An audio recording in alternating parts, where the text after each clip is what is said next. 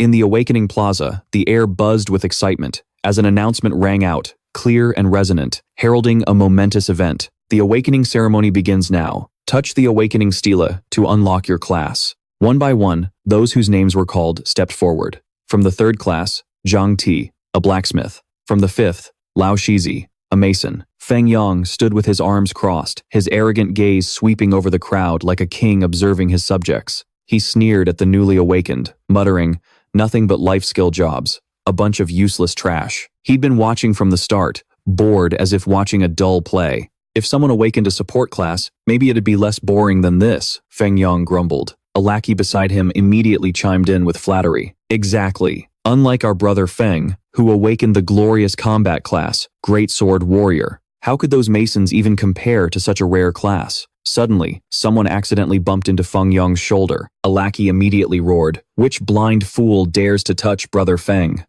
The person turned around and politely bowed an apology. "Sorry, I'm in a hurry." Feng Yong's attention was instantly drawn to the newcomer, the corner of his mouth twisting into a sinister smirk, like a wolf spotting its prey. The lackey beside him speculated, "Brother Feng, that guy looks so arrogant. Could he be the young master of some family?" Feng Yong scoffed, his voice dripping with contempt. "Young master? What young master?" He spoke loudly, as if wanting the entire plaza to hear. "You know about the Lin family that was mysteriously wiped out a few years ago, right? That brat is the last surviving bastard of the Lin family," he jeered, his tone full of scorn. "What a pity. One of the top 2 talents from our elementary school, ruined just like that. And he still has the nerve to show up here for the awakening. Trash will always be trash. What's the point of dreaming?" At that moment, Lin Han revealed a faint smile. He was as calm as an undisturbed lake. He stood there proudly, ignoring the whispers around him, like a lone warrior in a noisy crowd, a weak chicken that only knows how to squawk on the sidelines. Does he really think awakening a rare class makes him all that great? Lin Han placed his hand on the Awakening Stele. His voice was calm, yet full of challenge. "Let me show you what true talent looks like." An immense power erupted, spreading through the area like a sudden storm. The crowd was stunned by the sight before them. One of Feng Yong's lackeys stammered, "Brother Feng, what is this?" They were blinded by a dazzling light, more brilliant than anything they had ever seen. "Could that guy be a genius?" someone exclaimed.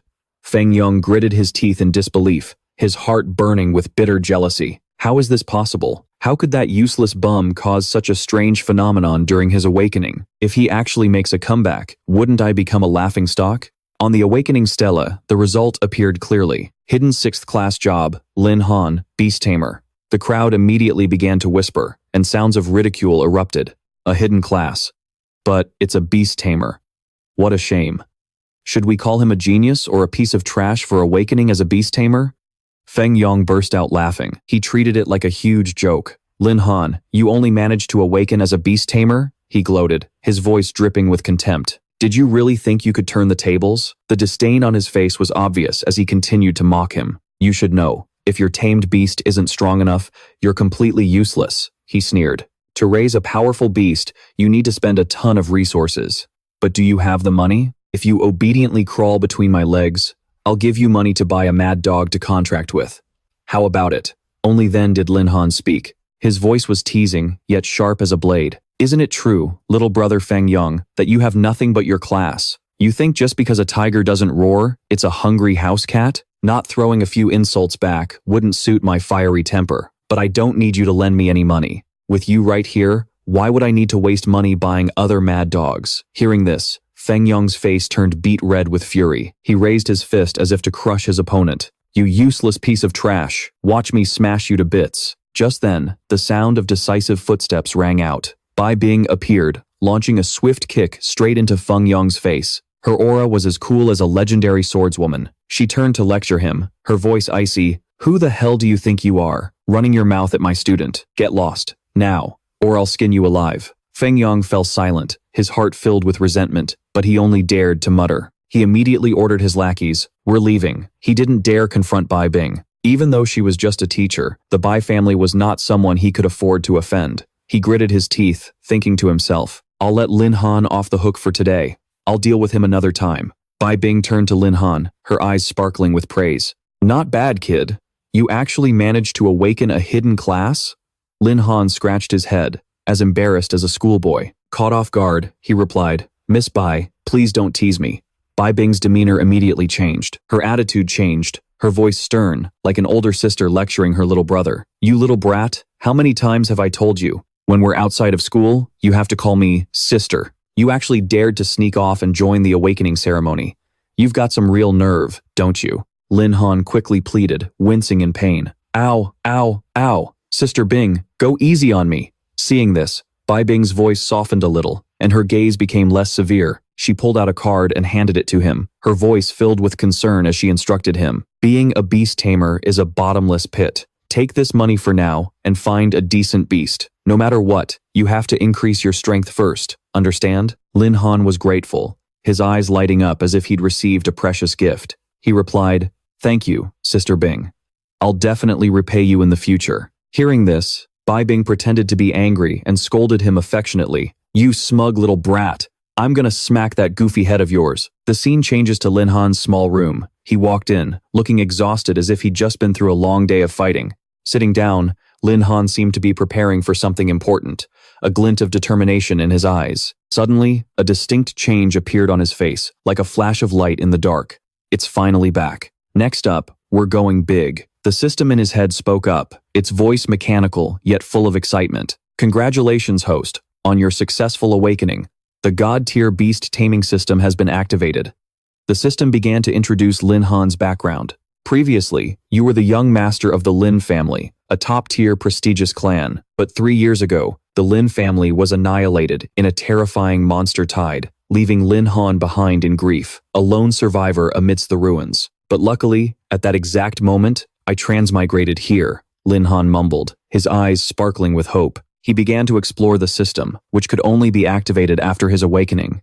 The system's voice continued. He was ecstatic. "It's been 3 years. Do you have any idea how I've lived these past 3 years? After waiting and hoping for so long, I've finally activated this thing. Today, I'm finally a man with power." The information panel clearly displayed. Name, Lin Han. Class, Beast Tamer. First advancement, Hidden Class. Level, 1. Strength, 70. Agility, 50. Spirit, 110. Constitution, 60. Equipment, none. Skills, Soul Contract. Level 1. Beast Space. Level 1. Summon Beast Level 1. The system announced, "Host has completed the class awakening. The beast taming system has been activated. Issuing side quest. Knowledge can save you, but cash can change your destiny. For just 10,000 Tianlong coins, the host can unlock extreme mode, making you taller, stronger, and harder." Hearing this, Lin Han was furious, as if doused with cold water. "I just got some money from Sister Bing, and you're already drooling over it? Just take it. Let's see what kind of tricks this system has up its sleeve." Suddenly, a blinding light erupted, leaving Lin Han bewildered as if he'd been thrown into a strange world. "What's happening? Where am I?" The system's excited voice rang out again. "Congratulations, host, for completing the side quest. Extreme mode has been activated, unlocking a super rare beast." The system added, "Host is detected to be at the first job advancement. The number of beasts that can be unlocked is currently 1. Unlock it?" Lin Han pondered, thinking it over carefully like a strategist before a battle.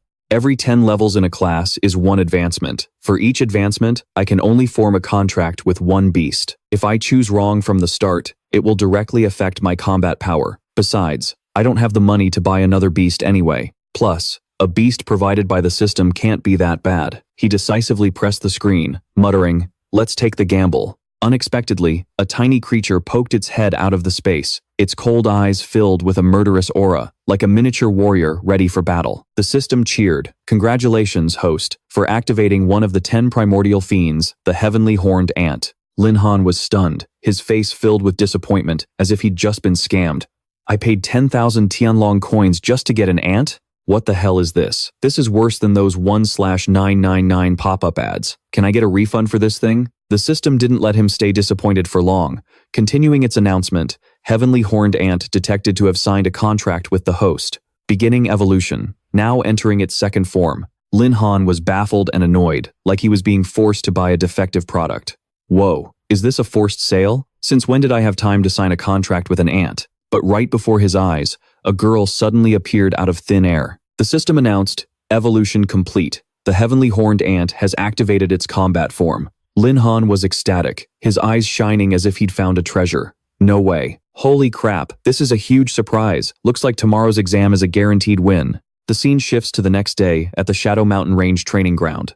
A teacher stood on a platform, his voice booming like a general announcing orders. All right, students. Next, you will begin your first level-up training session after your class awakening. He paused, then continued. Teacher Bai Bing, who was scheduled to lead the team, had an urgent matter to attend to, so today, I will be in charge. Training instructor Cao Chong will be leading the team. While instructor Cao Chong was explaining, Lin Han stood to the side, engrossed in interacting with his beast through a portal. Instructor Cao continued, his voice booming like a general's. The commander announced the order.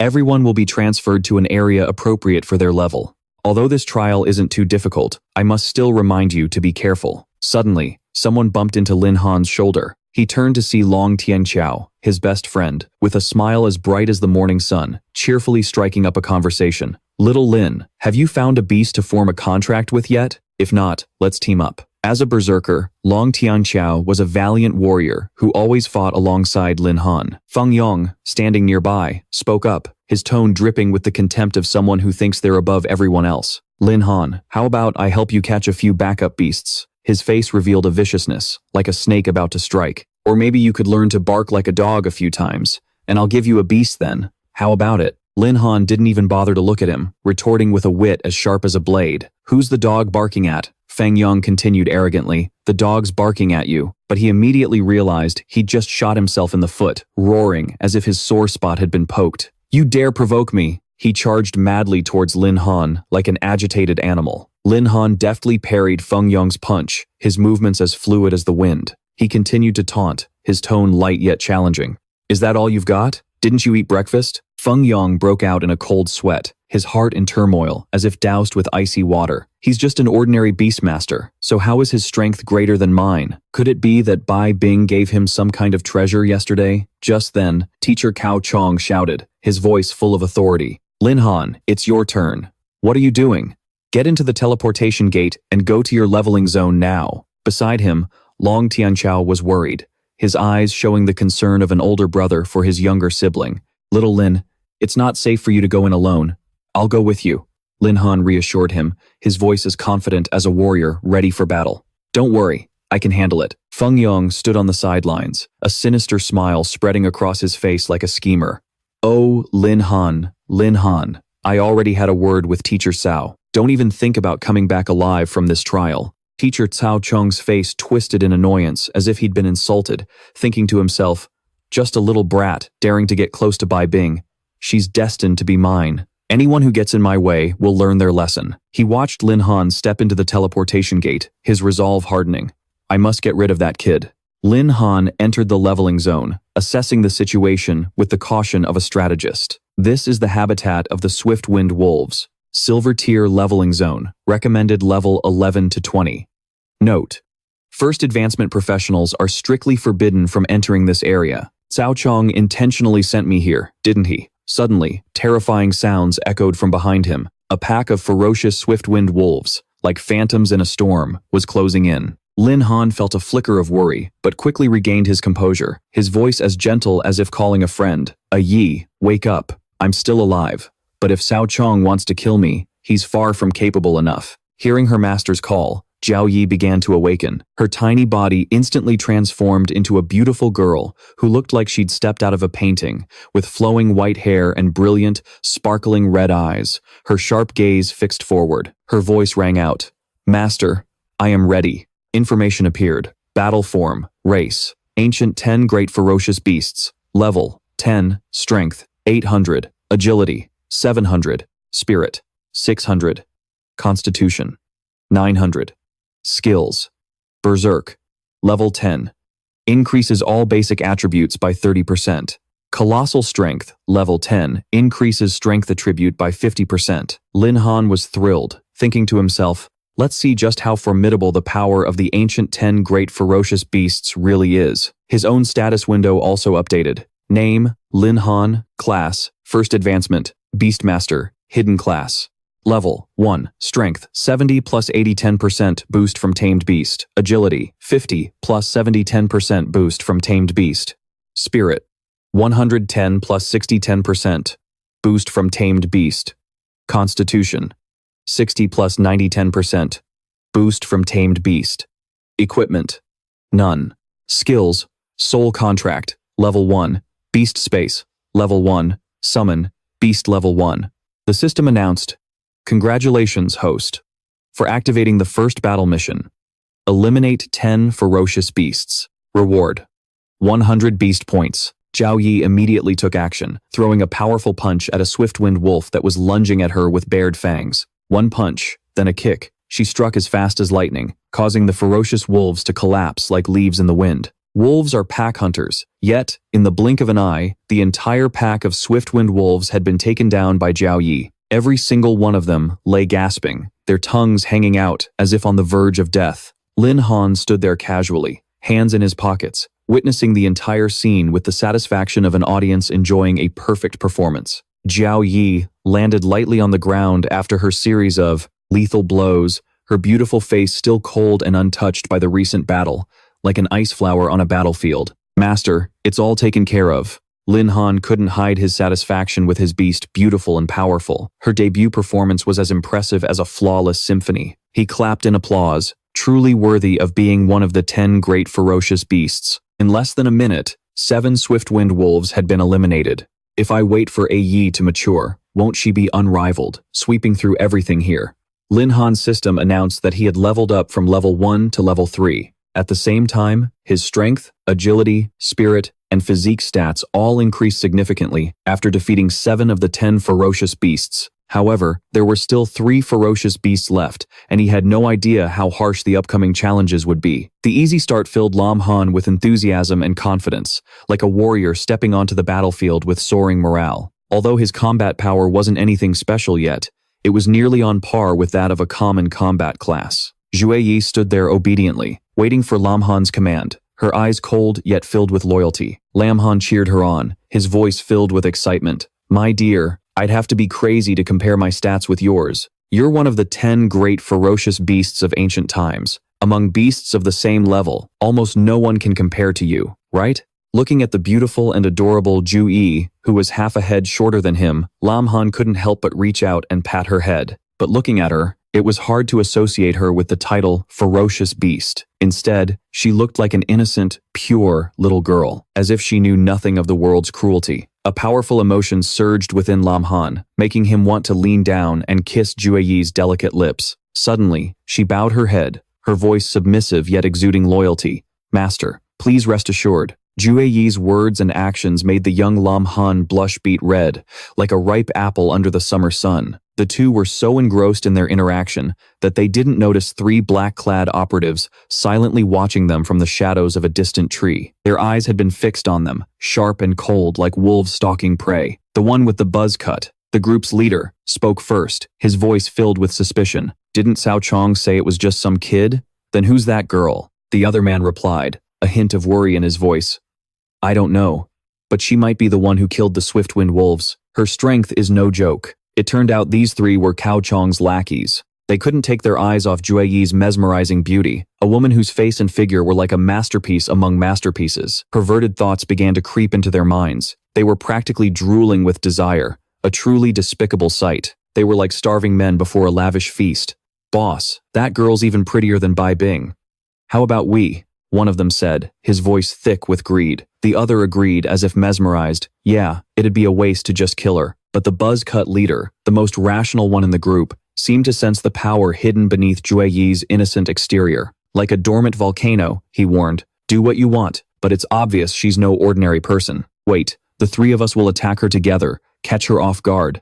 I'll use that chance to take out the kid first." Hearing no reply from his men, Buzzcut turned around, annoyed. He yelled, "Do you 2 want to live or what?" He froze, stunned to see that Zhu Yi had already taken down his 2 men. One was lying unconscious, and the other was dangling in the air, held aloft by his neck like a kitten grabbed by the scruff. Serves those perverts right. Even as the leader, Buzzcut couldn't help but be astonished by Zhu Yi's strength and speed. "What? How? How did you?" he stammered in disbelief. The protection system in Zhu Yi's body had activated to its maximum level, turning her into an invincible warrior. Buzzcut's jaw dropped, unable to believe that from so far away. Zhu Yi had heard every word they said and acted so quickly. However, Buzzcut was no pushover either. He quickly fled, prioritizing his own survival. He thought to himself, to be able to silently take down my number 2 and 3. This girl has to be at least level 20. Immediately, Lam Han and Jue Yi gave chase, shooting after him like 2 arrows. Lam Han yelled with determination, Yi, catch him, don't let him get away. This made Buzzcut even more curious about Lam Han, wondering, who the hell is that kid? How does he have such a high-level bodyguard? He was so focused on looking back to see if Lam Han and Jue Yi were catching up that he paid no attention to what was in front of him. Suddenly, the giant claws of a monster appeared, lunging straight for him like a deadly whirlwind. Buzzcut panicked, only managing to scream, damn it, faster! The monster's giant claws suddenly shot out, seizing him in their grasp. Lam Han shouted a warning, his voice sharp like a warrior sensing danger. Jue Yi, stop! She stopped instantly, swiftly moving to stand in front of Lam Han like a living shield, protecting him from the ferocious, green-glowing monster. This had to be one of the 3 remaining ferocious beasts he needed to defeat to complete the trial. Lam Han cursed inwardly, filled with doubt. Damn it, is the recommended level for this place really just 1 to 20? He never expected such a massive and terrifying monster to appear in this trial. It was the level 22 Swift-Wind Wolf King, a giant gray wolf, its body surrounded by a flickering, eerie green flame. It burned like a hellfire. This was clearly the pack leader of the 7 Swift-Wind wolves that Jue Yi had killed earlier. The grudge between it and the 2 of them ran deep. Its eyes were locked on Lam Han and Jue Yi, filled with hatred and killing intent. Its fangs jutted out, ready to tear apart anyone who dared to confront it. At the Gale Wolf King's feet, the spiky-haired guy lay dying, reaching out to the 2 of them, weakly pleading for help like a man about to drown in a raging current. But before he could writhe in pain any longer, the alpha wolf stomped down hard, crushing him like a tiny, dead insect. This Promax wolf was Lin Han's leader-level quest. If he could defeat the Gale Wolf King, he would receive an additional 200 beast taming points, a reward as tempting as an oasis in the desert. But this was still a tough challenge, with the risk of death lurking at every corner. A level 22 Wolf King is no joke. Of the 36 stratagems, fleeing is the best. Worried for his and Jue Yi's safety, Lin Han grabbed her hand, his voice urgent. Yi, this thing is not easy to handle. Let's retreat first. But Jue Yi's eyes and smile slowly turned terrifying, like a warrior awakened by a thirst for battle. Perhaps only now was she getting serious. Lin Han looked at her, feeling somewhat reassured, and thought to himself, all right, seeing her like this, she definitely won't be satisfied without a fight. He pointed at the Promax wolf, giving a decisive command like a general on a battlefield. Then let's go. Yi, destroy it. Jue Yi immediately charged at the colossal beast, her aura as fierce as a hurricane. The Gale Wolf King opened its mouth, intending to snap Jue Yi in one bite, but she was faster, using both hands to clamp its upper and lower jaws shut, like a legendary hero facing a dragon. The beast's strength was truly terrifying, forcing Jue Yi to grit her teeth, sweat pouring down like rain as she held its jaws shut. Using the Wolf King's own power, Jue Yi launched herself high into the sky. The moonlight enveloped her slender figure, creating a streak of blue light that illuminated the ground, like a scene from a mystical painting. The Gale Wolf King wouldn't give up either, quickly lunging and using its skill, Gale Flash Step, to chase its prey. Unfortunately, it managed to land a scratch on Jue Yi. She screamed in pain as the blow sent her crashing to the ground, creating a powerful shockwave. Lin Han stumbled back a few steps from the aftershock, his heart filled with anxiety at the terrifying power of this colossal wolf.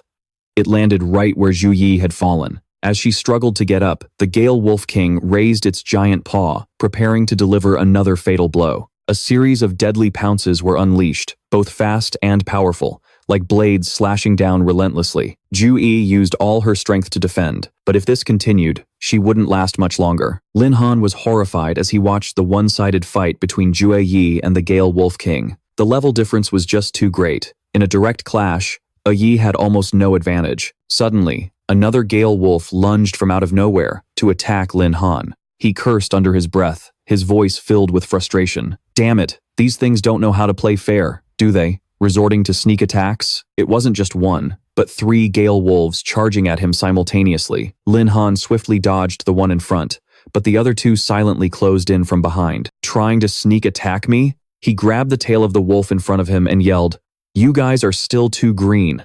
Using all his strength, Lin Han swung the Gale Wolf towards the 2 behind him like a skilled shot-put athlete. The system announced the completion of 70% of the mission, adding a 10% power buff from Jueyi. Thanks to this, Lin Han was much stronger than before. He was planning to kill the Wolf King anyway, and now it would be less effort. His mission completion count rose to 9 out of 10. Lin Han approached the wolf in front of him and launched a powerful leap, his cold expression signaling a tragic end. He grabbed its jaw, just as Jueyi had done to the Gale Wolf King. But the difference was, Lin Han decisively ripped the beast apart. The system announced, mission complete, 10 out of 10. 10th beast killed. Lin Han and Jueyi had completed their first mission, receiving 100 beast taming points. Thanks to his enhanced strength, Lin Han yelled, signaling to Jueyi, Yi, use frenzied assault. She felt a new surge of power flowing through her body, no longer afraid of the Gale Wolf King's deadly attacks. The system announced in his head, use 100 beast taming points to awaken Heavenly Jueyi's skill, frenzied assault.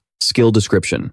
Inflicts damage equal to 100% of the user's own power onto the target. Cooldown time, 5 minutes. Jueyi transformed back into a tiny ant, crawling along the colossal wolf's leg. The Gale Wolf King was surprised by her traceless disappearance, looking left and right, as bewildered as a lost child. Still as dumb as a mutt, Lin Han thought to himself. Suddenly, the Gale Wolf King felt a massive force strike its abdomen, but it was too late. Like the legendary Superman, Jueyi had transformed into a giant ant. Thanks to her frenzied assault skill, the enhanced power required her to pour all her mana into a single blow. She gradually shrank back to her human form, but remained in a defensive stance, ready for the next move. Using the residual power from frenzied assault, Jueyi grabbed the Gale Wolf King's abdomen and ripped its body into 2 pieces, as if tearing a thin sheet of paper. The super beast let out one final roar before collapsing. Jueyi landed on the ground with a thud. The shockwave forced Lin Han to cover his face and step back. She bent over to steady herself, her eyes still sharp and cold. The system announced that the leader-level mission to eliminate the Gale Wolf King was complete.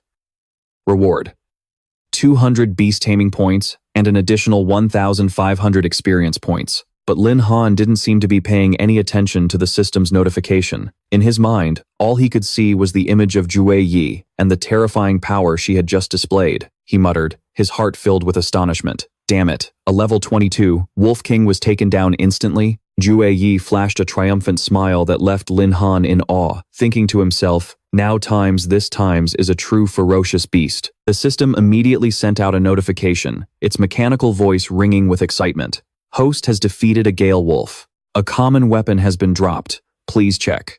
Host has defeated the Gale Wolf King. A special weapon has been dropped. Please check. Jueyi knelt down, her posture like a track and field athlete getting ready to sprint, her face still holding a strange smile. A terrifying aura emanated from her, but just as quickly, her berserk state ended, as if a switch had been flipped. Jueyi reverted to her original innocent appearance, her eyes shining with joy. She cheered, her voice as excited as a child's. Master! Then she rushed towards Lin Han, hugging him tightly with pride. I beat those doggies to death. Whoa, calm down a bit. It was the first time Lin Han had been hugged so tightly by a girl, and the feeling of Jueyi's chest pressing against him made his face turn as red as a ripe apple. Despite his embarrassment, he was deeply impressed by her terrifying strength. Yi, you're this strong? Jueyi looked up at him, her eyes drooping sleepily, and her voice was soft.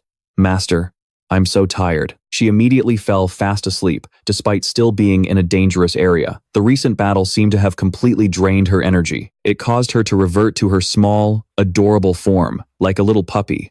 Lin Han looked at her, his heart swelling with joy. Kneeling beside Jueyi, he gently stroked her head as if petting a beloved pet. You worked hard. Get some rest first. Jueyi smiled sleepily. Hey, I know, master.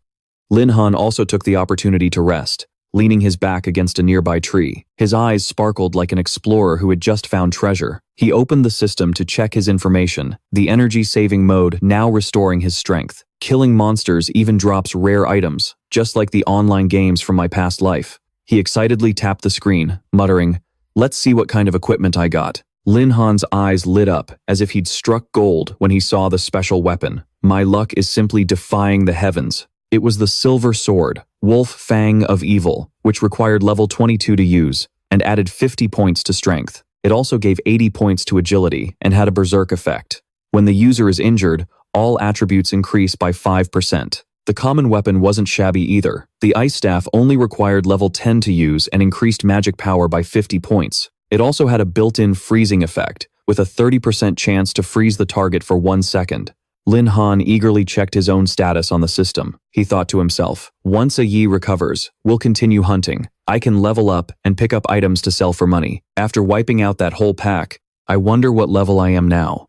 The system screen displayed a warning. Lin Han had reached level 10, the highest level for a first advancement Beastmaster. He needed to advance his class quickly to continue leveling up, Lin Han exclaimed, his heart as thrilled as a warrior who had just overcome a great challenge. I can't believe killing just one Wolf King shot my experience all the way to the max level. Looking at the piles of Gale Wolf corpses that he and Jue Yi had just eliminated, Lin Han had planned to continue hunting monsters to increase his strength, and also to find more items to sell for money, but now that he was at the max level, he was no longer in a hurry. As for the 2 black-suited agents Jue Yi had knocked unconscious, Lin Han considered them with the sharp eyes of a strategist. However, before leaving this place, I need to have a little chat with our 2 surviving brothers here to find out who's behind this plot. He let out an amused smile, thinking to himself, it seems the near future won't be too boring. The moon above was still a shimmering blue, cold and indifferent to the battles that had just taken place on the ground below. A few hours later, at the teleportation gate, Cao Chong and the medical team were ready and waiting. Cao Chong gave an order, his voice calm but hiding a sinister undertone.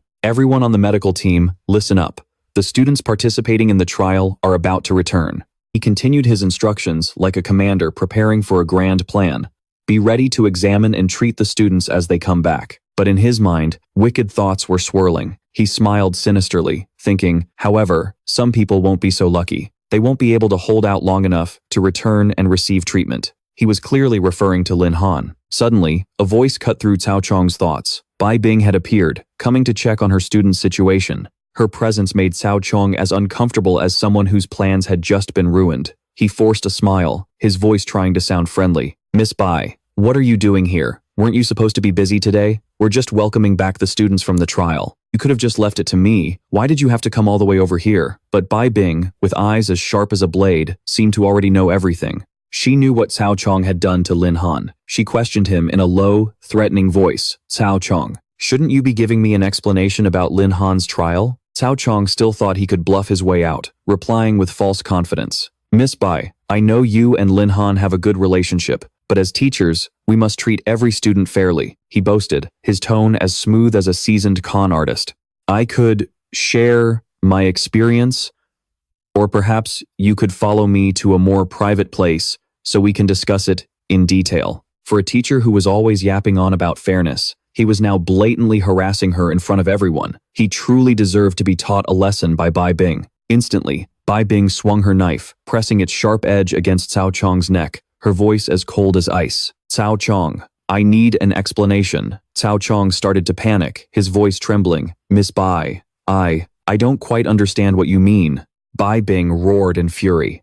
Lin Han is just a newly awakened Beastmaster, and yet you assigned him to the silver-level training zone. In there, forget about defending himself. He couldn't even find a temporary battle pet. The gleaming blade pressed against Cao Chong's neck. If Bai Bing applied just a little more force, his throat would be slit. She continued to question him, her voice filled with rage.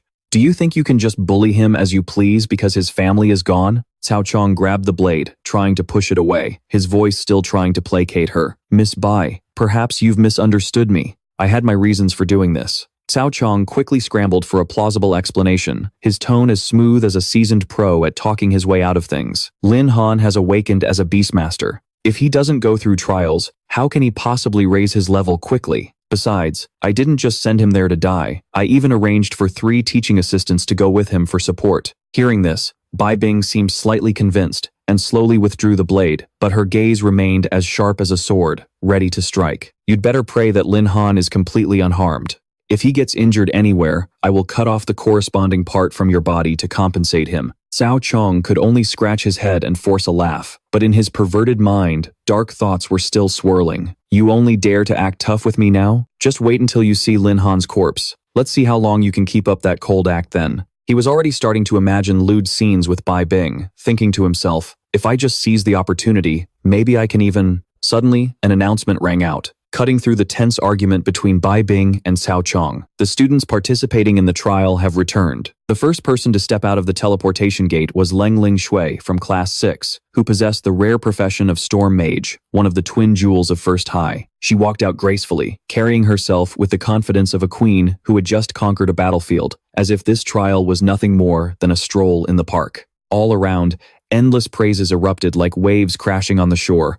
Oh my god, it's Ling Shu. As expected, she's the first one to complete the trial. Truly, one of the twin jewels of First High. Someone else added, compared to her, Lin Han is really nothing. Feng Yong, the next to complete the trial, trotted after Ling Shui, laying on the flattery as thick as honey. Ling Shui, you truly are the most outstanding student in the entire school, finishing even before me. Seeing that she didn't respond, he pressed his advantage, his voice full of the confidence of someone who thought he was the center of the universe. Ling Shui, we are the two great geniuses of First High. From now on, we should definitely get closer. But Ling Shui paid him no mind, coldly dodging his embrace, her tone as sharp as ice. If it were the old Lin Han, I might have considered it. But as for you, forget it. Her words were like a bucket of cold water dumped on Feng Yong's delusional ambitions, making him furious, his face turning beet red as if he'd been slapped in front of the crowd. From the teleportation gate, another person emerged. Lin Xiao rushed over, panting and asking anxiously, "Is little Lin back yet?" Feng Yong saw him and flashed a contemptuous smile, his voice dripping with scorn.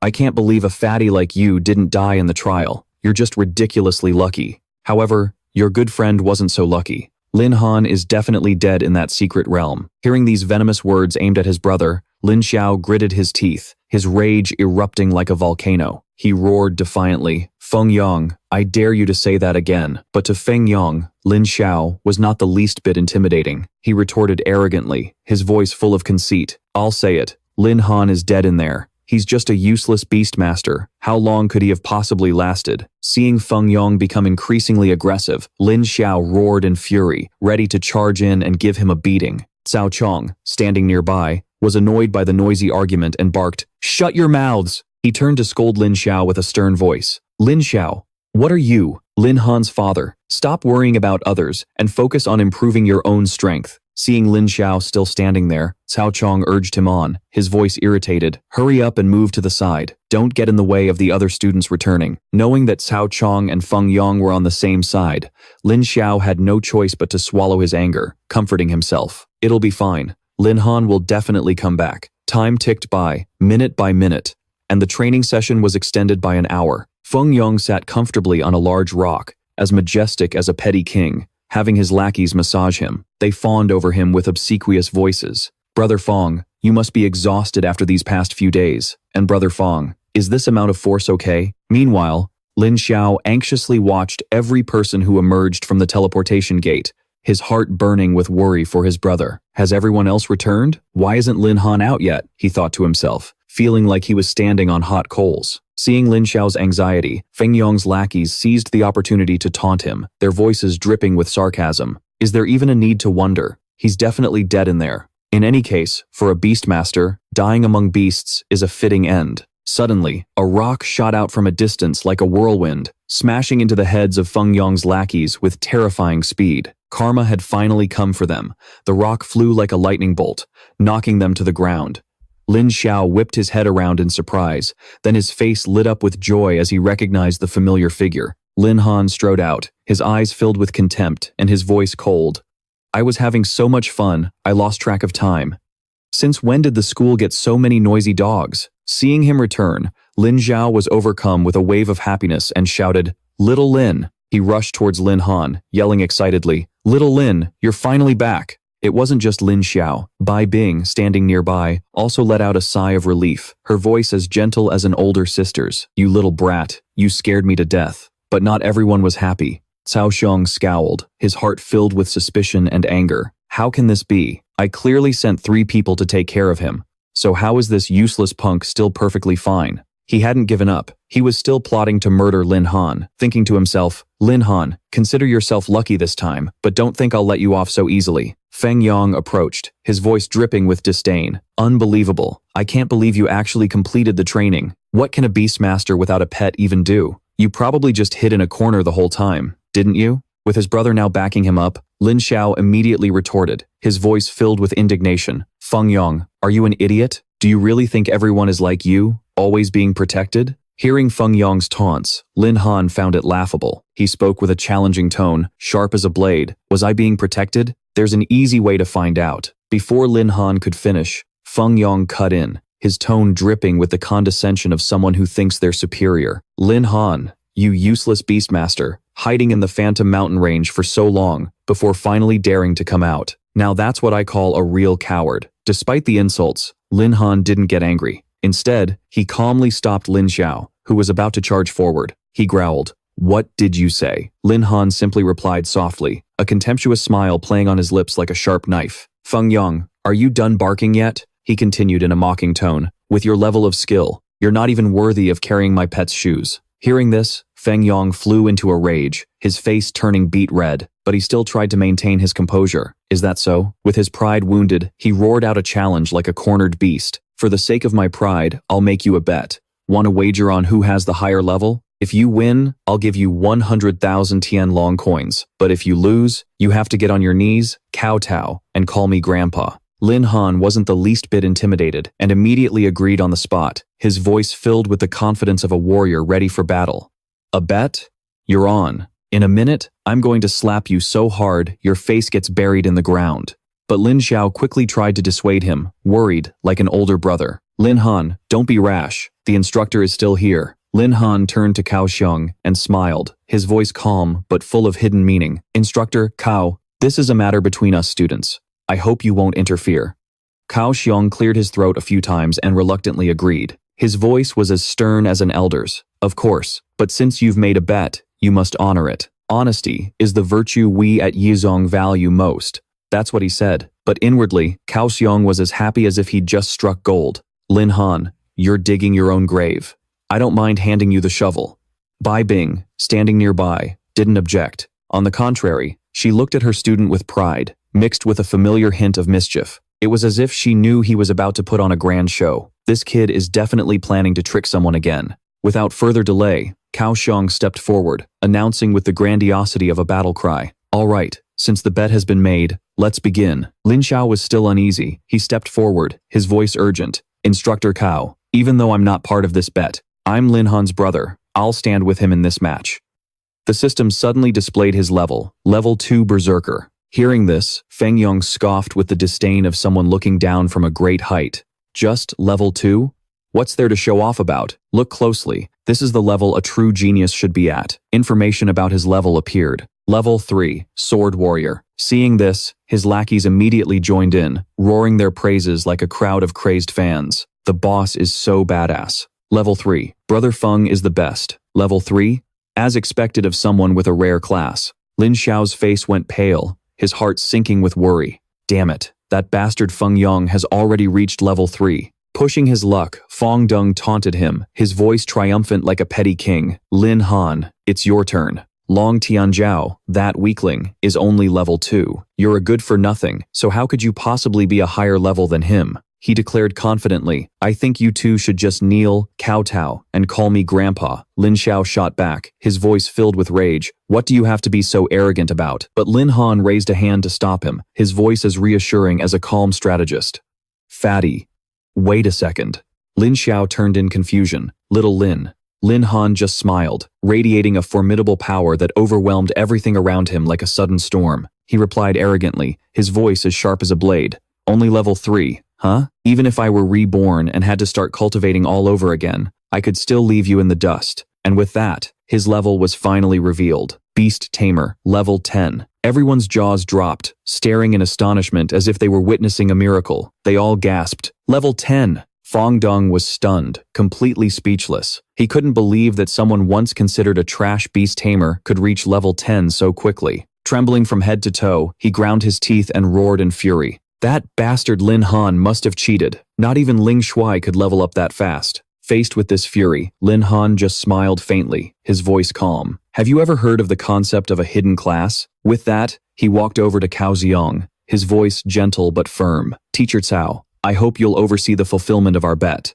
Lin Han then turned and sincerely thanked the teaching assistants who had secretly protected him, allowing him to safely reach level 10. As Cao Xiong watched, an indescribable fear crept into his heart. He knew about his own secret order, and worse, the target was still standing right in front of him, very much alive. The man ground his teeth, a vicious glint in his eye. This brat, I have to silence him for good. From a hidden corner, Lang Lingshui watched in silence, her eyes filled with astonishment as she saw Lin Han reach level 10. She felt a mix of admiration and complex emotions. Wasn't he once a genius? The power of a level 5 storm mage still swirled around her hand as she spoke coldly, her sharp gaze fixed on Lin Han. Just you wait. I'll catch up to you soon enough. Lin Han was surprised. Miss Bai, what are you doing here? Bai Bing smiled gently. My work is finished. From now on, my place is here with all of you. Another voice chimed in. Miss Bai, it only took brother Lin Han a few hours to reach level 10. But before Bai Bing could even process this, a furious roar ripped through the air. Die. His face twisted in fury. Cao Xiong charged forward like a wild beast, unleashing a devastating punch aimed straight at Lin Han. Watch out, Bai Bing screamed, lunging forward to push Lin Han aside and taking the full force of the deadly attack herself. Cao Xiong roared like a wounded animal, his eyes bloodshot. Not even the damn academy rules can stop me. He howled maniacally. Today, I'm going to end that brat Lin Han before unleashing another barrage of attacks. Bai Bing gritted her teeth, struggling to parry the blows. The force sent her staggering back several steps, her entire body shaking from the impact. She dropped to one knee, but with sheer willpower, she pushed herself back up, her eyes resolute. As long as I'm standing, you will never succeed, she shouted, launching a powerful counterkick. Behind her, Lin Han and Lin Xiao watched, their hearts clenched with worry, afraid she wouldn't be able to withstand Cao Xiong's onslaught. His rage boiling over at being thwarted, he grabbed Bai Bing and roared, You bitch! You dare stand in my way? I'll kill you first. Bai Bing's life hung by a thread, completely overpowered by his brute strength. Cao Xiong sneered cruelly, pulling back his hand to deliver the finishing blow, his face a mask of pure hatred. In that life-or-death moment, a shadow flashed by like lightning. Moving with incredible speed, Lin Han delivered a devastating kick that sent Cao Xiong flying. He quickly caught the staggering Bai Bing and asked with concern, Are you all right? She gave a weak smile, her eyes still resolute. I'm fine. Lin Han helped her to a safe spot before turning back to face Cao Xiong, who was struggling to get up. He gave a cold smile. Care to explain why you just tried to kill me, teacher? Cao Xiong staggered to his feet, his eyes bloodshot with pain and rage, and pointed a finger straight at Lin Han. This is all your fault. My 3 level 15 assistants disappeared because of you.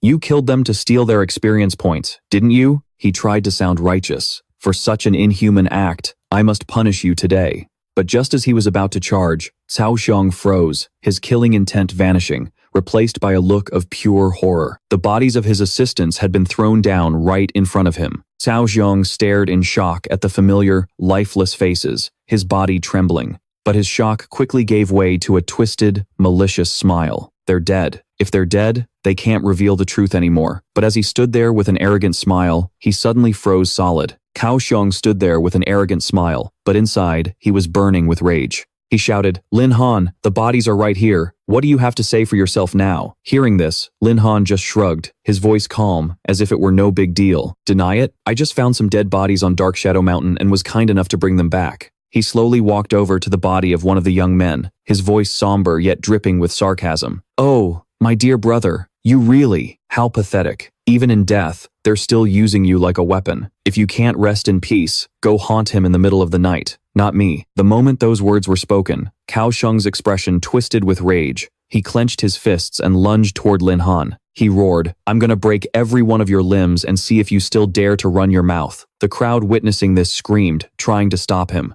Cao Xiong, you dare. Little Lin, watch out. But Lin Han wasn't afraid in the slightest, effortlessly dodging Cao Xiong's attack. His movements were as fluid as the wind. He smiled, his tone dripping with mockery. Losing your temper because you're afraid. I'll expose your dirty little secrets, teacher. Then again, who would ever suspect a teacher of sending someone to attack his own student? The more Cao Xiong listened, the more he lost his cool, screaming, Shut your mouth. I did it to avenge how. Lin Han maintained his mocking smile, looking like someone who had seen through it all. Was it revenge, or did you want to silence me for good? Don't you know the truth in your own heart, teacher? Seeing this, Feng Yong's cronies on the sidelines started cheering excitedly. Teacher Cao, teach that useless loser a lesson. Go, Teacher Cao. Spurred on, Cao Sung fought with even more ferocity, relentlessly throwing powerful punches at Lin Han. But inwardly, he was stunned, wondering, what's happening? How is this useless punk able to dodge my punches? Even a level 20 combat professional couldn't do this. How is he managing it? With incredible agility, Lin Han easily evaded every attack. He knew Cao Sung was far stronger than him. He was no match in a head-on fight. He quickly summoned his weapon, his voice filled with confidence. But I don't plan on fighting you with just my fists, teacher. In his hand was an ice staff, a dangerous weapon with a minimum required level of 11. A thin layer of ice rapidly spread at Cao Sung's feet, catching him by surprise and binding him like an invisible rope. What's happening? Before he could even process it, Lin Han capitalized on his lightning speed and lunged forward. He aimed for the man before him and unleashed a powerful kick, like a whirlwind, sweeping his opponent off his feet. The attack sent Cao Sung flying a considerable distance, tumbling across the ground like a discarded stone. Lin Han let out a faint smile, his expression as satisfied as an artist who had just finished a flawless performance. Thankfully, my strength increased significantly after leveling up, allowing me to overpower Cao Sung. This staff was also key to controlling him. Otherwise, it would have been difficult to find such a major opening in his defense. His eyes lit up, filled with a certain relish. As long as I create some distance, I won't have to lift a finger from here on out. After all, my attribute points are only slightly lower than Cao Sung's. But if I switch to A Yi, that's a different story. Jue Yi, who had been watching from the side, had a look of utter contempt in her eyes, as if staring at something vile. To her, Cao Sung was nothing more than a punching bag. The system displayed her information. Tian Jue Yi, a level 13 professional. Strength, 1,700. Agility, 1,600. Spirit, 1,500. Constitution, 1,800. Skill, level 2, Symbiosis. Increases all basic attributes by 60%. Level 2, Colossal Strength, increases strength attribute by 60%. Having just been sent flying, Cao Sung saw the girl charging at him and cried out in panic, "Oh no!" But Jue Yi gave him no chance to retaliate. "You hurt my master," she gritted her teeth, her face twisting with a rage that burned like an open flame. Against her, Cao Sung was utterly helpless. A massive pillar of light descended from the sky, shaking the area like a clap of thunder in broad daylight. The outcome was already decided. Jue Yi stood her ground and threw another punch so powerful it felt like the world itself was tilting on its axis. Lin Xiao, witnessing this from the sidelines, cheered with glee, his voice as excited as an audience member at a spectacular show. Little Lin is incredible. To think he was hiding a girl like this. But Bai Bing, having observed everything, fell into deep thought, her eyes filled with suspicion. Who is this girl? Feng Yong's cronies couldn't believe their eyes when they saw Cao Sung get sent flying. They screamed in panic. Teacher Cao just got blown away. What the hell happened?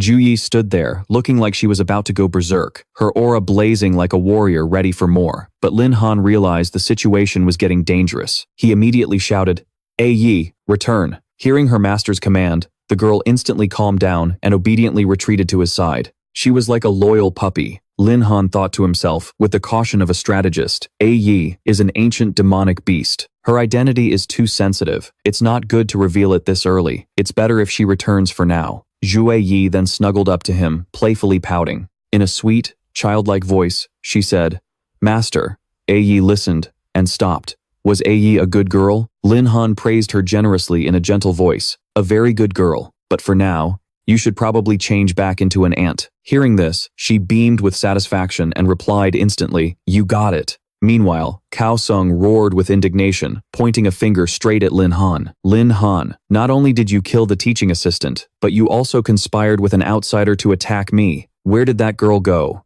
"Never mind that." Veins bulged on his face, his eyes burning with hatred and rage. "A student with such corrupt morals as you." He clenched his fists, roaring like a cornered beast. "Must be punished severely." But before he could even move, a foot came down on him, his shoulder, a calm, cold voice saying, "Hold on." A man stood with his hands clasped behind his back, his voice as deep and steady as an elder's. "Instructor Cao, this matter hasn't been properly investigated. Don't be so quick to accuse a student." Pinned to the ground, Cao Sung strained to turn his head, his eyes wide with surprise. "You? Why are you here?" A moment later, he cried out, "Headmaster, The middle-aged man with snow-white hair was none other than Si Kong Cheng, the headmaster of Yizhong Academy, a level 56 Vermilion Demon Heavenly Master. Seeing him, Cao Sung eagerly tattled, his voice filled with agitation. "Headmaster, this Lin Han killed a teaching assistant to level up. I was trying to apprehend him and handle this according to the rules, but then he tried to kill me. Someone like him must be punished severely. The evidence and witnesses are all here. I implore you, Headmaster, to sentence Lin Han to death." In stark contrast to Cao Shung's aggressive demeanor, Lin Han was perfectly calm. He crossed his arms and replied, his tone casual, as if he had nothing to fear. "Anyone can make false accusations. Did you really think I'd waste my breath trying to prove my innocence?" Headmaster Si Kong Cheng then spoke, his voice deep and full of authority. "Lin Han, state your case." Lin Han replied, his voice filled with the confidence of a warrior who had already won. "Of course, Headmaster. Why don't you start by examining the teaching assistant's cause of death?" Si Kong Cheng gestured toward the young man's floating corpse and began his inspection. He began his analysis, his voice grave. The sternum is completely shattered, and more than half of his internal organs are severely damaged. This fatal wound was undoubtedly caused by a large beast. Unconvinced, Cao Xiong immediately retorted, his voice dripping with resentment. Even if a beast dealt the final blow, Lin Han must have been involved. Otherwise, how could he have possibly brought the body back? Lin Han smirked, his voice dripping with the sarcasm of someone who had seen through the entire charade.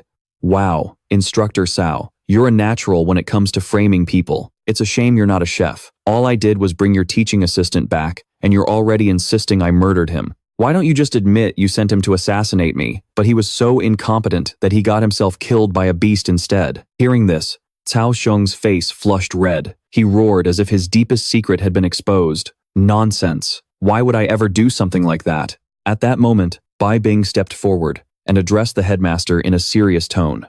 Previously, Instructor Cao assigned Lin Han to a training zone far above his level, which suggests he was intentionally trying to harm a student. So, when he assigned an assistant to go with him, was it really for the student's protection? I have my doubts. Agitated, Cao Sung scrambled to defend himself, his voice trembling like a man who'd been backed into a corner. "This is a grave injustice. Headmaster, I'm an instructor. How could I possibly harm a student? This is slander," he stressed. "This is all just Lin Han's word. There isn't a shred of evidence." Seeing Cao Xiong's vehement denial, Si Kong Cheng turned to Lin Han, his tone stern. "Lin Han, accusing an instructor is a serious matter. Do you have any proof?" Hearing this, Cao Xiong felt a surge of smugness, thinking to himself, "The men I sent are all dead. There are no living witnesses. And even if they were alive, would any of them dare side with Lin Han against me?" But Lin Han was supremely confident, replying with a sly grin, "Oh, I'm not falsely accusing anyone. The reason I'm saying this is because, of course, I already have all the proof I need." Hearing this, both Bai Bing and Lin Xiao stared in stunned disbelief. Lin Han continued, his voice calm but sharp. "When the incident occurred, these three were secretly tailing me. Unfortunately for them, they ran into a Gale Wolf King. One of the teaching assistants was killed instantly, which forced me to step in and eliminate the beast. As for why Instructor Cao sent 3 people to tail me from the shadows, well, I'm sure these two can give us the answer." As he spoke, Lin Han landed a swift kick on the rear of one of the tied-up agents, making him shriek in pain and wail like a punished child. He and his accomplice cried out in a panic, their voices trembling, I'll talk." It was Instructor Cao. He arranged for us to follow Lin Han and, if the opportunity arose, make it look like he was killed by a magical beast. Yes, it was all his idea. "Please, stop torturing us. We can't take it anymore." At their feet, a swarm of vicious ants, like tiny soldiers obeying a strict command, swarmed over their bare feet, biting relentlessly until they drew blood. Lin Han flashed a sinister smile, thinking to himself like a man holding all the cards. With the ancient ant, Yi, on my side, getting a confession out of these guys is child's play. He then turned to Cao Xiong, his voice low and sharp as a razor. "Instructor Cao, care to explain yourself?" Cao Xiong flinched, his face turning deathly pale, like a man whose crimes had just been laid bare. He was speechless. In a panic, he prepared to flee, silently cursing. Damn it, how did those 2 incompetents get caught so easily? But in the next instant, he froze. A Heavenly Master talisman, Lightning Bind, suddenly activated. Brilliant arcs of lightning wrapped tightly around him, causing him to throw his head back and roar in agony, like a wild beast caught in a celestial net. As the headmaster, Si Kong Cheng delivered the verdict, his voice as solemn as a divine judgment. Cao Sung, as an instructor of this academy, why would you conspire to harm a student? You have committed a grave offense. The academy's limits. Get ready to face your punishment. Bai Bing stood to the side, smirking triumphantly, feeling as if a great weight had been lifted from her shoulders. She took Lin Han's hand, her voice as gentle as an older sister's. It's over now. Let's go. You just finished the trial. You must be tired. You can take my car back. The two were about to leave, but they suddenly froze, stunned by the figure standing before them. Lang Lingshui walked forward, arms crossed, her voice indifferent yet filled with curiosity. Lin Han, did you really kill that Gale Wolf King? She leaned in close to Lin Han, her eyes lighting up like an explorer who had just discovered a mystery. How did you kill the Gale Wolf King?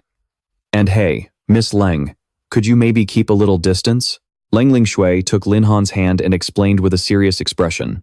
Your class is different from close combat classes. It's more suited for long-range attacks. Without teammates to draw its fire, you couldn't have possibly faced the Gale Wolf King head-on. She moved even closer, her voice as inviting as a warrior challenging an opponent. The only explanation is that you've bonded with a powerful tamed beast. Lin Han, join me in a simulated battle. Let me experience your abilities for myself. Lin Han glanced to the right, avoiding her gaze. His voice faltering like a student, asked a difficult question. This doesn't seem like the right time to talk about this, does it? He thought to himself. I'm so surprised. How can someone with Lang Lingshui's ice-cold appearance have the personality of a curious child? Standing nearby, Bai Bing lightly tapped Lang Lingshui's arm. Her voice was stern. Miss Leng, I understand your desire to improve your strength. She crossed her arms and continued. But right now, you all need to reflect on your experiences from the trial, not compete for power here. Invisible sparks flew between the two of them like the clash of swords. Lang Lingshu stood her ground, her voice firm. I'm just curious about how a beastmaster fights. I hope you can understand. Bai Bing retorted without yielding, like a sister protecting her younger brother. I'm sorry, but Lin Han just finished a battle. He needs to rest now. He can't accept your request. Caught in the crossfire, Lin Han nervously raised his hand, his voice sheepish. About that. He quickly tried to stop Bai Bing and defuse the situation. All the students are tired after today's training, so how about we dismiss a little early? But both of them turned to glare at him, forcing Lin Han to give a strained laugh and change the subject. What beautiful weather we're having. Bai Bing frowned, her mind racing with suspicion like a detective. First, that mysterious girl appeared, and now Lang Lingshua. When did this kid Han become such a lady killer? But why do I even care about this stuff? It's not like Han and I have any special relationship. She crossed her arms, turned her back, and walked away, her voice cold. If everything here is settled, then I'll be leaving first. Get home safely, everyone. A dark aura, like a small storm, emanated from Lang Lingshui as she pressed on. Student Lin Han, you still haven't answered my question. Lin Han jumped and quickly replied, I'm a bit tired today. Let's find another chance to talk later, okay? Lang Lingshui turned away, her voice soft but resolute. Fine, remember your promise. Lin Han let out a sigh of relief, thinking to himself, that girl finally left.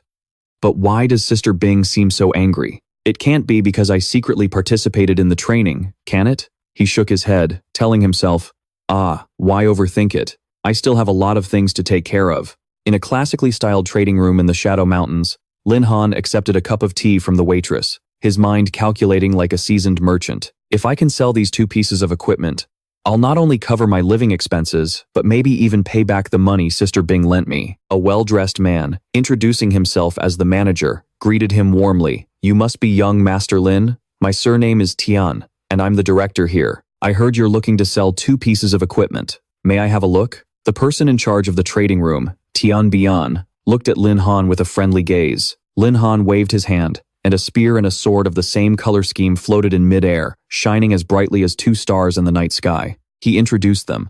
Director Tian, this is the equipment I obtained from the silver-level training area in the Shadow Mountains. Tian Bian observed them, then suddenly bowed slightly, his voice filled with astonishment.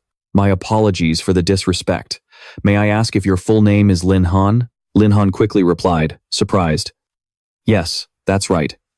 Director Tian, you know me? The man beamed, his voice as warm as if he were meeting a long-lost relative. Old Lin, your father, and I have been friends for over 10 years. Out of respect for our friendship, you can just call me Uncle Tian. Tian Bian patted Lin Han on the shoulder, praising him effusively. You're truly skilled, to be able to venture into the silver-level training area of the Shadow Mountains, to have such strength at such a young age. It seems the revival of the Lin family is not far off. Lin Han gave a polite smile, his voice modest but calculating. Is that so? Well then, I'll leave these 2 pieces of equipment in your hands, Uncle Tian, he thought to himself, a cunning glint in his eyes. This man is a friend of my father's. I wonder if I can use this opportunity to raise the price a little? Tian Bian lowered his head and gave a sly smile, calculating to himself. This kid isn't very old. I can probably negotiate a good price, right? The 2 of them, like 2 old foxes, smiled at each other. He chuckled, genuinely looking forward to it. Tian Bian held out his hand and started the bidding with a hearty voice. Little Lin, the quality of these 2 pieces of equipment isn't bad. Out of respect for our old friendship, Uncle Tian will give you 5 million Tianlong coins. Lin Han held up a finger and countered with a confident look. Uncle Tian, business is business. Even though you knew my father, a deal still has to follow the rules. This is equipment dropped from a Gale Wolf King. It has to be at least 8 million. Tian Bian replied unhappily, his tone shifting to negotiation. Your father was my best friend when he was alive. 5 million. Lin Han remained calm, a sly smile on his face. When my father was alive, his favorite thing was good fortune. 7,880,000 Tianlong coins. Tian Bian held up one finger, a cunning smile spreading across his face like a seasoned merchant's. Kid, 6,660,000 is pretty lucky too, isn't it? Lin Han nodded in satisfaction, replying confidently, 6.6 million it is. I'm only agreeing out of respect for you, Uncle Tian. He thought to himself happily, like someone who had just won the lottery. This price is even higher than I expected. I've made a huge profit this time. Tian Bian shook Lin Han's hand with a smile. Then, it's a pleasure doing business with you, Lin Han replied cheerfully. A pleasure doing business with you. He thought to himself, a cunning glint in his eyes. I can't shake the feeling that this kid just played me. Tian Bian pointed to 2 cards brought over by a waitress on an exquisite wooden tray. Little Lin. The money has been transferred to this bank card. The black card is a VIP card for our trading bank. It has an overdraft limit of 3 million Tianlong coins. He patted Lin Han's shoulder, his voice polite but full of intent. In the future, if you need to sell anything or need anything at all, feel free to contact us more often. Lin Han took the 2 cards and replied politely, Then thank you, Uncle Tian. He considered his options, his heart filled with excitement. Since I'm already here, I might as well check out some magic scrolls. Watching Lin Han walk around the trading hall, Tian Bian fell into deep thought, his eyes sparkling like a strategist's. Just 10 minutes after his awakening, he already possesses such power. His future achievements are likely immeasurable. A calculating smile appeared on his face.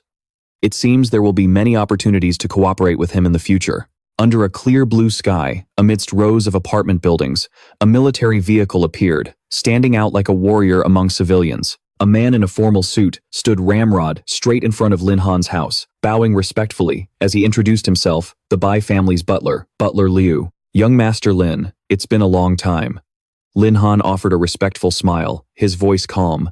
Ever since the Lin family's decline, it has indeed been a long time. Is there something you need today? Butler Liu, with a serious expression, gestured inside, his voice full of goodwill. For your sake, Miss Bai Bing personally led a team into a diamond-level secret realm to capture a void beast. However, she was grounded by the family head for acting on her own, so she could only ask me to bring it to you. Lin Han walked closer to the door. A storm of emotions churned within him. Sister Bing actually dared to charge into a diamond-level secret realm? Even Headmaster Sekong Cheng wouldn't dare enter that place lightly. For me, she really went through so much. Seeing him, about to open the door, Butler Liu quickly stopped him, his voice stern. In addition, our old master has a message for you. He spoke with a heavy tone, as if relaying a king's command. The old master says, the Bai family has already treated you with the utmost kindness. Take this void beast, and we will no longer have any connection to each other. On behalf of the family head, he delivered the warning. I hope you will stop bothering our young miss from now on. Lin Han was momentarily surprised but quickly regained his composure, his voice as cold as the winter wind. Butler Liu, I understand your good intentions, but I and the Bai family have never had any connection to begin with. When the Lin family faced difficulties in the past, I never once asked the Bai family for help. It's the same now. He turned to leave, but Butler Liu spoke up, his voice firm. Take this void beast back with you. Without even looking back, Lin Han replied with a sharp voice, Tell the head of the Bai family for me that whether it's help with a beast or any other assistance from the Bai family, I, Lin Han, don't need it. Standing behind him, Butler Liu sneered, displeased with his firm attitude, his voice laced with a warning. Young Master Lin certainly has guts, but what the Bai family doesn't want to give, no one can take. And what the Bai family wants to give, no one can refuse. He secretly launched a palm strike forward, as if to test Lin Han's strength. If you want to refuse, you'd better know your own limits. Sensing the enemy behind him, Lin Han turned around unhurriedly, his eyes as sharp as blades, his aura flaring. Butler Liu suddenly froze, terrified as if bound by an invisible force. He was stunned, his mind filled with doubt. What's going on? Isn't Lin Han a useless beast tamer? Could it be that everything I knew about him before was wrong? He tried to deny his fear, telling himself, impossible. I absolutely will not be suppressed by a wet-behind-the-ears brat. Lin Han tossed a card towards him, his voice calm. Oh right, take this. Butler Liu caught it curiously, not yet understanding what was happening, as Lin Han explained and turned away. This is the money Sister Bing lent me. I'm now paying her back, principal and interest. Thank her for her kindness on my behalf.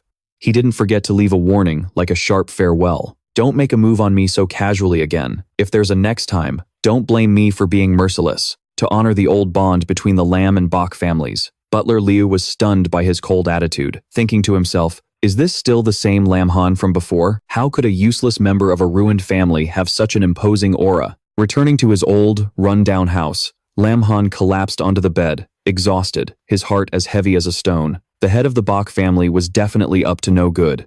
But Sister Bang. ID.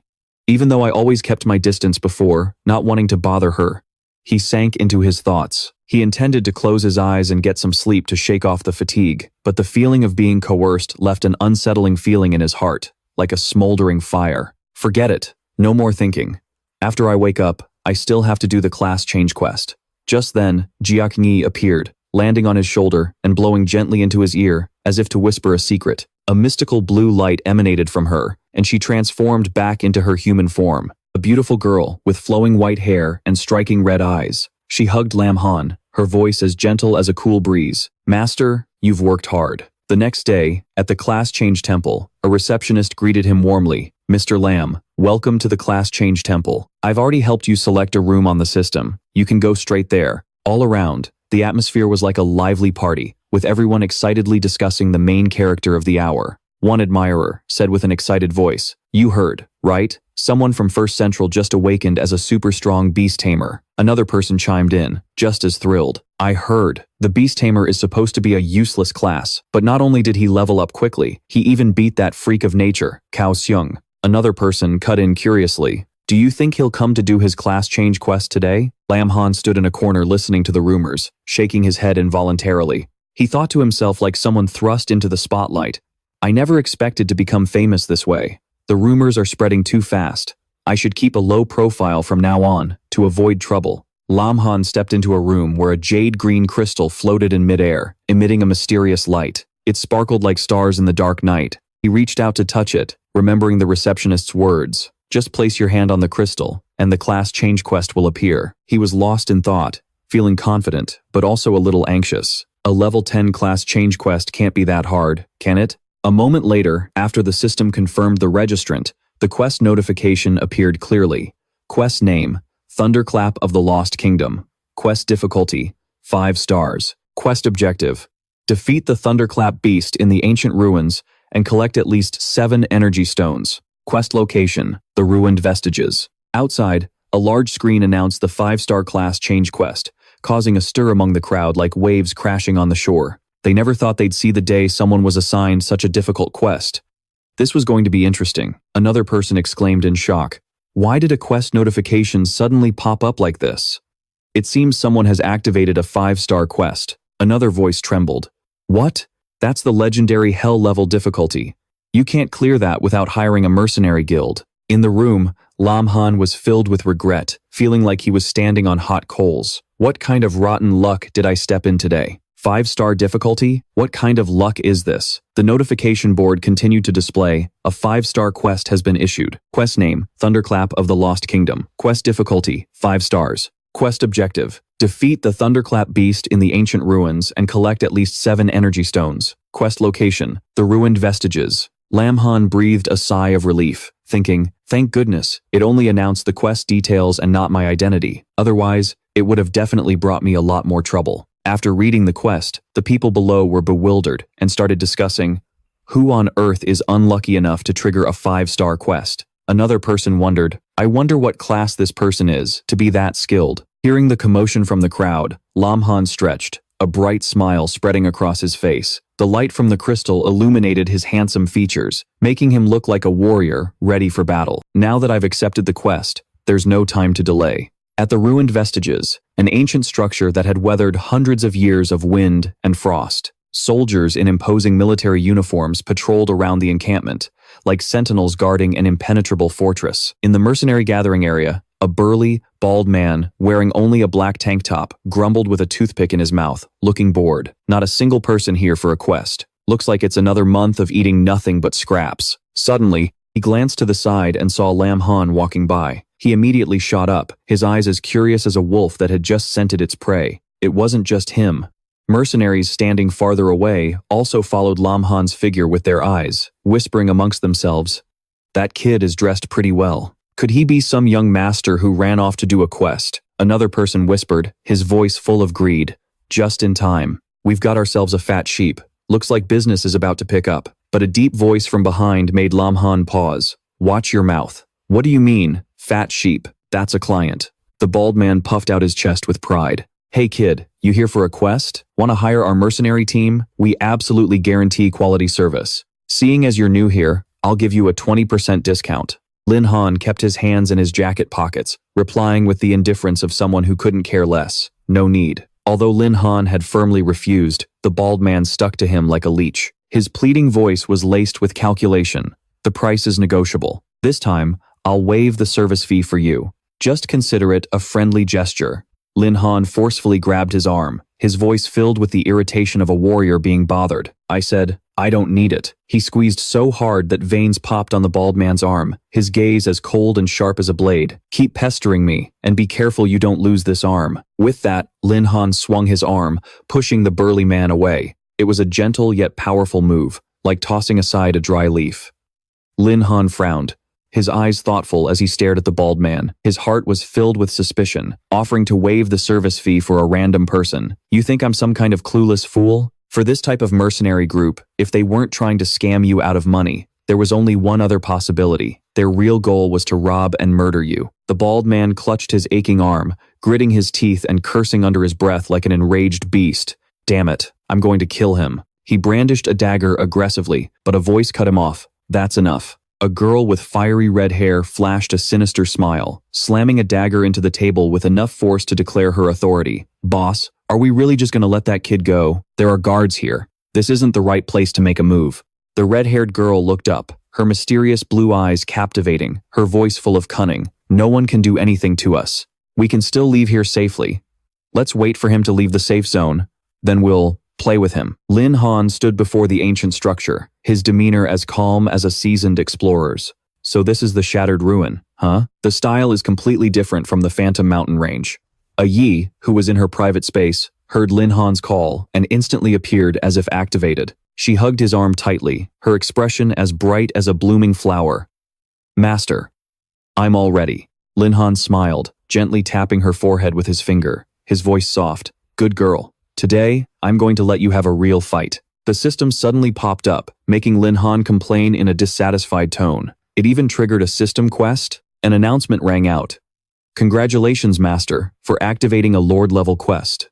Quest name: Heart of Thunder. Quest details: hunt the Emissary of Thunder and collect the Heart of Thunder. After reading the information, Lin Han broke into an excited, radiant smile. Like someone who had just found a treasure worth 3 million beast taming points, he said, not bad at all. This is good stuff. Yi's power will skyrocket with this. He cheerfully held up his phone, calculating in his head. But the place to complete my class advancement quest is up ahead, and I still don't know where the Emissary of Thunder is. First, I'll buy some information from Uncle Tien. Lin Han quickly started walking, not forgetting to glance back at Yi, his voice decisive.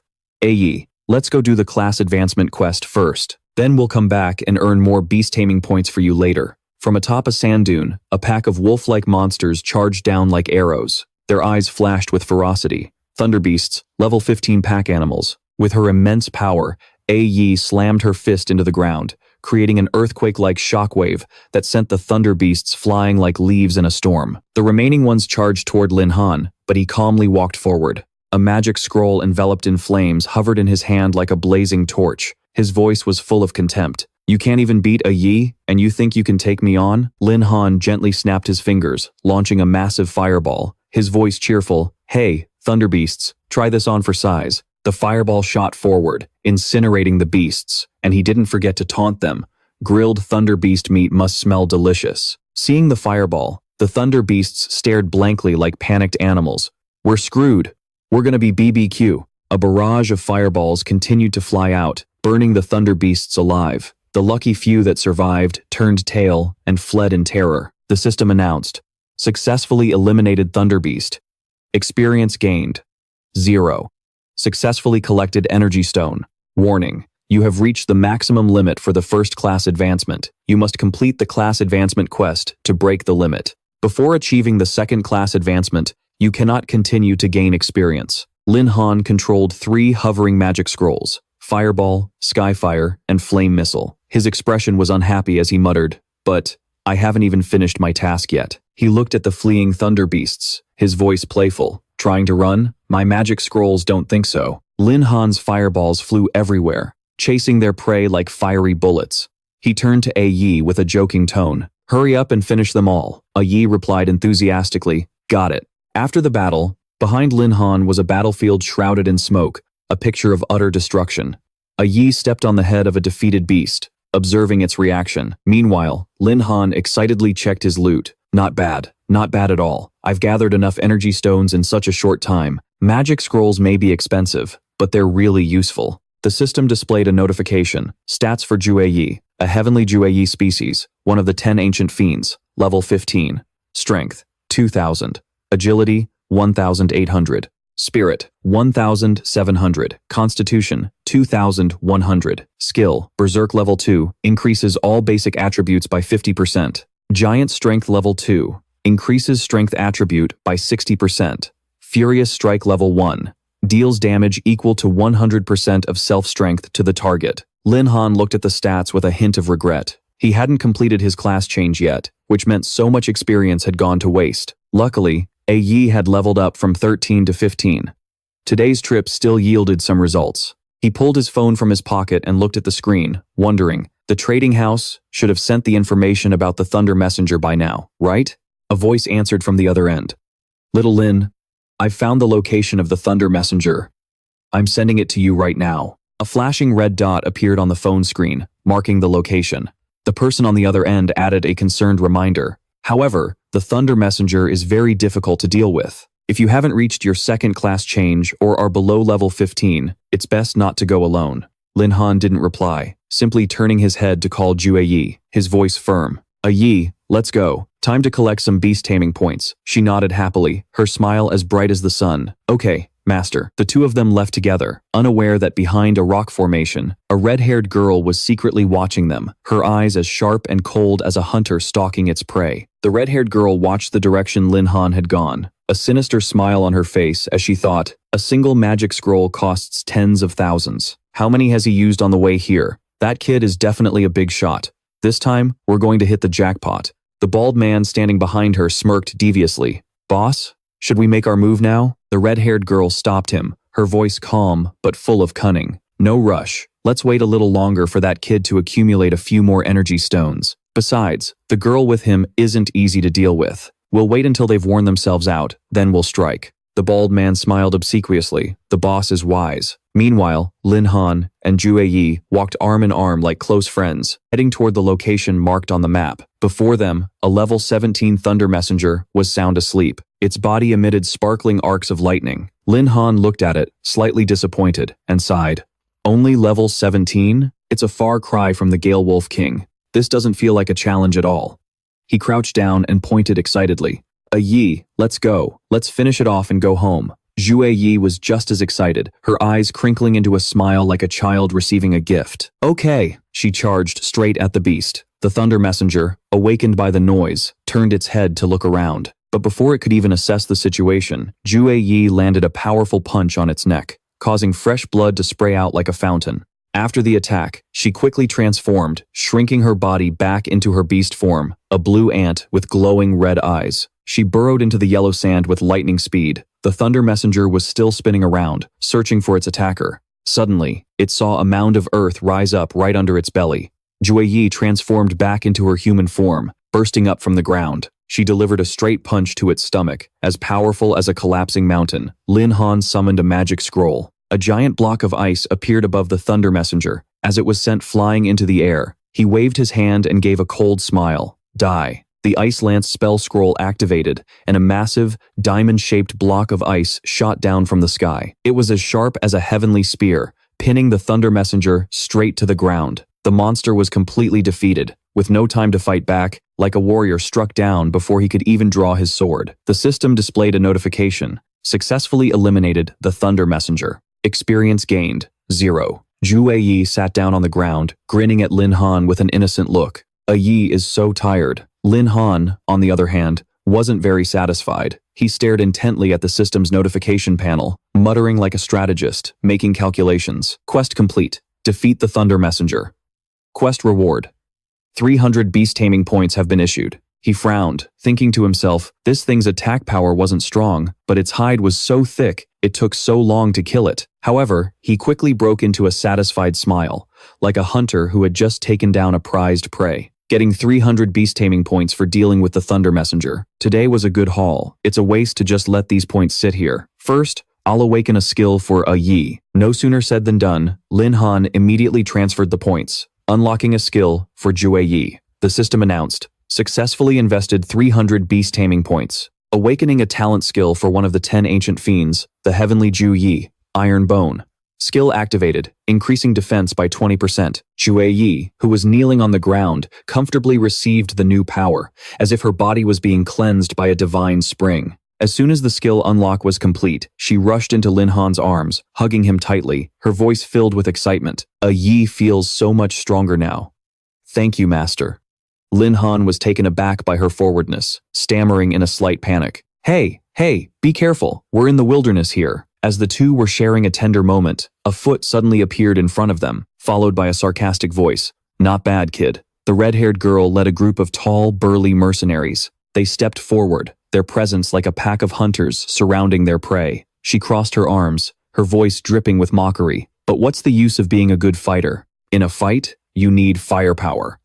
And brains. Lin Han tilted his head, looking at the pests who just showed up, a contemptuous smirk on his face.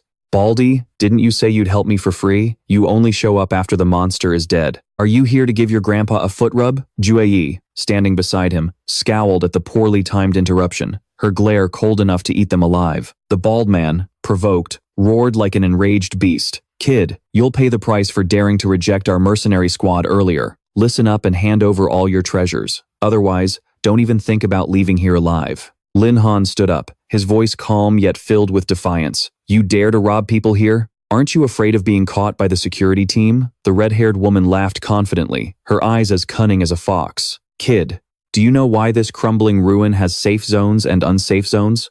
She paused, then continued in a lecturing tone. It's because the unsafe zones are all deep within the ruins. The security team that maintains order never patrols this far in. The bald man beside her just smiled silently, letting his leader explain. The red-haired woman continued, her voice dripping with arrogance. If you die here, even if the security team finds your body, they'll just assume you were killed by a beast. If you have to blame someone, blame yourself for pissing off the wrong people. She stuck out her tongue and licked her lips, her eyes cruel and cunning, like a hunter eyeing its prey. Don't worry, kid. Big Sis here will take real good care of you. The other mercenaries chimed in, their voices full of greed. Boss, in that case, can we have the other girl? She happily agreed, sure. But a second later, she froze and screamed, wait, where did she go? Just as the mercenaries realized Jue Yi had vanished from Lin Han's side, one of them shouted a warning. Look out, be careful. But the red-haired woman never expected Jue Yi to erupt from the ground right behind her. Her eyes narrowed in fury. She grabbed the wrists of the two closest men, flashed a cheerful smile, and then spun them around like rag dolls, using their own bodies to smash away the other mercenaries nearby. The red-haired woman shrieked in panic. "Who is this girl? She's terrifying. Mommy, save me." The moment the words left his mouth, Jueyi let go, sending him flying like a sandbag. The mercenaries snapped out of it and opened fire on Jueyi, yelling, "This girl is no joke. Take her down, now." But Jueyi activated her new skill, Iron Bones, increasing her defense by 20%. An invisible shield enveloped her body. The bullets bounced off her like rain on glass. She calmly turned to look at the mercenaries with utter contempt, as if they were nothing but pathetic ants. The red-haired woman, who had just hit the ground, gritted her teeth and commanded, "That girl's too strong. We were careless. Retreat." But a shadow suddenly fell over her. Lying on the ground, the red-haired woman looked up in shock, only to see Lin Han's face, as cold as a demon from the depths of hell. In his hand, a magic scroll crackled with lightning, like a gathering storm. He smiled, his voice friendly but filled with menace. Trying to run? Too late.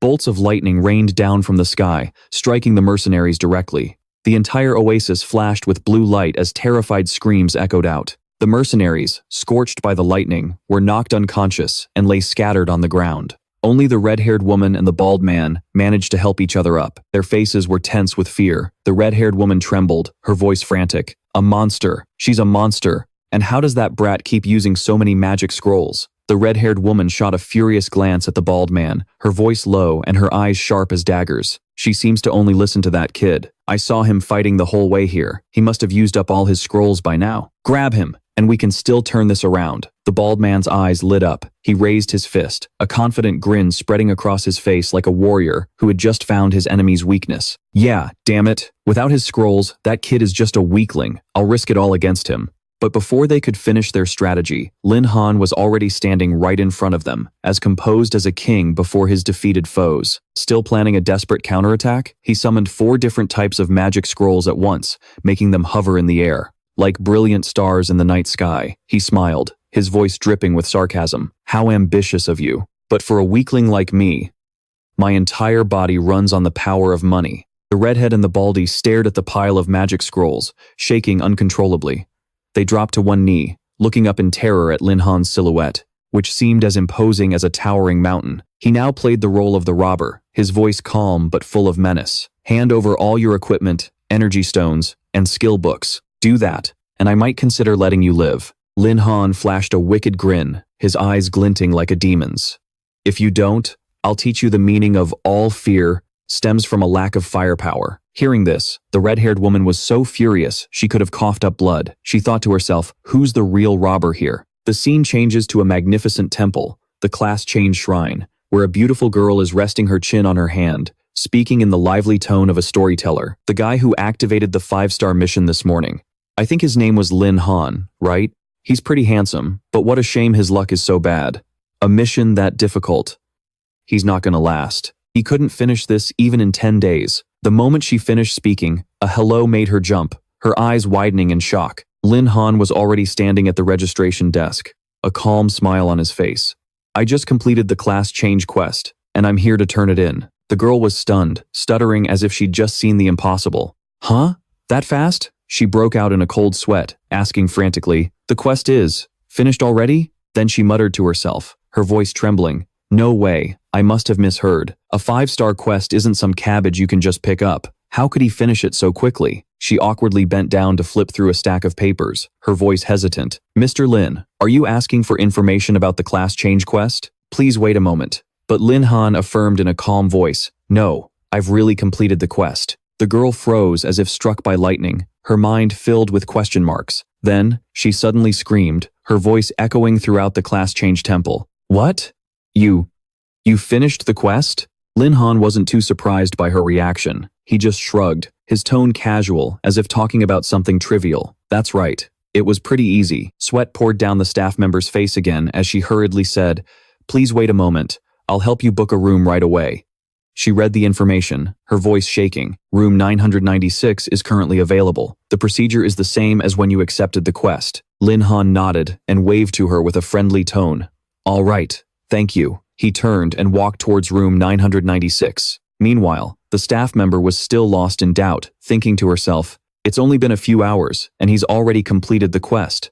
For real? Is he just bluffing? Just as she had that thought, an announcement boomed throughout the temple. Congratulations, you have completed the class change quest and successfully achieved your second class advancement. The staff member jumped, her jaw dropping. She turned to her colleague, her voice trembling. Is that for real? The crowd in the waiting hall of the class change temple heard the announcement and erupted into astonished chatter, like waves crashing on the shore. To be able to complete a 5-star quest here. Since when did such a powerful person appear? The announcement board displayed the second advancement class, Beast Taming Scholar. Lin Han reached out and touched the screen. A hazy stream of energy swirled around his hand like a river of light. The second class appeared, Beast Tamer. His entire body was enveloped in the brilliant light of new energy, like a warrior blessed by the gods. In the moment of the class change, Lin Han felt the transformation in his body, his excitement flaring up like a burning flame. So, this is the second class advancement. Huh, feels pretty good. The screen displayed his information.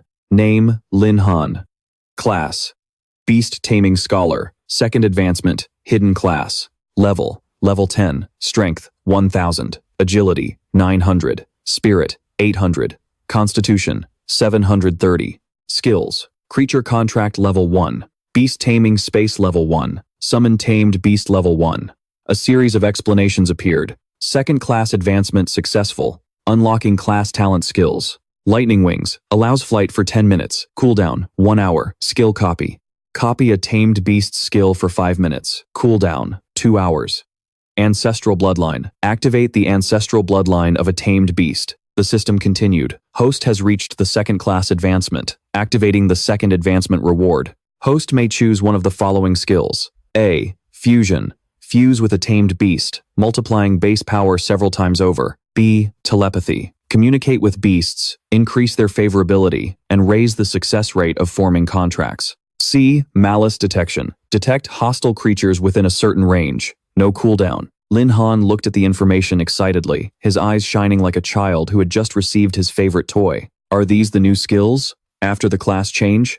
Lightning Wings, skill copy. He glanced over them with a sly smile.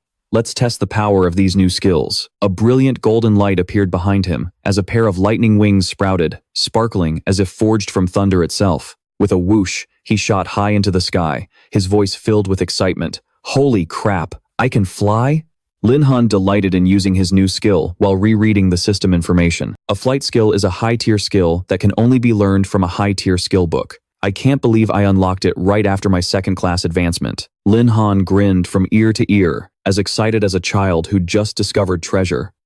This Beast Tamer class truly lives up to its name as a hidden class. He thought about the skill copy. His eyes lit up. Does this mean I can copy and use all of my tamed beast's skills? He imagined fighting alongside them, perfectly mimicking his beast's actions, even if only for 5 minutes. If used at the right critical moment, it could decide the outcome of a battle. Not bad. He slowly descended back to the ground, retracting the lightning wings. The sparkling light vanished like fading bolts of lightning. His eyes focused intently on the system screen. His heart was full of anticipation. Next up is the other advancement reward. Lin Han carefully read each reward, evaluating their uses like a seasoned strategist. Fusion feels pretty cool, and telepathy would also improve my combat abilities. But in terms of the most useful skill, he mumbled.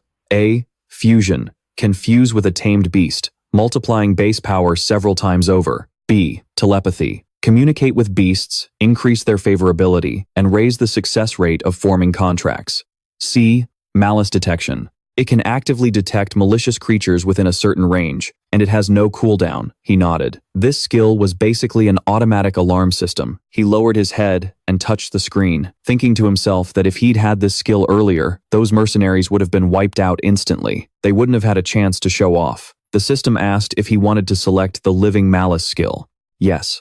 Lin Han didn't hesitate, decisively choosing this exact skill, Living Malice. After making his choice, Lin Han let out a sigh of relief. He stretched comfortably, as if a heavy burden had been lifted. He warmed up his body, his eyes glancing over a new system notification. In a surprised voice, he said, "This fast? There's a new mission already?" But it made sense.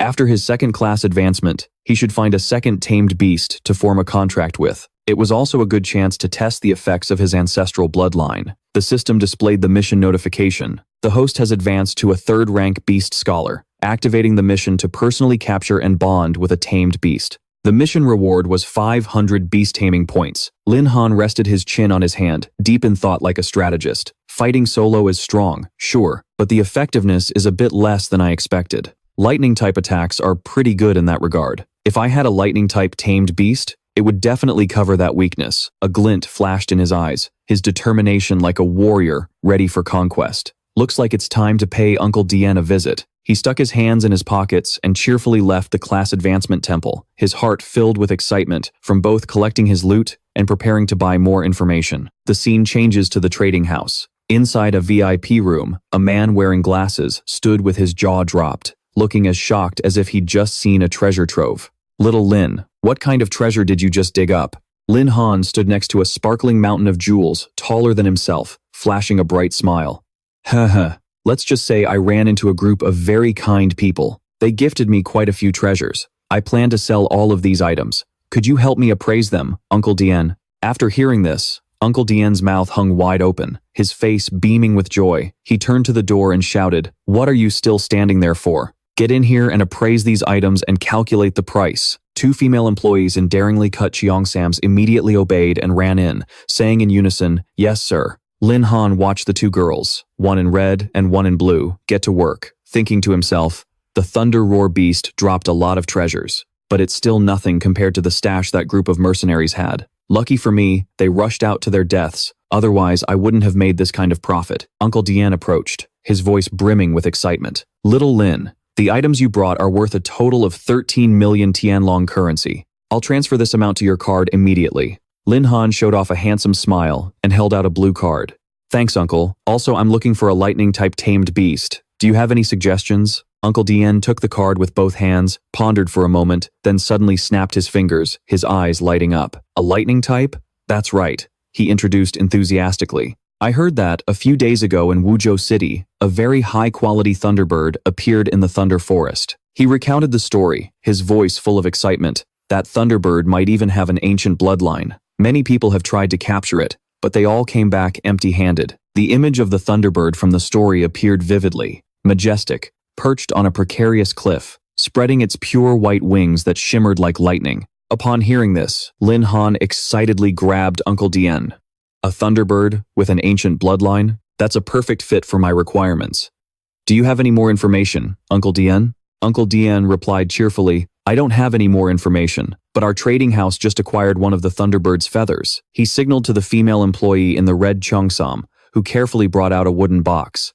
He continued to explain, you just need to get close to the thunderbird with this feather. It will start to glow within a 10-meter range. The wooden box opened, revealing a feather that seemed to be covered in a high-voltage current, sparkling like a bolt of lightning. Lin Han's eyes lit up as he looked at it, reaching out to touch it. A great item. I need it. But before he could touch it, Uncle Dien snapped the box shut, his voice taking on a merchant's tone. Little Lin, when you're open for business, you need a buyer and a seller, right? He adjusted his glasses with a cunning smile. If you're sure you want it, I'll sell you this feather for the friendly price of 1 million. Lin Han was startled, breaking out in a sweat. He forced a twisted smile, thinking, you want 1 million for a single tattered feather? With that kind of money, I could buy a dozen teleportation scrolls. Why don't you just rob me instead? But he knew this was his only clue to finding the thunderbird, so he had to force a smile. 1 million it is, I'll buy it. Hearing him seal the deal, Uncle Dien's smile stretched from ear to ear. He handed the box to him. Thank you, valued customer. Lin Han, sweating profusely, looked at the rather plain wooden box. He tried to encourage himself. As long as this feather helps me find the thunderbird more efficiently, 1 million will be worth it. The scene changes to the Thunder Forest, a gloomy forest where lightning bolts struck the ground like swords falling from the sky. Thunder Leopard Habitat, a bronze and silver leveling zone, recommended level 0 to 20. Lin Han dazedly held the wooden box as he entered the forest, recalling Uncle Dien's money-grubbing face and his instructions. Remember, as soon as you get within 10 meters of the thunderbird, this feather will start to glow, he muttered in an annoyed tone. 10 meters? Is this a trap?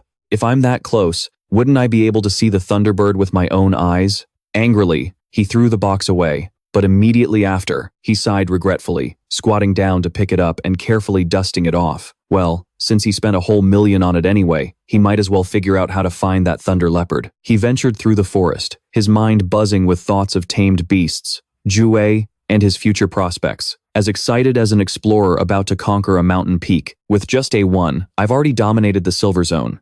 If I get another tamed beast, couldn't I rule the gold zone too? Zhu Yi, in the form of a tiny ant on his shoulder, was clearly unhappy with her master's attitude. Her crimson eyes shot him a dissatisfied glare, as if to say, "Relying on me is more than enough. Who needs anyone else?" Suddenly, Zhu Yi appeared, her crimson eyes flashing with anger. She threw a punch at Lin Han's shoulder to vent her frustration, her voice sulky like an abandoned little girl's. "You wicked master, isn't A1 good enough for you? And you still want to find another beast?" Lin Han laughed, quickly blocking her punch. His voice was gentle and coaxing. All right, don't be mad." But as the two were playfully joking around, a terrified scream suddenly echoed through the air. "Help me." It brought them both to a sudden halt, listening with alert expressions. From the forest, a pink-haired girl burst out, her face frantic and drenched in sweat, screaming as she ran, "Help me!" Behind her, a ferocious leopard-type beast gave chase, its eyes glinting with a cruel light. The system displayed, Thunder Leopard. Level 19. The pink-haired girl, with tears welling in her eyes, glanced back in utter despair. "No, if this keeps up, it's going to catch me." The system continued to display her personal information. Su Nianwei, Level 10, Master Tracker. Distracted by the Thunder Leopard, Nianwei didn't notice a tree root sticking out of the ground. She tripped and fell with a cry. In her heart, she thought like someone facing their doom. Crap, this is it. She fell flat on her face, and the Thunder Leopard seized the opportunity to lunge, opening its mouth and baring its sharp claws. Nianwei squeezed her eyes shut, gritted her teeth, and accepted her fate. "I'm definitely dead this time." But after a few seconds passed, she felt no pain. She slowly opened her eyes, her voice filled with disbelief. "Huh? Am I still alive? What was that sound?" Turning her head, she saw Lin Han, like a hero, saving a damsel in distress, rushing out. Using Zhu Yi's skill, he unleashed a raging strike, sending the Thunder Leopard staggering back several steps, coughing up blood. Nianwei was stunned, stammering. What just happened? After dealing with the beast, Lin Han looked down at Nianwei, who was still sprawled on the ground, and asked with concern, "Are you okay?" She quickly replied, her voice full of embarrassment, "I'm fine." Inwardly, she was sizing him up, her eyes filled with curiosity. The person who just saved her sent a Thunder Leopard flying with a single punch. Who on earth is this guy? Despite her thoughts, Nianwei was still worried, her voice urgent. "The Thunder Leopard isn't that easy to deal with. Let's use this chance to run." Lin Han just smiled, as confident as an undefeated warrior. "You mean that big cat?" He looked at the leopard, which had been knocked back, and was now digging its sharp claws into the grass to stop itself, and said calmly, "Don't worry, someone will take care of it." Just then, Zhu Yi transformed into a giant ant, radiating the aura of a primeval beast as she charged into battle with the Thunder Leopard. She landed a powerful bite on the beast's left shoulder, causing it to writhe in pain as it tried to fight back. The two brawled fiercely, kicking up a cloud of dust like an ancient battlefield. Lin Han watched, surprised.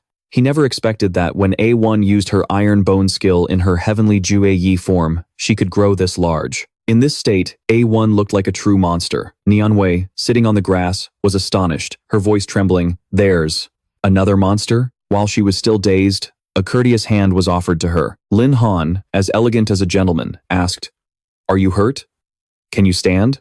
Nianwei's cheeks flushed unconsciously. She grabbed his wrist, thinking to herself, that ant can hold off the Thunder Leopard. It must be a monster of level 20 or higher. Without hesitation, she pulled Lin Han and started running, her voice frantic. "Hurry! Before it notices us, let's get out of here." But they hadn't gotten far when the Thunder Leopard's corpse was suddenly flung in front of them, blocking their escape and making Nianwei scream in terror. Zhu Yi, in her giant form, angrily stomped on the leopard's body, muttering like a vengeful warrior, "How dare you bully my master?" Seeing this, Nianwei was terrified, her voice trembling. "This is bad. We're done for." But Lin Han calmly walked forward, a gentle smile on his face, and patted Zhu Yi's head. "A1, you did a great job. I'll reward you when we get home." This act of praise made Zhu Yi blush, as embarrassed as a girl receiving a compliment, while Nianwei was completely dumbfounded, unable to understand what was happening. She asked in astonishment, her voice full of doubt, What is going on?" Zhu Yi shrank back down, returning to her tiny ant form and hopping onto Lin Han's shoulder. He calmly introduced himself in a friendly tone. "Let me introduce myself. My name is Lin Han, and my class is Beast Tamer. She's my tamed beast. You don't need to be afraid." Nianwei gradually calmed down, a bright smile spreading across her face. Now, I remember. According to the legends from the neighboring city, someone awakened the hidden beast tamer class. So it was you. Lin Han replied humbly with a light laugh. It's just a rumor, not quite a legend. Nian Wei put her hands on her hips, leaning in to look at the tiny ant on his shoulder, her voice curious. Don't all beast tamers rely on their monsters? How are you so strong? Even your bare hands are that powerful. And what kind of ant is that? How could it bite a thunder leopard to death? Accidentally attacked near Jue Yi, making her furious. Without a word, Jue Yi leaped up, delivered a headbutt, then quickly adjusted her angle and returned to Lin Han's shoulder. Lin Han quickly raised a hand to stop her, his voice coaxing. All right, Yi, don't be angry anymore. Ju Yi was still fuming, glaring at Nian Wei with a warning look, forbidding her from getting near her master. Nian Wei, still reeling from the attack, stood there, holding her head with tears in her eyes. Lin Han got back to the main point, looking at her seriously. Judging by your strength, you don't seem very powerful. Why would you dare to come to such a dangerous place? Su Nian Wei straightened her pink hair, frowned, and recounted her story like someone who had just survived a storm. I am Su Nian Wei. I came here for my second job advancement quest, but my luck is terrible, and I got a 4-star mission. What about you? What are you doing here? Lin Han stroked his chin, his eyes sparkling like an explorer's. I heard there's a thunderbird in the lightning forest. That's my target. Hearing this, Nian Wei immediately brightened up, patting her chest confidently like a warrior taking an oath. You're looking for a magical beast? What a coincidence. My class is a tracking master. Thank you for saving me just now. I'll help you as a way to repay you. Lin Han silently sized her up, his mind working like a strategist. A tracking master. This class is weak in combat, but extremely effective at tracking. She could really be a help to me. He smiled and held out his hand. Then I'll have to rely on you for my mission. Nian Wei quickly shook his hand, her voice excited. No problem, leave it to me. She then shared honestly, her voice a bit embarrassed. However, my ability is limited. If I had an item from the Thunderbird, I could determine its direction more easily. Lin Han immediately took the feather from the wooden box and held it up. I have a feather right here. See if this will work. When Nian Wei saw it, her eyes widened in astonishment, as if she had just discovered a treasure, a Thunderbird feather. I remember this thing's price was inflated to an unbelievable level on the black market. She took the feather and examined it meticulously, her voice professional. This feather is very well preserved. There will be absolutely no problem in determining the Thunderbird's direction. However, if I use my skill, the feather might be damaged. If you wanted to sell it for money. Lin Han laughed heartily, his voice as carefree as a tycoon's. Don't worry about it. To me, this thing is basically just junk. If it gets damaged, I'll take the loss. Hearing that, Nian Wei became more confident and nodded. All right then. She began to use her tracking skill, her eyes transformed, shimmering with the light of a magic formula, like a mage casting a spell. The feather emitted a spiritual glow, stretching into a beam of light that shot straight in one direction. Nian Wei cheered happily. Found it. We just need to follow this beam of light, and we'll find the Thunderbird. Lin Han pumped his fist in celebration, his voice excited. Great. Let's get moving. The two ventured deeper into the dense forest, the air thick with the smell of ozone from lightning strikes. Suddenly, Lin Han raised his hand to stop Nian Wei, his voice wary. Wait, there are magical beasts ahead, and quite a few of them. Hearing this, Nian Wei grew flustered, her voice trembling. What? What should we do then? Should we take a detour? Jue Yi, in her small ant form on Lin Han's shoulder, saw her master's physical contact with Nian Wei, and her eyes glowed red with dissatisfaction, like a jealous little girl. Lin Han quickly gave an order, his voice decisive. No need. Yi. Ju Yi immediately took action, transforming into her giant form and charging into the pack of beasts. The system chimed in. Successfully killed, a Thunder Roar beast, received 650 experience points. Lin Han looked at the notification and beamed, feeling as happy as if he'd won the lottery. She's that spirited, huh? He stood watching Jue Yi fight ferociously, like a tiny war god, dominating the entire battlefield, thinking to himself, no wonder Yi can suppress everything so easily. But why does Yi seem so incredibly angry today? Jue Yi waved at him, her voice cheerful. Yi has taken care of it. Master will definitely be very happy. You'll see. Nian Wei stood behind them, astonished, her voice trembling. All of them were killed by that little ant? Lin Han nodded, his voice calm. I told you, these small fry monsters can be dealt with easily. He was overjoyed inside. The system announced, you have leveled up to level 11. All attributes increased by 160 points. Received an additional 120 free attribute points to allocate. He thought to himself like a warrior who had just broken through, this feeling really isn't bad. Jue Yi returned and immediately pushed Nianwei away, her eyes full of warning. Lin Han saw this and gave a doting smile. Yi, you're being naughty again. You should change back. Jue Yi grumbled, her sulky tone obvious. Yes, master. Nianwei stood to the side with a bewildered look, not understanding what was happening. What's going on? Is another beast attacking? She thought. In her eyes, the image of a giant ant chatting happily with Lin Han appeared, making her sigh in relief. So it was that little ant that scared me to death. Lin Han smiled and signaled to Yi, change back to your original form. It'll be easier to move around that way. Nianwei looked at the tiny ant, feeling that something wasn't right. Why do I keep feeling like this ant is targeting me? She wondered. Is it my imagination? How could a tiny little ant be looking at me so angrily? Inside Jue Yi's heart, a storm of jealousy was raging. You dare try to seduce my master with your looks? Let's see if I don't bite you to death. Just you come over here. I promise I won't beat you to death. But the horned ant's adorable appearance made Nianwei toss aside all her doubts as her eyes turned into hearts. It must be my imagination. How could such a cute little ant have any bad intentions? She reached out to touch the horned ant, smiling. Hey little ant, can I pet you some more? The horned ant panicked and dodged, crying for help in its mind. This woman is so annoying. I really want to smack her, but I'm afraid she couldn't take it. Master, hurry and stop her. Save Yi. Lin Han sensed its thoughts. He quickly pulled Nianwei back, laughing awkwardly. All right. If you keep petting him, Yi is going to get angry. He signaled to the horned ant. How many beasts are up ahead? Yi, you go on and clear a path for us. In the quiet night, the system notifications rang out continuously, like a victory anthem. Successfully killed a thunder armor bug. Experience points plus 9,841. Successfully killed an electric hornet. Experience points plus 12,841. Successfully killed a thunder boar. Experience points plus 12,841. The system continued. You have leveled up to level 12. All attributes increased. Received an additional 120 free attribute points.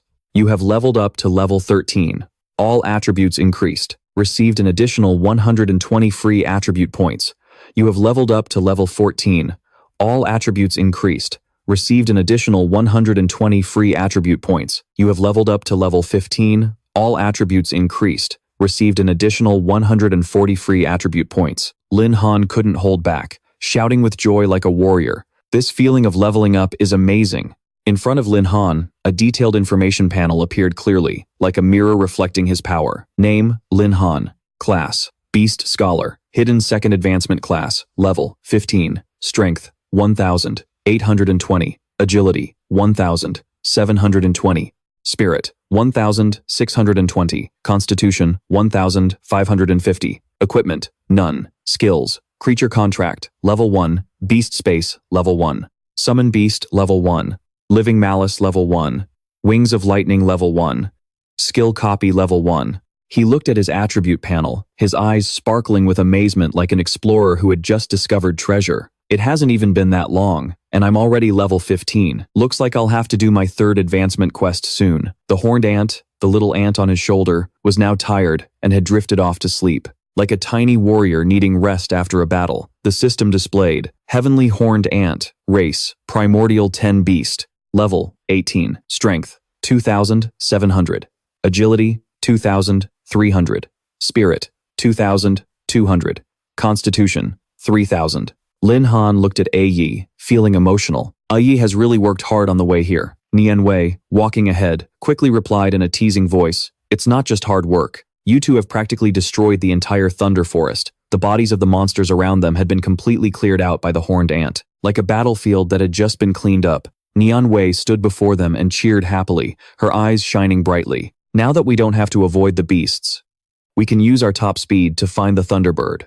I can feel it in that direction. But before they could leave, a sharp chirp from the horned ant rang in Lin Han's ear, making him stop and look up at the sky, his heart filled with vigilance. Yi, is there a problem up ahead? He pondered, like a strategist analyzing the situation. Yi is a primordial beast, after all. Could there be something ahead that even it has to be wary of?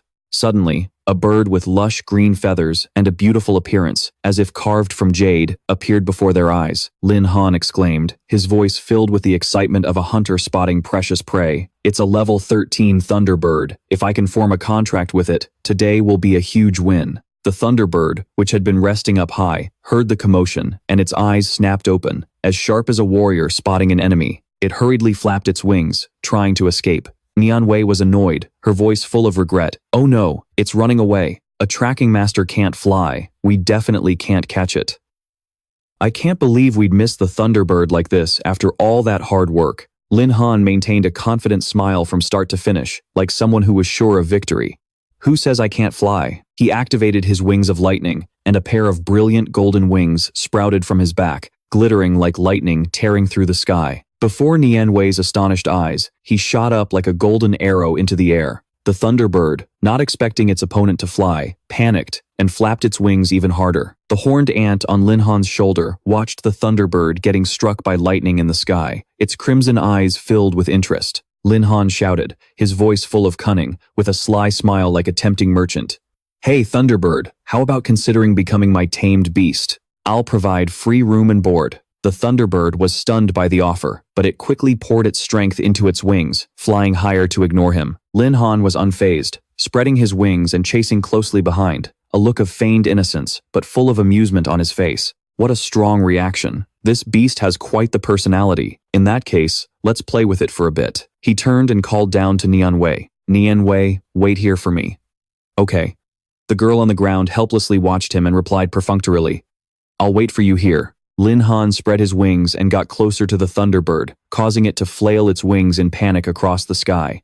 He shouted confidently, Hey, you really don't want to be my tamed beast? If you follow me, you won't lose out on anything. Lin Han quickly reached out to grab the Thunderbird, but he only managed to grab a few feathers. The bird burst with strength, flapping its wings and soaring high into the sky, leaving him behind like an arrow. Damn it, he was furious, his voice filled with the frustration of a hunter who'd let his prey escape. Annoying, I let it get away again. Suddenly, the Thunderbird turned back, unleashing massive bolts of lightning that struck down in all directions like a relentless thunderstorm, aimed straight for Lin Han. He didn't have time to defend himself, but he quickly raised a powerful fist, a faint smile on his lips, and his eyes as sharp as a warrior facing his foe. So you know you can't escape and decided to risk it all? Commendable courage. Aiming straight for the Thunderbird, he charged forward. He roared, his presence as imposing as a collapsing mountain. Then I'll just have to beat you into submission. He swung his fist, the force growing stronger and stronger. Like a tornado, his punch struck the Thunderbird, sending it reeling and staggering in midair. Lin Han roared, replication skill, berserker's strike. He gripped the Thunderbird's neck tightly as a contract seal appeared in his hand, shining as brightly as a star. He sighed in relief with a satisfied smile. Finally, the contract is complete. The system then displayed the Thunderbird's information. Subspecies, Azure Thunder Berserk Bird. Level, 13. Strength, 523. Agility, 768. Spirit, 622. Stamina, 502. Lin Han mused to himself, his tone slightly disappointed. A level 13 Thunderbird, with stats this low, it's so much weaker than the celestial horned ant. The system continued. Contract successful. Would you like to initiate atavism with the contracted target? Yes or no? He exclaimed, his eyes lighting up as if he'd just remembered a hidden treasure. I almost forgot. With the system here, getting stronger is a piece of cake. He chose atavism. The Thunderbird gradually transformed, changing from its avian form into a beautiful girl. Exhausted from the transformation, she collapsed like a weary flower after a storm. The system announced atavism for the Thunderbird successful. It has entered its second form. Name, Thunder Empress. Race, 10 primordial vicious beasts. Level, 18. Strength, 1,900. Agility, 3,000. Spirit, 2,400. Stamina, 2,600. Skill, Thunderstorm, Level 1, creates chaotic lightning strikes within a 1 kilometer radius. Skill, Quick Dash, Level 1, increases agility by 40%. Lin Han watched from a distance, thinking to himself in admiration. As expected of a thunder-type vicious beast, it jumped 5 whole levels in one go. And that thunderstorm skill is practically a weapon of mass destruction. The girl's fair, slender legs touched the ground. Her beautiful, innocent face looked up, her captivating eyes shining like precious gems. She bowed her head gently, Greetings, Master. Lin Han's eyes were glued to her. High damage assets. A sly grin spreading across his face. Very nice. She's every bit the vicious beast her name implies. Even more vicious than Ai. Standing on his shoulder, the horned ant watched the scene, angrily clutching his shirt, its eyes blazing red with fury. It shot the Thunderbird, a hostile glare. She stepped closer, their eyes locking, the tension between them like two warriors about to clash. The horned ant spoke, its voice dripping with provocation. What stinky bird dares to steal my master? The Thunderbird replied with a disdainful, queenly air. A tiny ant dares to claim the master for herself? I could swallow you in a single bite. Lin Han quickly stepped between them, holding up his hands to make peace, his voice coaxing like an older brother's. All right, we're all family from now on. No more fighting, okay? Ai, you were the first to get a human form, so as the big sister, you need to be patient with her. Hearing this, the Thunderbird looked at him happily, her voice gentle. Master, could you give me a name? Lin Han put a hand to his chin, deep in thought. A name, huh? You're a Thunderbird. I once heard an ancient poem. Looking back to antiquity, at the dawn of the primordial, yin and yang collided, giving birth to thunder, echoing through the ancient heavens and earth. He smiled and declared, then your name will be Tiangu. The Thunderbird, now Tiangu, gently accepted her name, her eyes sparkling like lightning. Tiangu, I love this name. Tiangu thanks you, Master. Lin Han looked at her, thinking with anticipation, such a gentle and sweet girl, yet she possesses such a wild thunderstorm skill. If only I could test out her power. A flash of inspiration struck him as a bold idea came to mind. He was lost in thought, his eyes gleaming.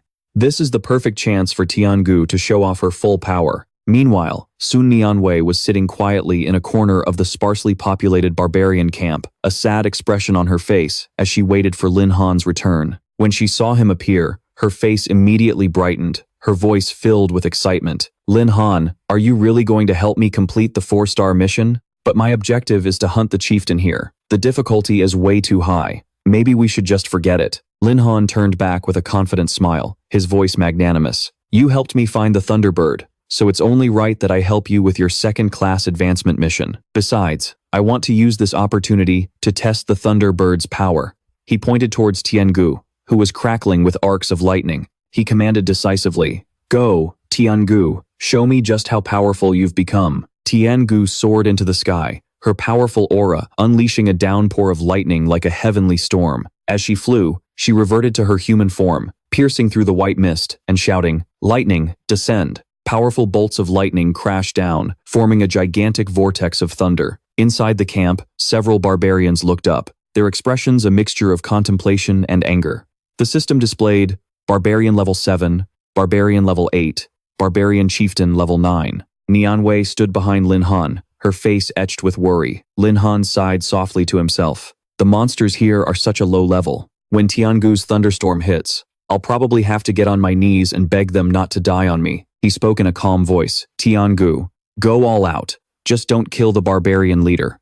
Nianwei looked up at the sky, her mind filled with doubt. With all that lightning up there, where is that bird? I can't even see it clearly. Tiangu swooped down from above and, following his command, unleashed a powerful bolt of lightning, blasting away all nearby enemies. The terrified leader aimed his bow and arrow straight at her, shouting with a trembling voice. Tiangu lunged forward and grabbed him by the throat, her expression as calm as if she were handling a trivial matter. A bolt of lightning struck the leader directly, making him scream in agony as he collapsed to the ground. Nianwei and Lin Han were hiding in the bushes. She wondered aloud, her voice laced with worry. Has the Thunderbird made its move? There are so many enemies. Who knows how long this will take? Maybe we should retreat. Suddenly, something heavy fell to the ground. Nianwei jumped and screamed in shock. Tiangu stood over the scorched, motionless body of the leader. She exclaimed in astonishment, This is the barbarian leader. The Thunderbird already caught him and brought him here?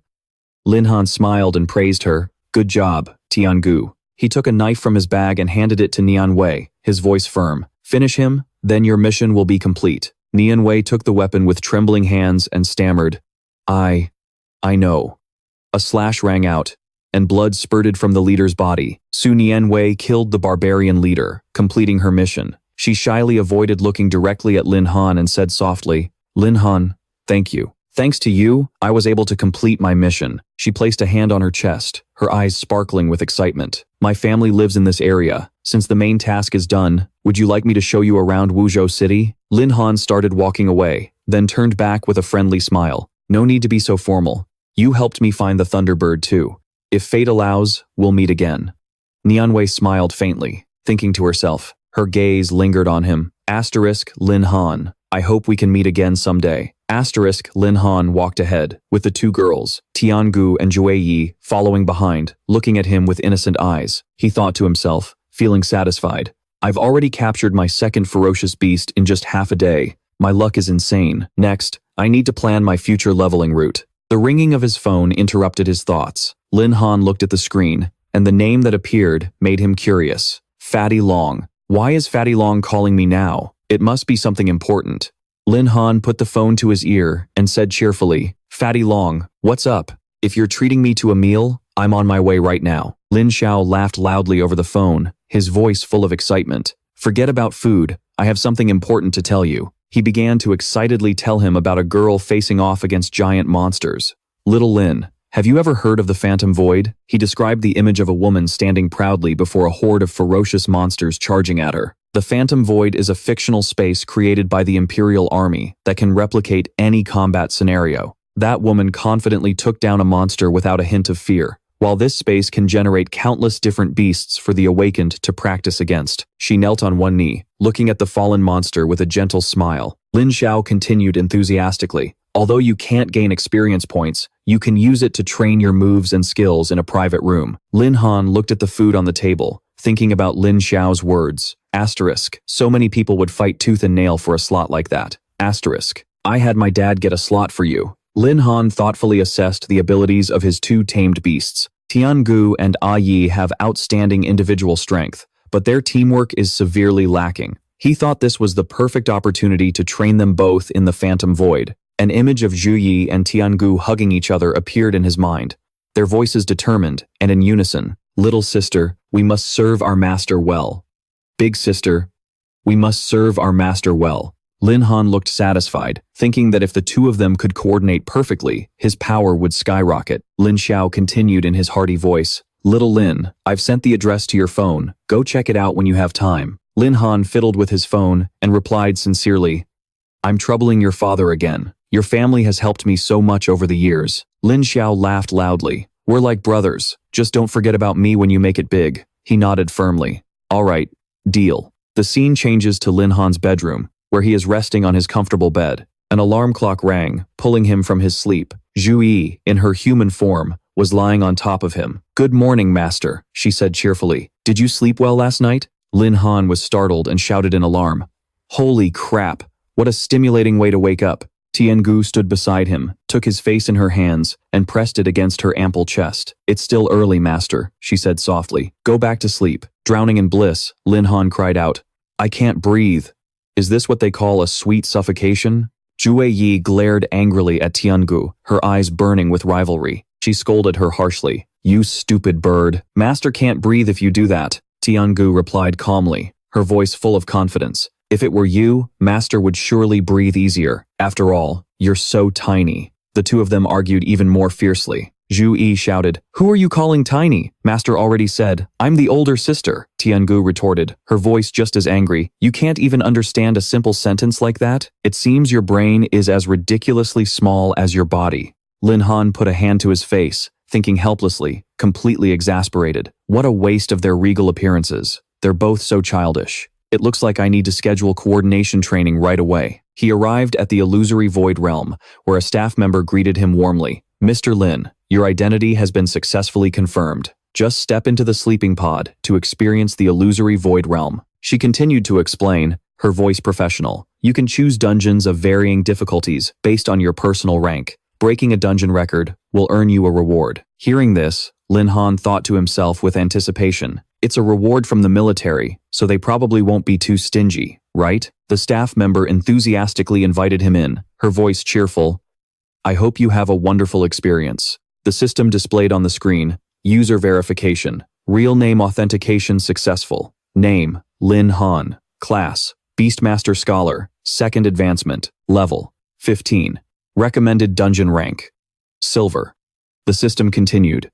Enter the silver rank dungeon. Other options are available. Without hesitation, Lin Han hit confirm, his voice excited. Yi, Tiangu, let's go. Both beasts let out a resounding cry, showing they were ready to join their master. The system displayed a notification, its monotone voice beginning the countdown. You have successfully selected the silver rank dungeon. Dungeon loading. The bodies of the three were gradually pulled into another dimension. The screen showed the progress. 30%, 50%, 80%, 99%, 100%. Dungeon loaded successfully. Have a pleasant journey. Inside the illusory void realm, an arena appeared, as magnificent and luxurious as a palace built from light and technology. Lin Han's group landed, facing a pack of ferocious wolves ahead. He stood there, his gaze cold and his voice steady. Old friends? Zhue Yi, filled with rage, charged forward with explosive energy. You stinky bird. I'll show you who's truly worthy of being by Master's side. Facing a terrifying wolf, she showed no fear, sending it flying with a single blow in the blink of an eye. She even provoked Tiangu, giving her a thumbs down. Hearing that, Tiangu just gave a faint smile, her voice dripping with confidence. Is something so trivial really worth bragging about? You little ant, you're truly naive. She raised her hand, creating a sparkling orb of light, and unleashed an attack that instantly blew away the monsters behind her, demonstrating her superior power. Seeing the two about to argue again, Lin Han quickly stepped in to stop them, his voice serious. We're all family here. You should love and get along with each other. Zhu Yi pouted, her voice sulky. Master, I'm sorry, but there's no way I'll ever be friendly with this stinky bird. Tiangu also replied, her tone firm. We're different species. I can't bring myself to love it either. Lin Han stood there, helpless against the impulsive nature of his two companions, thinking to himself, these two are really a handful. Before he could dwell on it, a white wolf appeared above him. With an angry expression, he swatted it away with one hand, growling. Even you think you can pick on me? Seeing this, the two girls rushed over, their voices filled with worry. Master, are you hurt? Zhue Yi bowed her head, her voice full of remorse. I'm sorry, Master. It's all Tiangu's fault for not protecting you properly. Lin Han looked at their worried faces and sighed, his voice gentle. It's because you two were so busy vying for my favor that my safety was compromised. From now on, you must take this battle seriously. The system suddenly displayed a notification, its voice a warning. The third wave of beasts is approaching.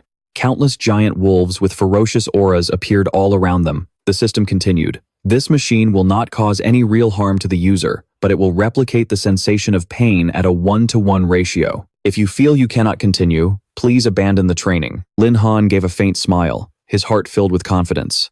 At this difficulty, I'm afraid even some rare combat-focused classes would struggle to cope, but this is perfect for me. A large wolf lunged straight at him. He clenched his fists, his eyes burning with determination. A Beastmaster's greatest weakness is their limited personal combat ability, and his purpose in coming to the illusory void realm was to overcome that very weakness. He threw a powerful punch, sending the wolf flying in an instant. The two girls beside him witnessed this and cheered, their voices full of admiration. Master, you're amazing. Lin Han smiled, satisfied. Not bad, huh? It wasn't a waste to put all my free attribute points into strength. The wolves began to howl, signaling the true start of the battle. The three of them formed a powerful team and charged straight at the enemy. Lin Han commanded decisively, Yi, activate Berserk. Tiangu, activate Swiftness. Although dissatisfied, the two girls obeyed and charged forward to attack. Zhue Yi muttered, I don't want to fight alongside that stinky bird, but it's Master's command. Tiangu retorted, her tone just as sharp. Same here, I absolutely will not hold our master back. Lin Han stood behind them with a satisfied smile, thinking, I want to see if the strength of these Gale Wolf Kings can match Yi's, and if their speed can surpass Tiangu's. The two girls coordinated, one attacking, the other defending, fighting fiercely. Zhao Yi roared, her voice full of power. You lot can just obediently accept your death. At the illusory Void Realm Experience Center, a lavish and magnificent scene surrounded them. Feng Yong's group stood there, flirting and showing off with boastful voices. The moment Feng's greatsword vibrated, the entire pack of beasts collapsed. It was beyond impressive. Another person chimed in. Shu Ting, you didn't see it. It was a real shame. Shu Ting stood before them, her expression turning sour and her eyes cold as she heard their words.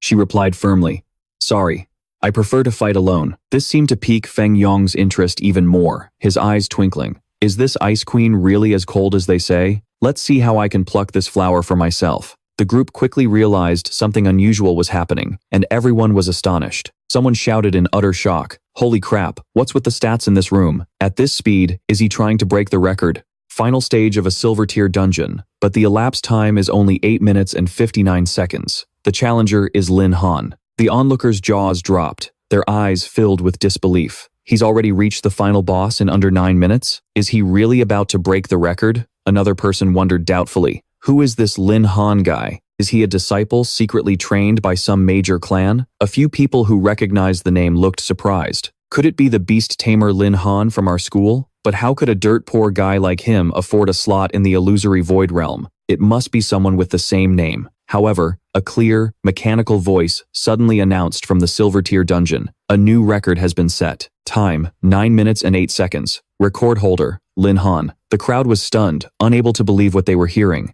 They all exclaimed in unison, 9 minutes and 8 seconds. He really broke the record? So, Lin Han is that strong? Inside the arena, Lin Han and his two companions sighed wearily, but looking at the notification panel before him, he broke into a radiant smile. It's finally over. The system announced in a monotone voice, "You have received the reward, poison thorns. Upon use, poisonous, thorny vines will erupt from the ground. Within a 100-meter radius of the user, it binds all targets considered enemies. The vines possess a paralyzing toxin. Skill duration, 5 minutes. Cooldown, 20 minutes. Automatically arranging consciousness retrieval. We welcome your return." Lin Han held the skill book with a satisfied smile. "I can't believe the reward was a skill book. This illusory void realm is pretty interesting. I'll try a gold tier dungeon next time." He quickly left the area. But outside, a large crowd had gathered, buzzing with discussion. Someone exclaimed excitedly, "He really broke the record. And he cut the old record time in half. This newcomer is insane." Another person chimed in. "Does anyone know the master, Lin Han? Please, introduce me." As Lin Han stepped out and saw the surrounding crowd, he panicked and wanted to flee. He thought to himself, why did they announce my full name this time? Isn't that a bit of a privacy violation? Standing to the side, Shu Ting recognized him and cried out, "It really is him." The blonde guy behind her witnessed this and gritted his teeth. His eyes burned with fury. "It's this brat again, stealing my spotlight. Damn it." At the military's illusory void realm control center, a man noticed an anomaly and hurriedly reported, "Commander, sir, we have some abnormal data. In the illusory void realm, a second advancement beast tamer scholar has broken the record for a silver tier dungeon. His solo time is unbelievable. Each wave of beasts was eliminated in under 3 minutes. That's a speed that even some third advancement professionals can't achieve." The man called Commander stared straight ahead with a stern gaze. Even if this person's tamed beast is very powerful, to reach that level with only the strength of a second advancement, he is a true genius. We must recruit him into the army. He turned and gave a decisive order. "Investigate this person thoroughly. I want all of his information before morning." The next day, in the classroom, a crowd was gathered, chatting animatedly, the atmosphere lively. The Gale Wolf King, facing Lin Han, looked at the mountain of its kin's bones piled at his feet and was so terrified it began to kowtow on the spot. A student exclaimed in amazement, "Lin Han is seriously strong." Feng Yong strode in from outside, looking furious, and shouted arrogantly, "Lin Han, get out here." Seeing this, his classmates immediately started teasing him in a joking tone. "Feng Yong, what are you doing here? Aren't you afraid little Lin will beat your face swollen again?" Feng Yong's eyes blazed as he retorted sharply, "Cut the crap and get Lin Han out here." In his mind, the image of Shu Ting admiring Lin Han yesterday only fueled his rage. He thought to himself, gritting his teeth, "Breaking the record yesterday must have been a fluke. My family has spent a ton of resources recently to help me reach my second advancement, and yet Lin Han dares to steal my spotlight. Just you wait. I'll definitely beat you to a pulp." Lin Xiao, standing nearby, waved his hand teasingly. He said cheerfully, "Move aside. Little Lin has already gone to Shadow Mountain to level up and prepare for his third advancement. He doesn't have time to deal with you." Feng Yong's underlings looked shocked when they heard that. Third advancement?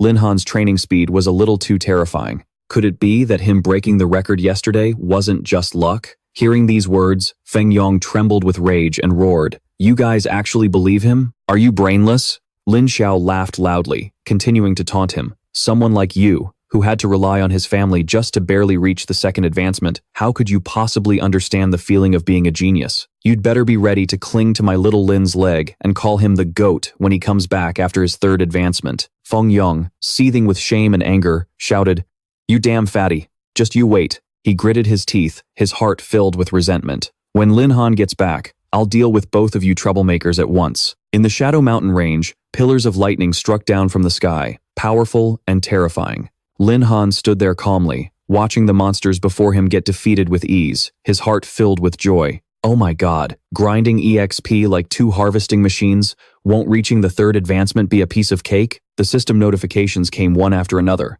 Successfully killed a swift-winged wolf, gained 500 experience points. Successfully killed a thunderclap leopard, gained 1,000 experience points. Successfully killed a thunder roar beast, gained 1,000 experience points. Yi rushed over, her voice excited. "Master, did Yi kill a lot? Was that beast really strong?" "You've worked hard, Yi." Not to be outdone, Tiangu chimed in, vying for his affection. "Master, Tiangu just finished counting. It seems I killed 2 more than my little sister." Tiangu is also very good. The 2 girls started arguing again, their voices sharp. "You stinky bird. I counted it many times. There's no way I'm wrong." Tiangu retorted. "You must be lying, you little brat. You think that brain of yours can even count properly?" Lin Han stood between them and sighed helplessly, thinking to himself, "All right, you two, that's enough." He looked straight ahead, carefully calculating. Yi and Tiangu are getting stronger and stronger. The beasts in the silver zone combined aren't even enough for a warm-up, let alone increasing their strength. He spoke up, his voice decisive. "How about we go play in the gold leveling zone?" This immediately caught the attention of the 2 girls. They quickly moved towards the gold leveling zone. The group carefully hid behind some bushes to observe the situation. Lin Han recognized the pack of venom-striped lizards in front of them, thinking to himself that he didn't expect to run into these guys right off the bat. They're a tough nut to crack, but perfect for honing our skills. He gave the order, his voice serious. Yi, draw their fire from the front. Tiangu, activate high speed and attack from the air. Yi's eyes lit up as she threw a punch. This time, she was determined to kill more than Tiangu, but before she could act, a lizard spat out a large amount of venom. It hit Yi, and she cried out in pain, her body staggering as she retreated, trembling. "Master, Yi feels really sick, poisoned, causing paralysis and continuous health loss for 1 minute." Lin Han realized the situation was critical and quickly ordered, "Tiangu, hurry, and use lightning storm to finish them off quickly." Tiangu immediately unleashed her skill, launching a powerful attack from above. Mighty pillars of lightning descended with destructive force, enough to wipe out an entire horde of giant monsters. The lightning storm crashed down, creating a violent explosion that shook the ground. Lin Han stood there, unable to hold back his awe, his voice full of admiration. "Tiangu's lightning storm is too random. It's very hard to land a precise hit. The venom-striped lizards have small bodies. I need to find a way to restrict their movements." Suddenly, he remembered something, and his eyes lit up. "That's right, the skill book I got for breaking the record in the illusory realm." The skill book quickly appeared in his hand. The system displayed, "Poison Thorns, skill book type, intermediate quality. Effect. When used within a 100-meter radius around the user, vines covered in poison thorns will sprout from the ground, binding all targets identified as enemies. The vines have a paralysis effect. Skill duration, 5 minutes. Cooldown, 20 minutes. Status, not learned." Lin Han looked at the book, a radiant smile spreading across his face, his heart filled with confidence. Tiangu's attacks have a hard time hitting small targets like the venom-striped lizards. Using this control skill can increase her accuracy. At Lin Han's feet, magnificent purple magic circles appeared one after another, glowing with a mystical light. He activated the skill as soon as the notification appeared, an excited smile on his face. "You have learned the skill, Poison Thorns." He looked straight at the pack of venom-striped lizards, his voice full of confidence. "You little lizards, your days of running free are over." He slammed his fist into the ground, providing support for the 2 girls in front, and gave a decisive command. "Yi, Tiangu, clear the battlefield." Instantly, vines covered in poison thorns shot up from the ground, tightly wrapping around and restraining all the monsters in the area. Following the order, Tiangu rained down countless powerful lightning pillars from above, her voice echoing, "Understood, Master." The system notifications kept coming. Successfully killed a venom-striped lizard. Experience plus 1,789. Successfully killed a venom-striped lizard. Experience plus 1789. Successfully killed a venom-striped lizard. Experience plus 1789. Not wanting to be left behind, Yi charged into the fight, her voice filled with determination. Also help their master fight monsters. The system chimed in again. Successfully defeated striped poison lizard. Experience plus 1789. Successfully defeated striped poison lizard. Experience plus 1789. Successfully defeated striped poison lizard. Experience plus 1789. Lin Han watched, his eyes filled with satisfaction. Not bad at all. I've already leveled up 4 times in just a moment. The noise just now also attracted 2 level 22 saber-toothed tigers. The system displayed. You have leveled up to level 16. All attributes have increased.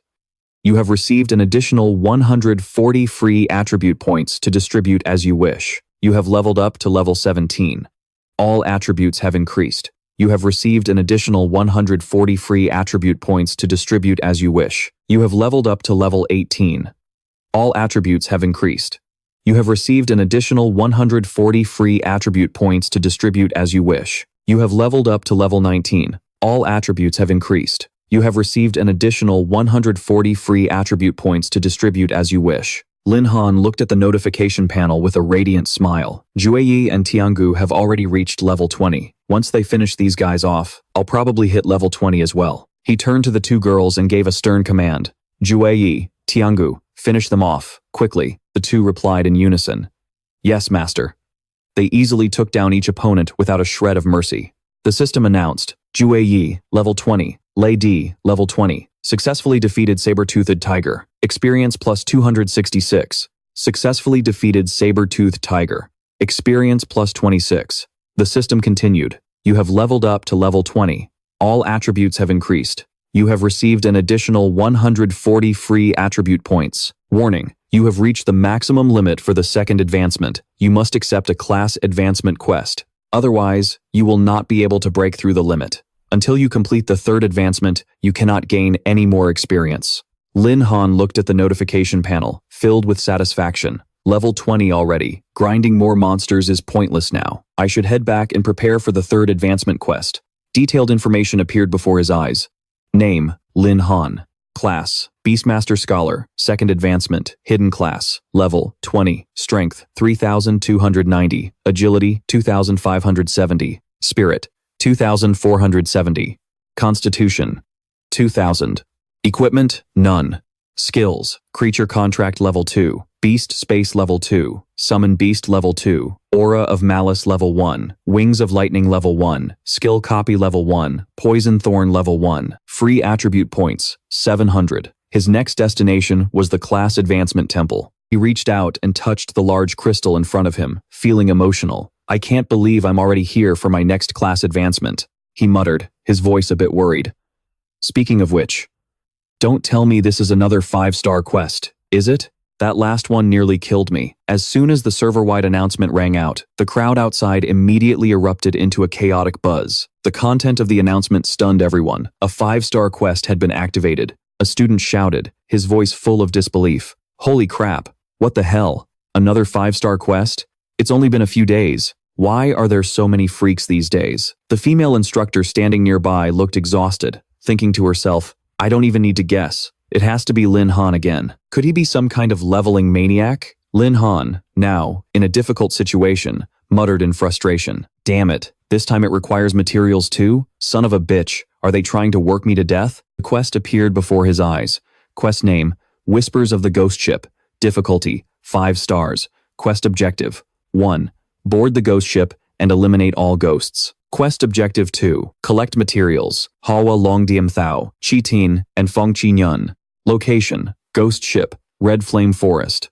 That evening, at the ghost ship's dock, the deep sea stretched out into the darkness. Lin Han stood alone in the vast space, his gaze fixed firmly ahead, feeling overwhelmed. I was originally planning to go home and get a good night's sleep to recover before doing the quest. Well, so much for that plan. The 2 beautiful girls, Yueyi and Tiangu, appeared beside him. One said cheerfully, Master, don't worry. With Jueyi here, quests like this are a piece of cake. We'll solve it in a flash. Tiangu added confidently. Tiangu will also protect Master well. Lin Han sighed, a faint smile on his face. Of course I trust you two. We don't have much time. Let's get ready. The dark sky ahead began to shift, signaling that their target was about to appear. A strange, hazy ship materialized in the distance. The ghost ship. Appearance time. 7 p.m.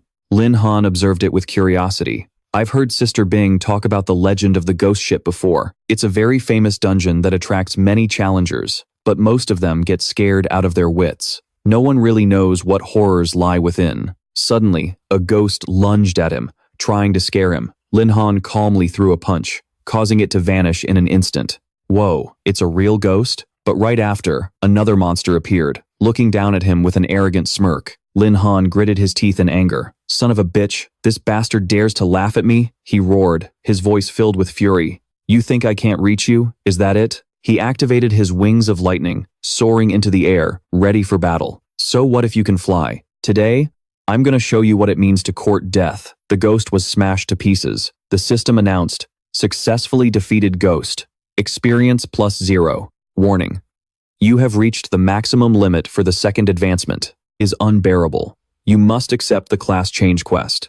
Until you complete the third class change, you cannot gain any more experience. Hearing the announcement from above, Lam Han was ecstatic. Sister Bing was right. This set is the perfect counter for all soul-type beasts. For ghosts of this type, facing this set was a death sentence. But as he looked down at the sea, he fell into thought. Not being able to earn any experience right now is such a waste. I'd better finish this quest quickly. The longer this drags on, the more anxious I'll get. Suddenly, the swarm of ghosts from above dove in to attack. As if he had expected it, Lam Han quickly gave his command. Tiangu, go purify them, she replied in a firm voice.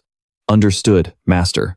A powerful bolt of lightning struck down, wiping them all out. A thunderstorm descended. The system announced repeatedly, ghost eliminated, experience gained, 0. Ghost eliminated, experience gained, 0. Ghost eliminated, experience gained, 0. Lam Han watched with a satisfied look, but a doubt began to form in his mind. These ghosts were no match for Tiangu at all, but with this level of difficulty, it's at best a 4-star quest, right? So, why is it 5 stars? Suddenly, a piercing, mournful cry echoed out. He watched as the ghosts began to merge, forming a massive entity, ready for battle.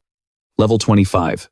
Ghost Captain. On the opposite side, the captain raised his gun and fired a shot toward his enemy. Witnessing this, Lam Han couldn't help but exclaim in admiration. It was as if he'd just gotten a jolt of excitement. With that ghost captain joining the fray, the battle was finally getting more intense. Immediately, he commanded his pets. Yi, attack. Tiangu, disrupt the enemy's vision. Coordinate and support each other. As soon as he finished speaking, they responded in unison. They immediately charged straight at the enemy without a hint of hesitation, like arrows shot from a taut bow. From behind, Tiangu unleashed a brilliant lightning strike, hitting the opponent head-on. The creature's hand was momentarily paralyzed by the dazzling flashes of electricity. Yi didn't hesitate, swinging a fist directly into the enemy's stomach, as powerful as a boulder rolling down a mountain. At this, Tiangu offered a word of praise. Not bad, little ant. Her companion replied with a faint smile, but her eyes showed clear admiration. That lightning bolt of yours was pretty amazing too. Lam Han watched this scene, feeling a bit helpless, and sighed as he shook his head. Like an older brother trying to rein in his 2 mischievous little sisters, he said, You two, work together and take that guy out first. Got it, master, they both chimed instantly. Once again, the ghost captain became the 2 girls' target. Yi unleashed a ferocious punch, as powerful as a tsunami crashing ashore. The creature could only grit its teeth and endure it. Powerless, it was sent flying onto the upper deck of the ship, staggering like a leaf in a storm. From the air, Tiangu gathered another massive bolt of lightning, like a mountain of electricity crashing down. The thunderstorm roared. An incredible surge of energy struck the ghost ship directly. By now, Lam Han was safely on the shore, and he exclaimed in surprise. As if he had just watched a spectacular performance, he said, That's a bit over the top. Suddenly, the system panel appeared before his eyes, and an announcement rang out. Successfully eliminated the ghost captain. Experience points added. Warning, you have reached the maximum limit for the second class change. You must accept the class change quest to break the limit.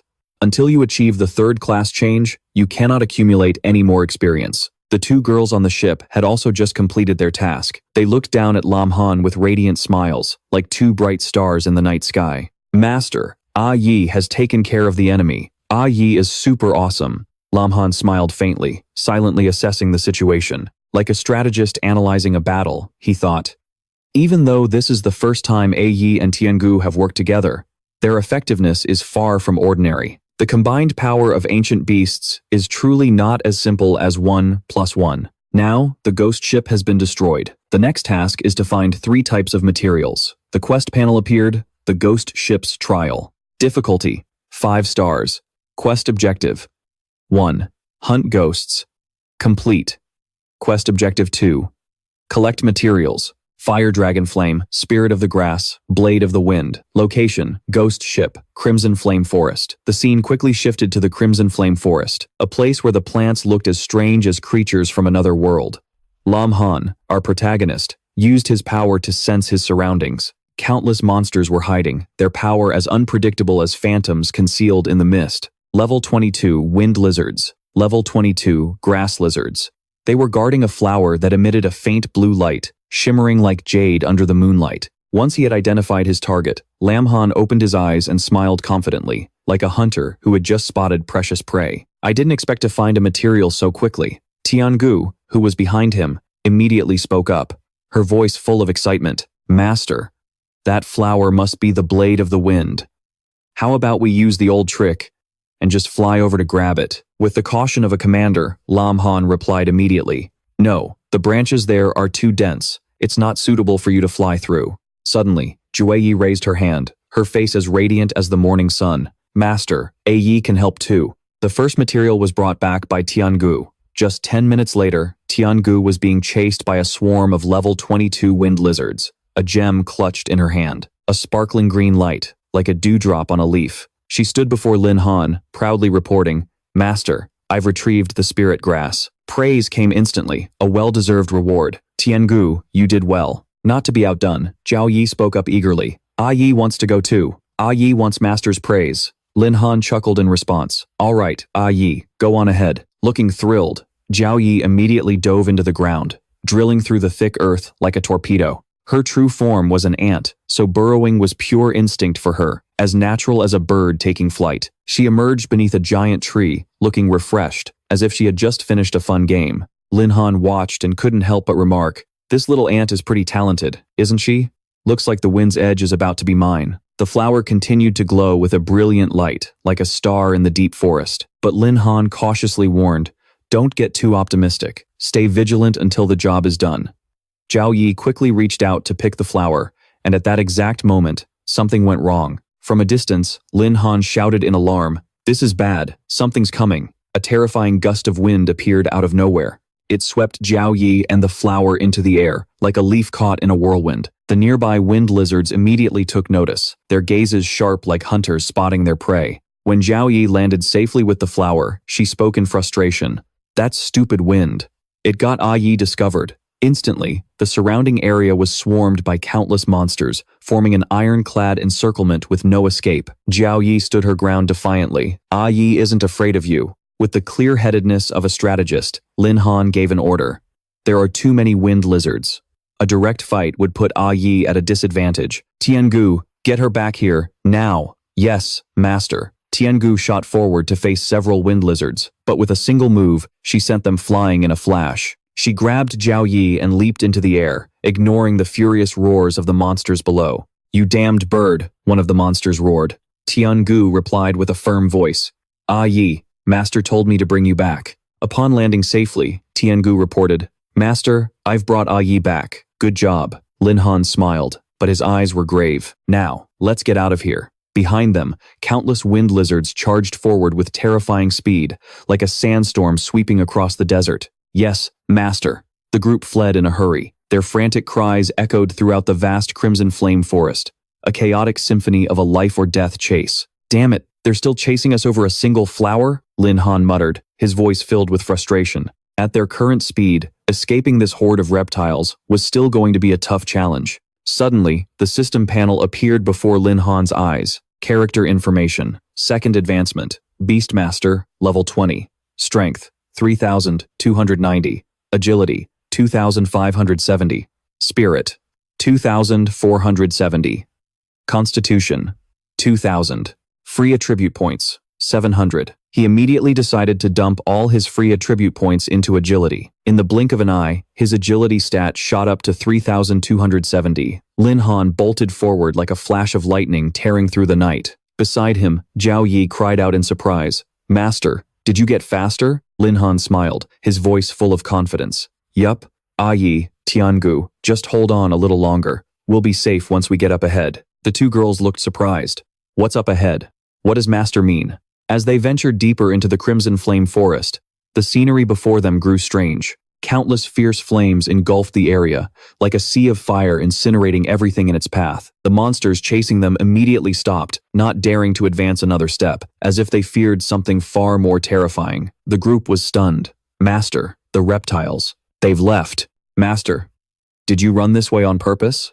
Lin Han nodded, his gaze as sharp as a general's. "That's right. Deep within the Crimson Flame Forest lies the territory of its overlord. Not even the alliance of wind lizards and grass lizards dares to confront them. A burning leaf floated before their eyes, like a fated flame guiding their way. Furthermore, our third target ingredient, the fire dragon's flame, is a treasure found among the fire lizard swarm." He continued enthusiastically. "Head towards the high temperature zone. We're getting close to the fire lizard's nest. Once we complete the mission, we can go home and rest." The two girls replied eagerly. "Okay." Up ahead, countless level 22 fire lizards were resting by a river of molten lava, like creatures straight out of hell. Zhao Yi spoke up, her voice full of curiosity. "Master, look, those reptiles are bathing in lava." Lin Han's eyes narrowed, locking onto a deep blue light source in the distance. "Found it, the fire dragon's flame. This area is wide open, perfect for Tiangu to maneuver." Suddenly, the system panel appeared. "Congratulations, Master, you have triggered a random quest. Quest name, The Awakening. Objective: awaken the sleeping fire lizard chieftain and eliminate it. Reward: 1,000 Beastmaster points." Lin Han was surprised, his mind quickly calculating the odds like a chess master considering his next move. A fire lizard chieftain. So there's an even stronger one among them. 1,000 Beastmaster points is tempting, but getting surrounded by the entire swarm would be a nightmare. He decided to focus on completing his class advancement quest first, before figuring out how to deal with the chieftain. He pointed forward and commanded, "Tiangu, go get the fire dragon's flame." "Yes, Master." At a terrifying speed, Tiangu appeared by the tree like a whirlwind. Zhao Yi shouted triumphantly, "Stinky bird, I got it. Master, I got it." Lin Han smiled. This mission wasn't difficult at all. Not bad. Next, let's figure out how to deal with that swarm of fire lizards. Suddenly, a flash of light shot towards them from behind, but with their speed, both of them easily dodged it. An arrogant voice rang out, "Well, kid, you're pretty lucky." A group of people appeared, and one of them pointed at Lin Han, shouting, "Hand over the Hoa Long VM, and I might give you a quick and much less painful death." Lin Han remained as calm as a ripple-free lake. "Who are you people? The first words out of your mouths are demands for my things. On what grounds?" The man laughed, his voice full of arrogance. "Just because I'm a member of the Magic Association, unlike trash, like you, my future is limitless." His status window appeared. Lai Dong, level 18, Thunder Mage, member of the Magic Association. Lin Han quickly analyzed the situation. The Magic Association was an organization that recruited people with awakened professions, but in reality, it was just a toxic gang that extorted protection money from civilians. He continued to growl, "If you know what's good for you, hand over the Hua Long VM now. I'll spare you." A sly-looking guy from behind chimed in, "Boss, wait, look, check out the girl behind that kid." His gaze swept over Tiangu and Zhao Yi, two beautiful girls with voluptuous figures. "They're both top-quality goods." Lei Dong smirked smugly and pointed at the two girls behind Lin Han. "I've changed my mind. Hand over your girls to me, and let the boys and I have some fun." Lin Han frowned, his voice dripping with contempt, as he replied, "Just as I thought, you're nothing but worthless trash, and trash doesn't deserve to be seen. It must be completely destroyed to protect the environment." Lei Dong roared, pointing straight at him, his voice domineering. "Kid, what nonsense are you spouting?" he arrogantly declared. "If you don't cooperate, I'll cut off all your limbs and throw you into the fire lizard's sea of flames." His underlings cheered in unison. "Yes, sir." Tianhuo waved his hand, and a fireball erupted, aiming straight for Lin Han. "Kid, Brother Lei, even wanting your women is a compliment to you, and you dare to resist? This won't be as simple as just cutting off your limbs anymore." Tianze, from the back, also chimed in. "That's right. Hearing these words, Lin Han remained completely unfazed, simply letting his two subordinates handle it. Yi rushed forward, unleashing a storm of kicks, each man taking a painful blow. "How dare you try to harm my master?" Tiangu added in a cold voice. "You're courting death." In just a flash, Lei Dong's underlings were all knocked to the ground. Lei Dong's eyes widened in disbelief. How are these two so strong? After the impressive display, Lin Han stepped forward and calmly threatened them. "Let me introduce myself. I'm a level 20 Beastmaster Scholar, and these two girls are my tamed beasts." He smirked and continued. "They're ancient, fierce beasts. Tearing you to shreds would be a piece of cake for them." Lei Dong gritted his teeth, his heart trembling in fear, as he thought to himself, humanoid beasts? Is that even possible? But behind his back, he was secretly preparing a lightning ball. He figured that tamed beasts can't stray far from their master, so it was better to seriously injure this kid and use the chance to escape. No sooner said than done. Lei Dong quickly threw the lightning ball at Lin Han from close range, but Tiangu was faster, raising her hand to block it with her Nirvana blast. "As long as I'm here, don't even think about touching my master." Lei Dong was stunned, and before he could react, Yi had already rushed forward, landing a powerful kick to his stomach. "You dare touch my master, Yi will beat you to death." She continued to kick relentlessly, each blow filled with rage. "I'll kill you." Seeing the situation getting out of hand, Lin Han quickly intervened. "Yi, don't kill him. I still have a use for him." Obeying his command, Yi stopped and tied up Lei Dong's group in a circle. Lei Dong asked in a panic, "What are you planning to do?" He continued, trembling. "I advise you to let me go right now. If you dare to harm me, the Mage Association will not spare you." Lin Han approached, a cold smile on his face, his eyes as sharp as a knife. "There's no grudge between us, so why would I harm you?" He grabbed Lei Dong by the head, making him tremble with fear. "Besides, I have a task that I need your help with." Lei Dong stammered, his voice trembling. What do you want to do? What do I want to do? "First, I'm going to make you scream until your throats are raw." Their screams echoed through the mountains and forests, but no one answered. By now, the entire group had been tied up by Lin Han. Dangling from a great height, Lei Dong and his cronies screamed for help in terror. Tiangu held the rope, hovering in the air, and shouted coldly, "Haven't you eaten? Scream louder." Looking down at the mouth of the glowing red lava pit, Lei Dong frantically begged for his life. "Please have mercy. Please don't let go. We were wrong. We were really wrong. Please spare our lives." All around them, not only was the molten lava bubbling, but a swarm of ferocious fire lizards was also lurking. Their eyes gleamed as they waited to pounce on their prey. Lin Han observed the scene, his eyes sparkling with interest. "Tiangu, is maintaining this altitude okay?" he asked, his voice full of meaning. Yi curiously chimed in. "Master, what are you planning to do?" Lin Han smirked and replied, "Didn't we need to deal with the fire lizards? If you want to go fishing, you need bait, right?" Lei Dong overheard them and asked with a trembling voice, "Fishing? Bait?" Just then, the rope binding him suddenly snapped. Lin Han said coldly, "Next, we need to make them cause an even bigger commotion." He ordered Tiangu to drop the thunder crawlers onto the rock in the middle of the lava flow. Below, the fire lizards immediately slithered over. The terrified thunder crawlers frantically shot out lightning bolts. Stay back, stay back." But these lizards were as if forged from steel, completely ignoring their lightning. The minions screamed in panic. "Brother Lei, your attacks aren't working on them. Help, I don't want to die." The ferocious fire lizards charged forward. Their desperate cries for help echoed. "Ah, help."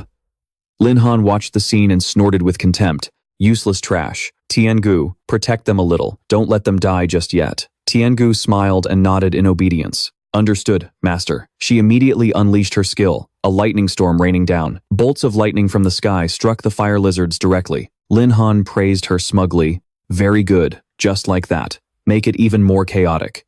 Suddenly, the surface of the lava began to tremble. A massive pillar of fire erupted. A level 28 fire lizard king appeared, majestic before everyone's eyes. Lin Han cheered excitedly. "We've hooked a big one." He immediately gave the order. "Tiangu, make your move." Then he continued to command, his voice sharp and cold. "Good, you've drawn its aggro. Now, lure the target over here." Tiangu nodded and complied. "Understood, master." Yi, standing by his side, felt her blood boil with excitement. She turned and asked, "Master, what should we do with those 4 scumbags?" Lin Han replied coldly, "Forget them. With their pathetic strength, it won't be long before they die to the swarm of fire lizards anyway." He curled his lip and continued, "Those guys are way too skilled at robbing and killing. You can tell at a glance, they're career criminals. If the fire lizards don't kill scum like them, I'll deal with them myself. Yi nodded, her eyes showing agreement. She gave a supportive smile. After giving his orders, Lin Han focused on the task at hand, putting all other calculations aside for the moment. Seeing Tiangu skillfully luring the Fire Lizard King forward, Yi immediately charged in to attack. Understood, Master. A thunderous boom echoed, like a giant boulder collapsing. Despite her slender frame, Yi unleashed a powerful punch. The dragon's face contorted under the ferocious blow. She rained down powerful punches, cracking its tough hide. Excellent. Yi maintained her overwhelming assault, first testing her opponent's strength. With her long, model-like legs, she kicked the beast far away. Tiangu immediately followed up, giving it no chance to breathe. As you command, Master. She acted decisively, not wasting a single moment. Lin Han watched with satisfaction. Even though the Fire Lizard King's level is much higher, with Yi and Tiangu's seamless coordination, we can definitely wear it down slowly. Just as he finished his thought, a piercing screech rang out, making Lin Han clutch his head in pain. What's happening? The Fire Lizard King roared, creating a whirlwind that swept both girls into the air. It then launched a massive fireball, causing Lin Han to panic. This is bad. Yi, Tiangu, get out of the way. Tiangu quickly used her own body to shield Yi. The fireball slammed into a nearby mountain, causing a terrifying explosion. Though in pain, Tiangu managed to land gently. Seeing her struggling, Lin Han and Yi couldn't help but worry. Tiangu, are you all right? He rushed to check her injuries. At level 20, it was difficult for them to bridge the 8-level gap with the beast. The mission was important, but if Tiangu or Yi were in danger, that would be an unacceptable loss. Master, I can still go on, Tiangu said through gritted teeth, surprising Lin Han. He was taken aback by her resilience. Tiangu slowly flew up. Master is doing something very important. We can't give up so easily. Besides, even if we retreat, the Fire Lizard King will just chase us. Yi's eyes burned with determination. Big Bird is right. The Master's business is Yi's business. Yi must help Master achieve his goal. Both girls charged straight towards the beast. Don't worry, Master. We will definitely help you complete the mission. That's right. Yi and Big Bird will do our best. Lin Han was deeply moved. These two girls, he never expected them to care for and think of him so much. Watching them fight with all their might, he told himself he had to plan carefully. He couldn't let them get hurt anymore. The Fire Lizard King's massive body was protected by a solid defense, making it difficult for Yi and Tiangu to deal effective damage. Lin Han realized with a headache that a direct assault wasn't feasible.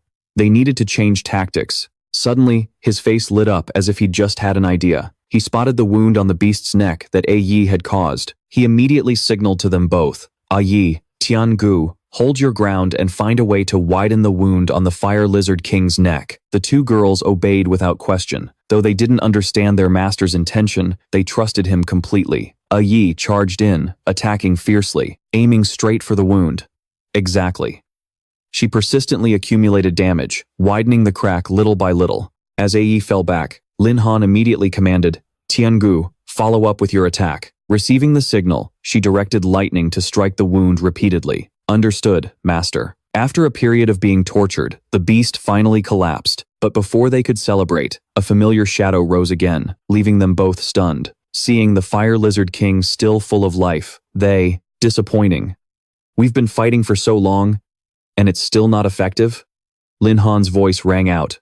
Low, but sharp. It's still not enough. Yi and Tiangu had only managed to inflict superficial wounds on the Fire Lizard King. He gathered his strength and shot into the sky at an astonishing speed. The system displayed, wings of lightning activated. The copied lightning skill boosted his speed. In the blink of an eye, Lin Han shot past both girls. But this was just a temporary burst of speed. He charged forward, fist raised high, aiming straight for the bleeding wound on the beast's neck. I can copy and use their skills. That way, the damage will be much stronger. The punch landed true, like salt in a wound, a pain that shot straight to the bone. A hint of amusement crossed Lin Han's face, even as he focused all his power. He channeled the lightning and suddenly plunged his hand into the open wound. You stinking lizard, this is 1,000,000,000 volts. The Fire Lizard King's massive body convulsed violently. This time, you'll be nothing but a pile of charred ash. After felling the beast, the system announced, Mission, Awaken and defeat the Fire Lizard King. Complete. Reward. 1,000 beast taming points received. Yi and Tiangu cheered with joy. Thanks to Master, our levels went up too. That's great. Yi is so strong now. Suddenly, a pair of brilliant wings appeared on Lin Han's back. He looked at his blood-stained hand and let out a soft breath.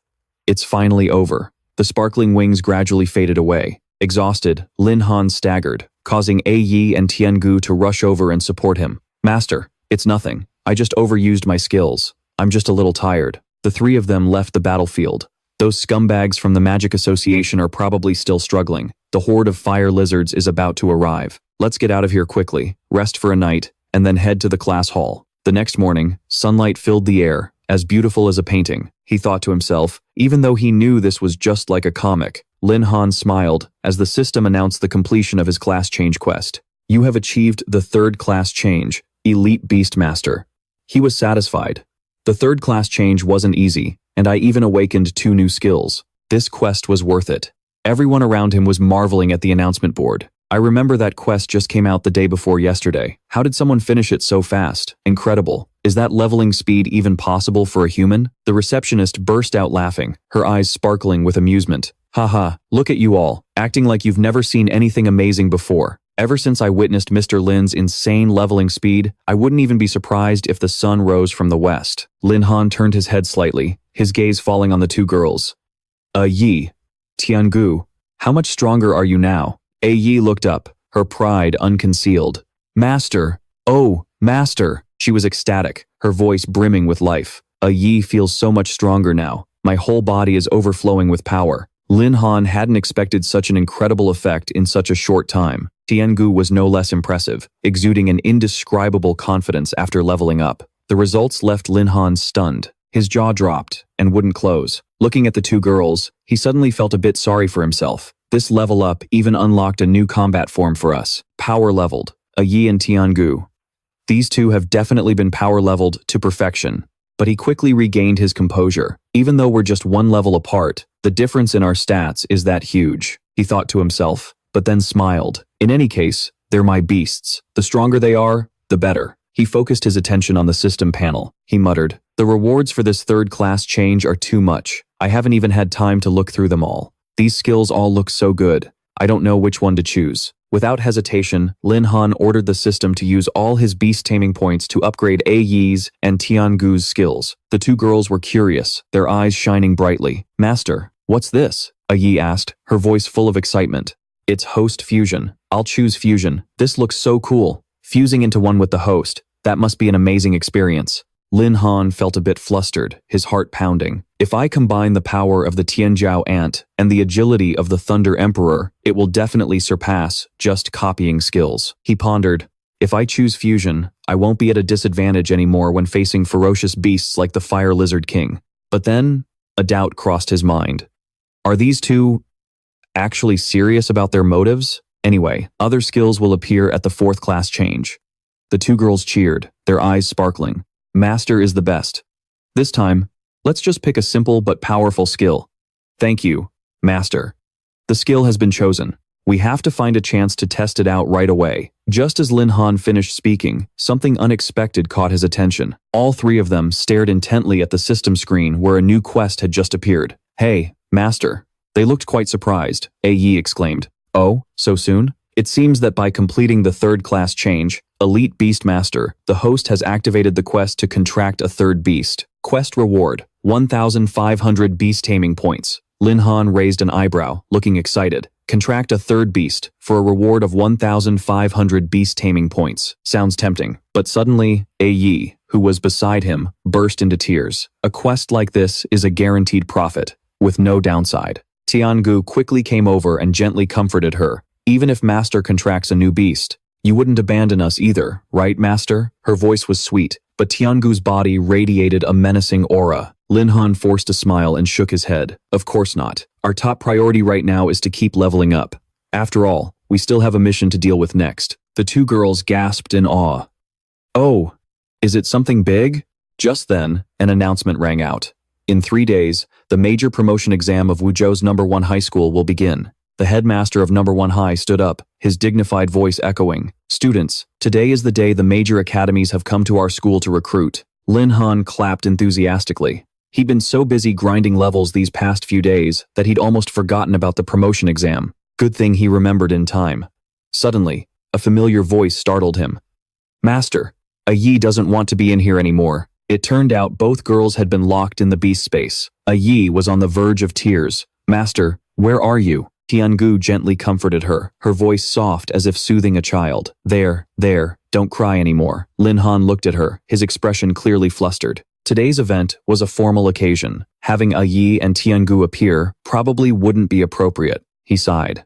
But locking them in the beast space, a place previously used just for storing miscellaneous items, was truly a huge challenge for them both. The headmaster of Number 1 High stepped forward, his deep, warm voice resonating. Let's give a warm round of applause to welcome the leaders and representatives from the prestigious academies joining us today. He turned with a formal gesture and began the introductions. I am honored to introduce Director Li Tuyi from the Beitian Academy and Director Liu Tianyi from the Qingcheng Academy. Hearing this, Tian Xiao, who was beside him, had his eyes light up, unable to hide his excitement. Wow, Director. The top 2 academies of the Dragon Empire are both here. They recruit so few students each year, let alone coming to a small place like ours. He turned to Lin Han, his voice full of excitement.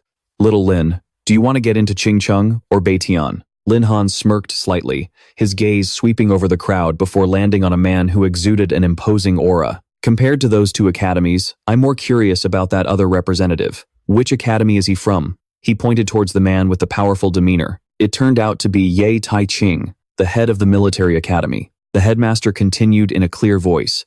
Let's give another warm round of applause to welcome the representative from the military academy. Ye Tai-ching stepped forward with his arms crossed, carrying himself with great composure. Hello, students, Tian Qiao whispered into Lin Han's ear, his voice full of admiration. The military academy.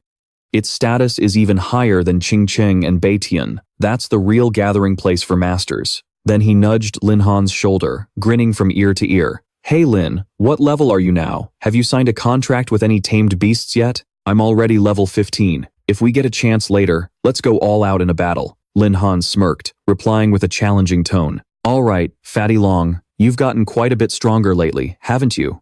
Tian Xiao chuckled, waving his hand humbly. Heh, how could I compare to you? Didn't you say a few days ago that you were about to undergo your 3rd-class advancement? Suddenly, a sharp, cold voice cut in, dripping with sarcasm. What a shameless liar. It was Feng Yong. He shot Lin Han a look, not forgetting to add a taunt. 3rd-class advancement? Ha! Only a simple-minded idiot, like Long Tianxiao, would believe your fabricated stories. If you don't have the strength, just admit it. Why do you need to boast like that? An enraged Tian Qiao stepped forward, ready to teach Feng Yong a lesson. Feng Yong, why do I run into you everywhere? If you want to fight, I'm not scared of you. Lin Han quickly raised a hand to stop him, a faint smile on his face. Oh, if it isn't young Master Feng Yong, I didn't expect to see you here. He raised an eyebrow, his voice calm but sharp.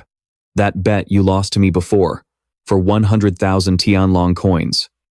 You still haven't paid up.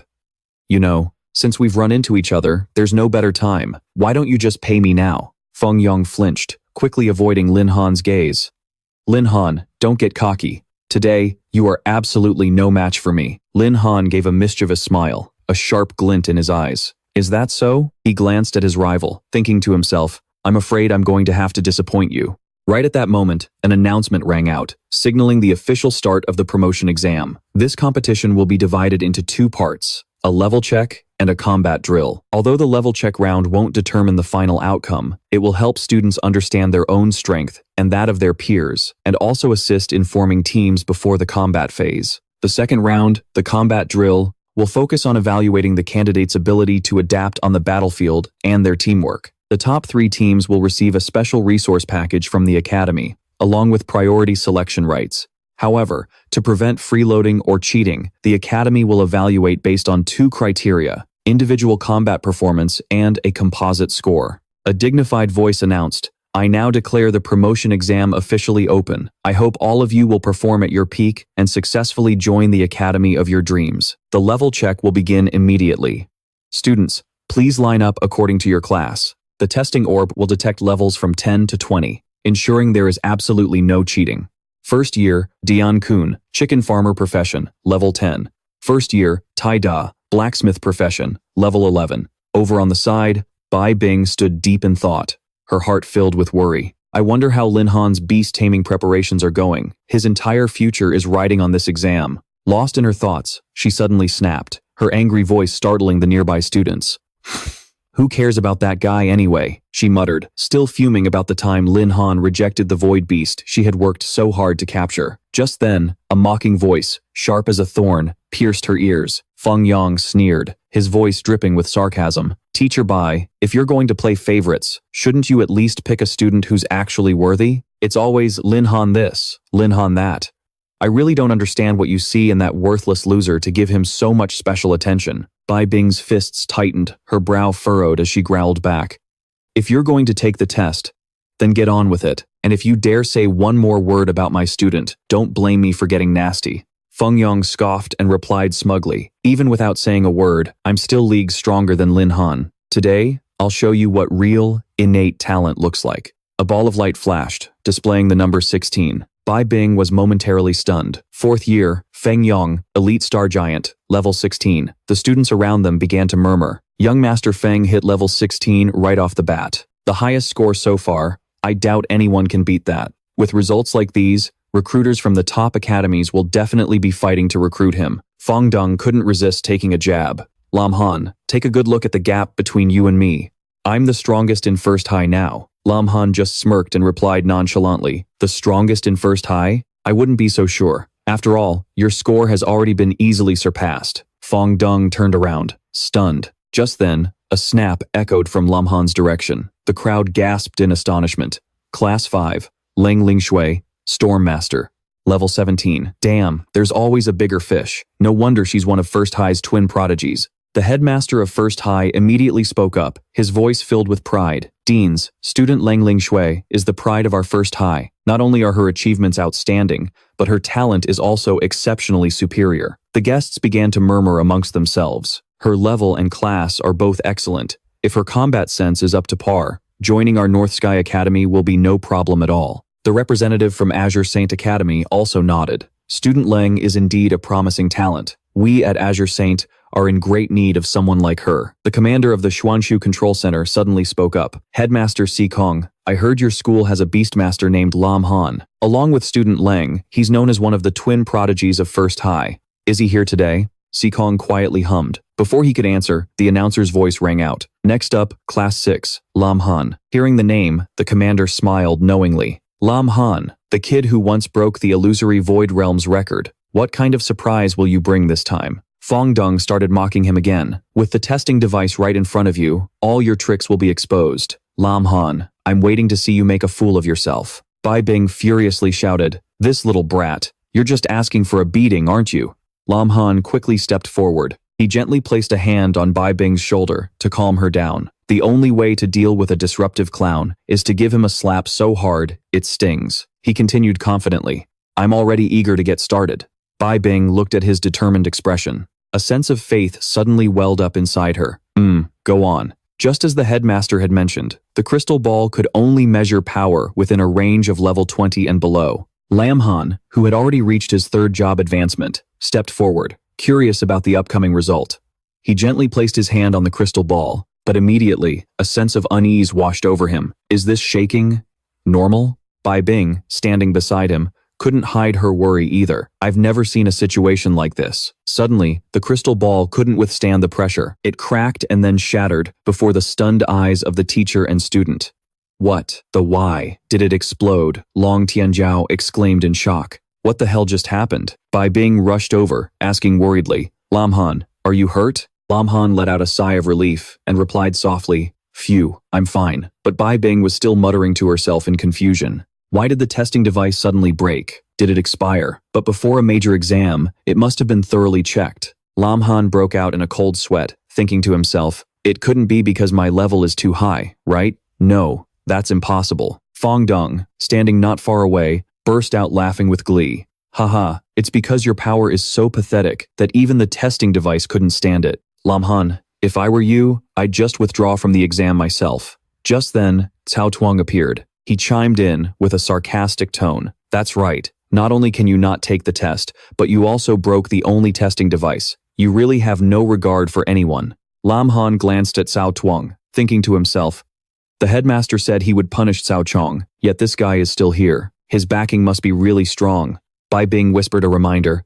That's Cao Tuang, Cao Chong's twin brother. He's also the proctor for this exam. He's always held a grudge against you for reporting Cao Chong. Be careful. Cao Tuong stepped forward, respectfully greeting the high-ranking officials. Headmaster, deans, Lam Han has damaged public property, and he is unable to complete the level assessment test. I propose we revoke his qualification to participate in the combat trial. Lam Han was startled, and quickly stepped forward to warn him. A proctor shouldn't bring a personal grudge into the exam hall. He yanked at Cao Tuong's name tag, but the man just let him do it nonchalantly. Cao Tuong replied in a cold voice, Lam Han, stop trying to save face. The other deans agreed. His level is so weak it can't even be measured, and he's a beastmaster on top of that. There's no point in him participating in the combat trial. Without powerful resources, raising a beastmaster is just too difficult. Just then, the headmaster appeared, his face tense. Lam Han, you heard what the dean said, didn't you? Lam Han exclaimed in surprise. Feng Yong chuckled smugly. Cao Tuong also thought to himself, he can't level up. Lam Han's career is likely over. But Headmaster Si Kong suddenly spoke up. Shouldn't a person's strength be judged by their actual combat performance? The commander of the Xuanshu Control Center nodded and added, the level assessment is just for gathering information. The combat trial is the decisive part. By doing this, you're putting the cart before the horse. Do you really think you can select outstanding talent this way? Hearing this, the two deans froze and coughed lightly. Ahem. Supervisor Ye's words snapped everyone back to reality. We should take a look at this student's performance in the second round. There might be a surprise. Commander Ye asked with a smile. Does the dean have any problem with this arrangement? Si Kong replied with a faint smile. No problem at all. Thank you all for being willing to give Lin Han a chance. Lin Han flashed a confident smile, his eyes sparkling. The supervisor of the military academy truly lives up to his reputation, a man of noble character, fair and strict. Bai Bing leaned in and whispered to him, I heard he's always been strict and fair, but I never expected him to speak up for you. Little Han, this opportunity wasn't easy to come by. Bai Bing shook Lin Han's shoulder joyfully, her voice full of excitement. You have to perform well later, and make those who look down on you hang their heads in shame. Lin Han nodded and replied curtly, Yeah, I know. Feng Yong, standing nearby, laughed gleefully, his eyes filled with contempt. Lin Han, you're really lucky, but so what if you get to participate in the combat trial? Trash is still trash, no matter where you put it. He laughed loudly, as smug as if he'd just won the lottery. Lin Han remained calm, completely unfazed by the provocation. He raised an eyebrow, his sharp gaze fixed on Feng Yong. Who do you think you are? You think you're so great just because you got a little bit of favor? Keep running your mouth, and I won't mind dealing with you myself during the battle. The killing intent in Lin Han's voice made Feng Yong tremble like a leaf. Undeterred, he continued to provoke him. If you've got the guts, let's settle this in the combat trial. Feng Yong nodded, accepting the challenge. Fine. You'll see how I crush you then. The dean held a megaphone, his voice echoing across the field. Next up is the second round, the combat trial. Students are free to form teams, with a maximum of 3 members per team. This test will be broadcast live in its entirety. The school's directors will be monitoring your every move. Hearing the news about forming teams, Long Tianzhao immediately puffed out his chest, excited. Little Lin, want to team up? Big bro here will carry you. Tianzhao led him out of the crowd. Lin Han smiled brightly, replying gratefully, Then I'll be counting on you, fatty. Hearing this, Tianzhao's face lit up with pride. Easy. Just then, Shu Ting timidly approached, her eyes shy. Student Lin Han, I'm Shu Ting from class 3. May I join your team? Lin Han paused and turned to Tianzhao. The chubby guy grinned slyly and whispered, Little Lin, your love life is really blooming, huh? Even the belle of class 3 is coming to you. Lin Han frowned and shook his head. I don't have any impression of this, Shu Ting. Seeing her embarrassed expression, he hesitated for a moment. Teaming up randomly could lead to risks, from exposing his identity to the danger of failing in Sky Valley. After some consideration, Lin Han gently refused. Sorry, Student Su. Our team is already full. You'd be better off finding another team. Tianzhao whispered in his ear, teasingly. Little Lin, isn't a team of 3 just right? A team battle without a girl is so boring. Lin Han frowned and replied curtly. When are you going to drop that bad habit of judging people by their looks? Shu Ting shook her head, her eyes determined. No, there's definitely no team here stronger than yours. Lin Han, I know you were the one who broke the Illusory Realms record a few days ago. By following you, I'll have a chance to win the championship. She continued to plead, her voice sincere. Please give me a chance. Although I'm only a level 15 elite knight, I absolutely guarantee I won't hold you back. Assessing the situation, Lin Han noticed Shu Ting's straightforwardness. This girl seemed sincere, not the type to pull tricks in a fight. Tianjiao also chimed in with his support. Little Lin, she's already begging like this, just agree. He kept repeating it. Lin, Lin, Lin, making Lin Han feel helpless. He finally sighed. I agree. Happy now? Shu Ting's eyes lit up as she cheered. That's great. Lin Han showed the registration form to Bai Bing. She took it, glanced over it, and asked in surprise, This is Shu Ting from Class 3? Lin Han nodded. Yeah, her class fits our team composition quite well, so we let her join. Bai Bing glanced towards Lengling Shui and sighed. I was originally going to recommend Lengling Shui to team up with you. That would have given you a slightly higher chance of winning the championship. But that Feng Yong guy got to her first. I don't know what kind of empty promises he made to lure Ling Shui. Lin Han reassured her, his voice confident. Sister Bing, don't worry, we will definitely win this championship. Bai Bing blushed, stepped back, and mumbled, Who's worried about you? I was just afraid you wouldn't find any teammates and would embarrass our Class 6. Lin Han chuckled and nodded. Right. I can't do anything that would make Teacher Bai lose face. Bai Bing advised him, her tone serious. You must be careful if anything unexpected happens. Then she clutched the paper tightly and mustered up all her courage to step forward. Bai Bing hugged Lin Han tightly, her voice low and warm as she instructed, Contact me immediately. Don't try to force yourself. Lin Han blushed and replied softly, Okay. At the teleportation gate, Tianjiao and Shu Ting were already waiting. Tianjiao called out cheerfully, Little Lin, let's go. Hearing his voice, Lin Han quickened his pace. He thought to himself, with support from Sister Bing, Fatty Long, and Shu, Din, I can't hold back my power in this combat drill any longer. The scene shifts to the Forbidden Wasteland. An announcement echoed throughout the area. Students participating in this combat drill will be divided into 3 zones, bronze, silver, and gold. The higher the zone's level, the more points you'll earn for defeating beasts. Lam Han frowned slightly, thinking to himself, So, this is where the combat drill is being held? The announcement continued. Please take care of the point accumulation bracelets provided by the school. This device can be used to access announcements, chat, track team rankings, and call for help in case of danger. Everyone, please choose a zone that matches your abilities and do your best to accumulate points. Feng Dong charged forward, laughing arrogantly. Ha ha ha, they're all just small fry. This is no challenge at all. An announcement rang out. Feng Dong's team has eliminated 2 level 8 fire lizards. 80 points awarded. Lan Lang Tuyet made her move gracefully. With just a flick of her finger, the fire lizards instantly turned into sparkling crystals. The announcement continued. Feng Dong's team has eliminated 4 level 8 fire lizards, earning an additional 160 points. The combat drill was broadcast live, leaving everyone in awe.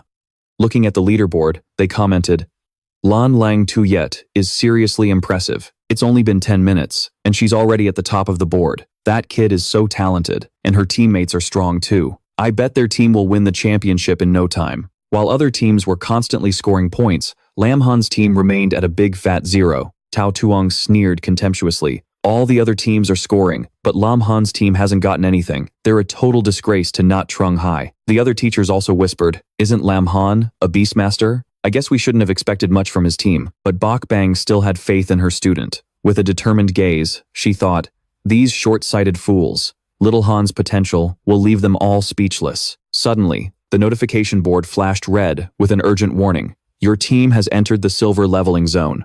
This area contains beasts from level 10 to 20. Long Tian Kyo panicked, his voice trembling. Holy crap, Little Lamb 2, you actually brought us to the silver zone?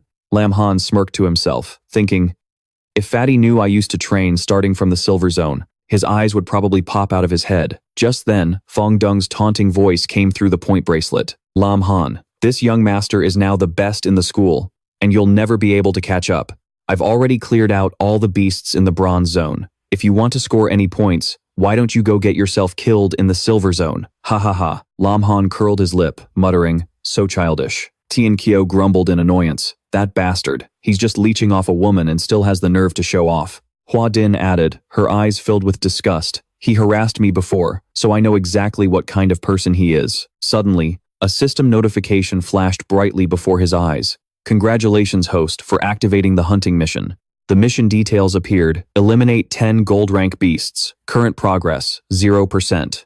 Mission reward, 1,000 Beastmaster points. After reading it, Lam Han smirked.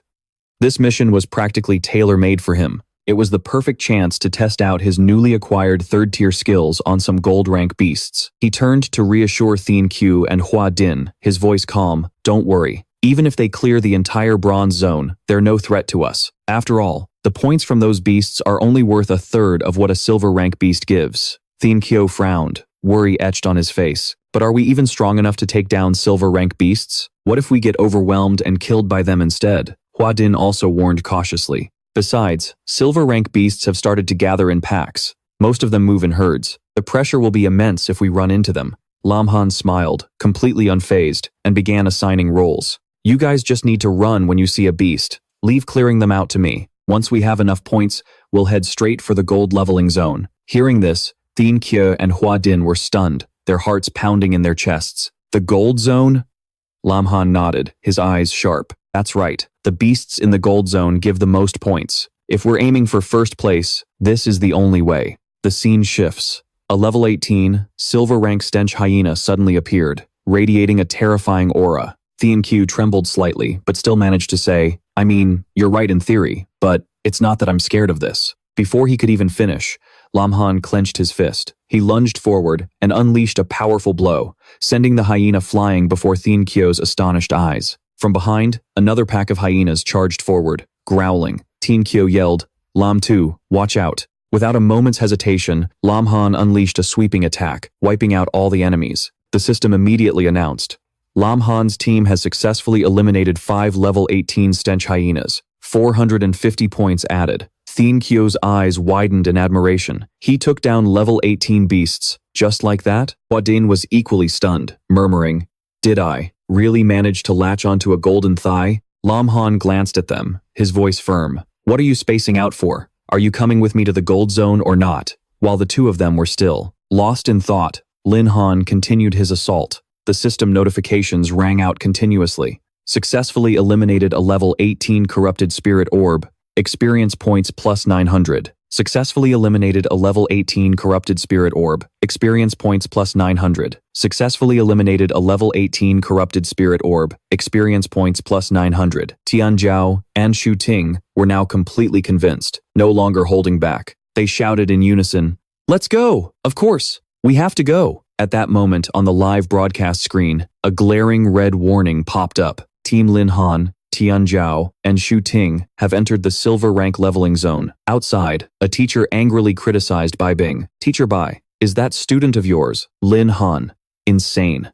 Why would he drag Shu Ting into the silver zone? If anything happens to my student, I will not let him off the hook. Bai Bing calmly replied, her voice firm. Teacher Li, please calm down a bit. Lin Han wouldn't do something he's not confident about. Meanwhile, Cao Xiang, standing behind them, sneered with a voice full of sarcasm. Haha, I bet he knows he can't win the championship, so he's just pushing his teammates to their deaths. I never thought Lin Han's character could be so shameless. Bai Bing shot back coldly, her eyes as sharp as a knife.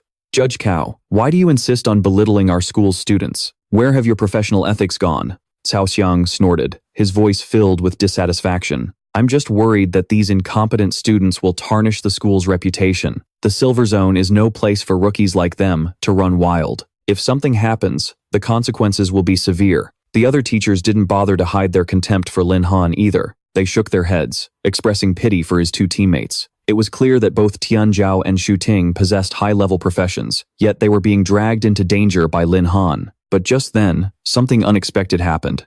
Lin Han's team score suddenly skyrocketed. The system announcement echoed loudly. Team Lin Han has successfully eliminated 5 level 18 silver rank corrupted spirit orbs. Team score increased by 450. The entire crowd gasped in astonishment, their eyes wide as they stared at the leaderboard. Well. Even Commander Ye couldn't hide his surprise, exclaiming, Oh, is that Lin Han? The scoreboard continued to climb, adding another 120 points. Teacher Li, who had just been criticizing Bai Bing, was left speechless. My God, the score is going up again. Bai Bing immediately signaled the technical team, her voice decisive. Please switch the surveillance camera to Lin Han's team right now. The technician quickly replied, right away. On the screen, A1 was rampaging, tearing the corrupted spirit orbs to shreds. Above, Sky Valley rained down brilliant bolts of lightning on the beasts, the flashes illuminating the entire area. Ah, Teacher Li exclaimed in awe, her eyes lighting up. That's beautiful. Could those really be Lin Han's tamed beasts?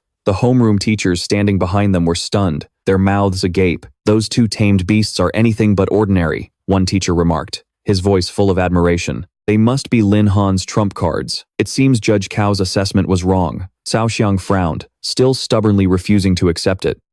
So what if he has rare tamed beasts? That doesn't prove Lin Han is strong enough to dominate the silver zone. He emphasized, his voice harsh. There are so many silver rank beasts. What can just two tamed beasts possibly do? Right at that moment, the system announcements rang out again and again, as if rubbing salt in the wound of Cao Xiang's doubt. Team Lin Han has successfully eliminated 3 level 15 Snow Howl beasts. Team score increased by 225. Team Lin Han has successfully eliminated 6 level 12 Gale Wolves. Team score increased by 360. Team Lin Han has successfully eliminated 4 level 17 Snow Court Leopards. Team score increased by 340. Teacher Li cheered, unable to hide her joy. Lin Han's 2 tamed beasts are basically mobile point farming machines. They're clearing out the entire silver zone. In contrast, Cao Xiang remained stubborn, refusing to admit defeat. At this rate, Lin Han's team could very well take the top spot. Bai Bing smiled triumphantly and turned to Teacher Li, her voice filled with pride. So, do you still think Lin Han was dragging your Shu Ting to his death? Teacher Li quickly waved her hands, forcing a smile. No, I was just joking with you earlier, Teacher Bai. Please don't take it seriously. At this moment, Bai Bing looked up at the screen, her heart swelling with excitement. No wonder he refused the Void Beast. It turns out Lin Han had a much stronger option all along. Outside, the cheers roared on relentlessly. They're in 8th place. Wait, they just climbed to 7th. The crowd was in an uproar, their eyes glued to the screen, witnessing Lin Han's team create a miracle step by step.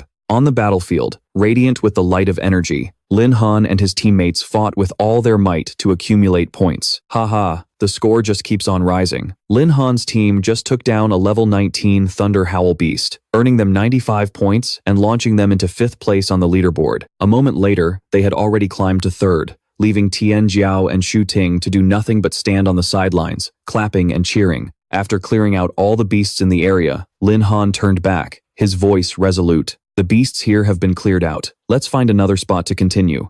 Tian Jiao's eyes were wide with shock, unable to hold back his praise. Lin Han, are you for real? Are you really from the same batch of Awakeners as us? I thought Lang Lingshui's leveling speed was already insane, but you're even more terrifying than she is. Shu Ting immediately chimed in, his face full of admiration. To achieve this level of combat power at the 2nd advancement, I'm afraid there's no one else in the world who could do it. No way. Lin Han just chuckled at their reaction. Who told you guys I was class 2? Both of them were stunned, their jaws on the floor. They exclaimed in unison, if you're not class 2, don't tell me you're already class 3? Tian Jiao reached out to pat Lin Han's head, teasing, Little Lin, how long has it been? You're already class 3? Are you using cheats? Lin Han quickly pushed his hand away, frowning. Hey, we can talk, but keep your hands to yourself. After that, the group followed Lin Han forward. The silver zone can't challenge us anymore. Let's go. I'll clear the way. We're heading to the gold zone, he announced with a voice full of confidence. Behind him, Tian Jiao laughed loudly. Lin bro, you walk the talk. We're definitely clinging to the big boss this time. Outside the battlefield, Miss Li couldn't hide her astonishment. What? He actually wants to go to the gold zone to level up? Miss Bai, standing beside her, thought worriedly. This is too dangerous. Can little Han handle it? Meanwhile, Cao Xiangde let out a sarcastic remark. What? He doesn't know his own limits. Does he really think he's invincible, just because he can handle the beasts in the silver zone? Bai Bing immediately shot back, her voice sharp. Instructor Cao, how can you be so ignorant? Can't you see that the strength of Lin Han's 2 tamed beasts could crush even a typical gold-level vicious beast? She continued without holding back.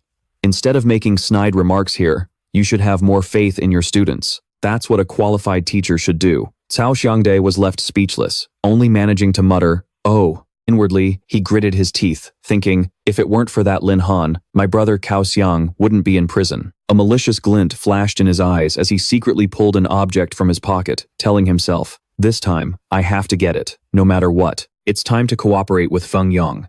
At the border of the bronze and silver leveling zones, Feng Yong and Lang Lingshui were busy eliminating vicious beasts. At this rate, our points will skyrocket. Feng Yong laughed smugly. That loser Lin Han won't be able to catch up even if he tried. Just then, a notification chimed. He quickly opened his phone to see a message from Cao Song. Lin Han has already climbed to second place in points and is even about to enter the gold zone. The message also urged him, hurry up and farm points. If you need to, enter the silver zone. The vicious beasts are more densely packed there. Ling Shui turned back, her voice cautious. Let's just kill the monsters here. We shouldn't go any deeper. It'll be a huge pain if we provoke the silver-level vicious beasts. But when she looked up, Feng Yong was gone.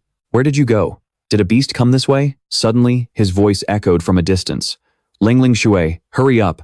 Let's team up and kill this thing. She looked over, stunned, to see Feng Yong confronting a level 20 long-armed demon ape, a triumphant look in his eyes. Good thing Cao Song told me the beast's location, he thought. As long as I take this one down, victory is mine. But the long-armed demon ape was not an easy opponent. He screamed in panic. Damn it, how is it so fast? Nearby, Ling Shui quickly summoned ice on the sand, unleashing her ice flower spike. The sharp blast of ice hit the beast's chest, causing it to roar. In anger, roar. But she immediately frowned, her voice filled with frustration. Didn't I tell you not to provoke the silver-level beasts? Stop complaining and help me kill it, Feng Yong quickly replied, his voice full of confidence. As long as you cooperate with me, the Storm Master weapon that the Cao and Feng families promised, you will be just as effective. But Ling Shui suddenly realized that Feng Yong had dragged her into deep trouble this time.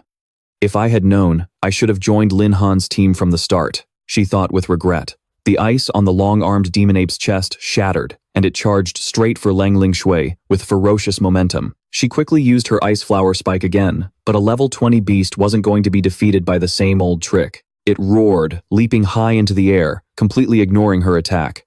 What? It's not even paying attention to my attack? Ling Shui was terrified, raising her hands to block as sweat poured down her face in fear. Just then, a figure shot forward. A divine beast appeared just in time, ramming into the long-armed demon ape and saving Ling Shui from the jaws of death. Her eyes widened as she exclaimed in shock. Lin Han, he walked over and asked calmly, why is it you guys? In its heavenly horned ant form, Bai Bing roared, its sharp claws tearing the opponent apart. Blood splattered everywhere, mixed with the beast's agonizing screams. At the same time, Tiangu, with eyes blazing with killing intent, flapped its wings and tore through the air. Bai Ling nimbly shot out silk, dodging the enemy's deadly blow while simultaneously delivering a fatal strike that made the beast howl in agony. Once it was over, the three returned to their human forms. The objective was complete, leaving behind a bloody battlefield as the tense atmosphere gradually faded. Suddenly, Bai Ling stared intently at the beast, her eyes flashing as if she had discovered something unusual. She thought to herself, how could a level 20 long-armed demon ape be defeated so easily? Are Lin Han's tamed beasts really this powerful? Suddenly, a friendly voice called out from behind them. It was Lin Han. He walked over leisurely, a look of concern on his face as he asked, what's wrong with you two? With just that little bit of strength, you dare to provoke a level 20 vicious beast? Who gave you guys the courage to do that? Bai Ling subconsciously glanced back at Lin Han, and at that exact moment, he happened to look over at Feng Yong, slightly startled. Lin Han narrowed his eyes slightly, observing Feng Yong from behind with a thoughtful expression. He quietly pondered. That recent fluctuation of killing intent meant a vicious beast was attacking a student. I was wondering which unlucky soul it was. If I'd known Feng Yong was here, I would have stepped in sooner. At this moment, Feng Yong was cautiously touching the pool of blood from the beast he had just taken down, examining it carefully. Suddenly, he felt Lin Han's gaze. Feng Yong whipped around, his face showing clear annoyance. Without a second of hesitation, he lunged forward and grabbed Lin Han by the shirt. His eyes burning with rage, he roared, Lin Han, who gave you permission to interfere? You dare steal my kill? I swear, you and I are finished. His blood-stained hands tightened their grip, wrinkling Lin Han's shirt. Seeing the tense situation, Bai Ling quickly stepped forward to intervene decisively. She grabbed Feng Yong's wrist and said with a frown, Feng Yong, did that demonic gibbon knock your brain loose? If Lin Han hadn't saved us just now, you would have been smashed into a pile of minced meat. But Feng Yong didn't budge an inch. He violently shoved her away and roared in fury, save us my ass. I think he just wanted to steal the points. You really think two geniuses like us couldn't handle a single demonic gibbon?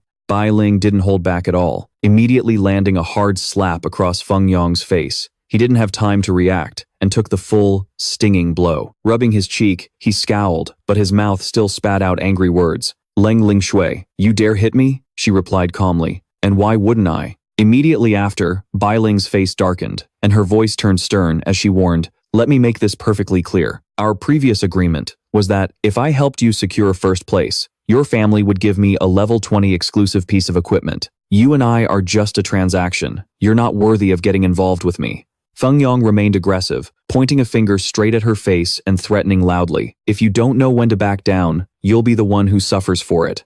Suddenly, he started trembling, his voice stuttering. While the two were in a standoff, Lin Han couldn't care less. He turned to walk away, a faint, mocking smile on his lips as he muttered, "What a great show, but I have no intention of wasting my time with you people.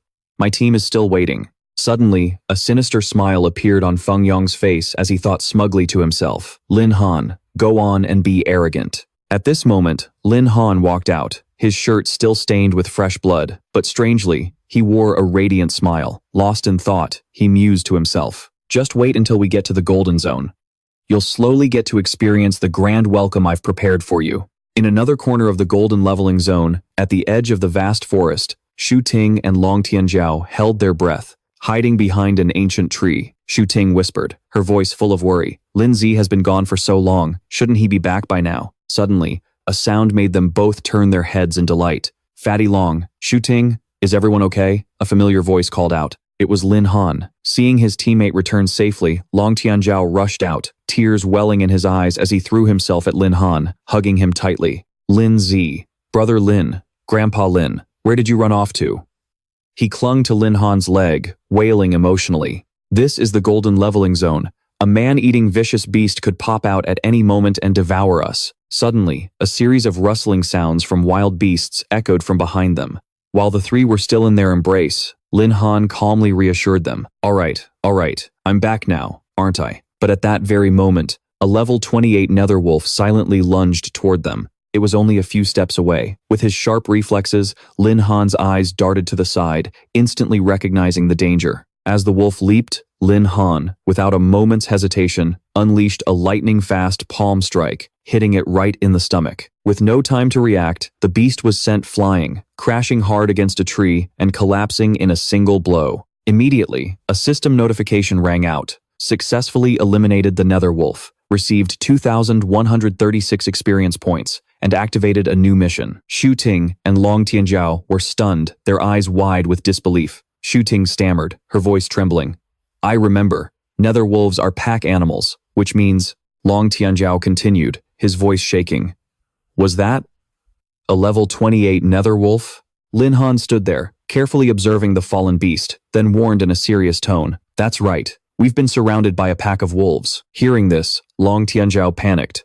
"A whole pack of level 28 beasts? We're doomed this time." But Lin Han remained perfectly calm, the corners of his lips curling into a confident smile. He thought to himself, "Good thing I took down quite a few beasts earlier, and Tianjia has also leveled up." To them, this pack of wolves is just a warm-up.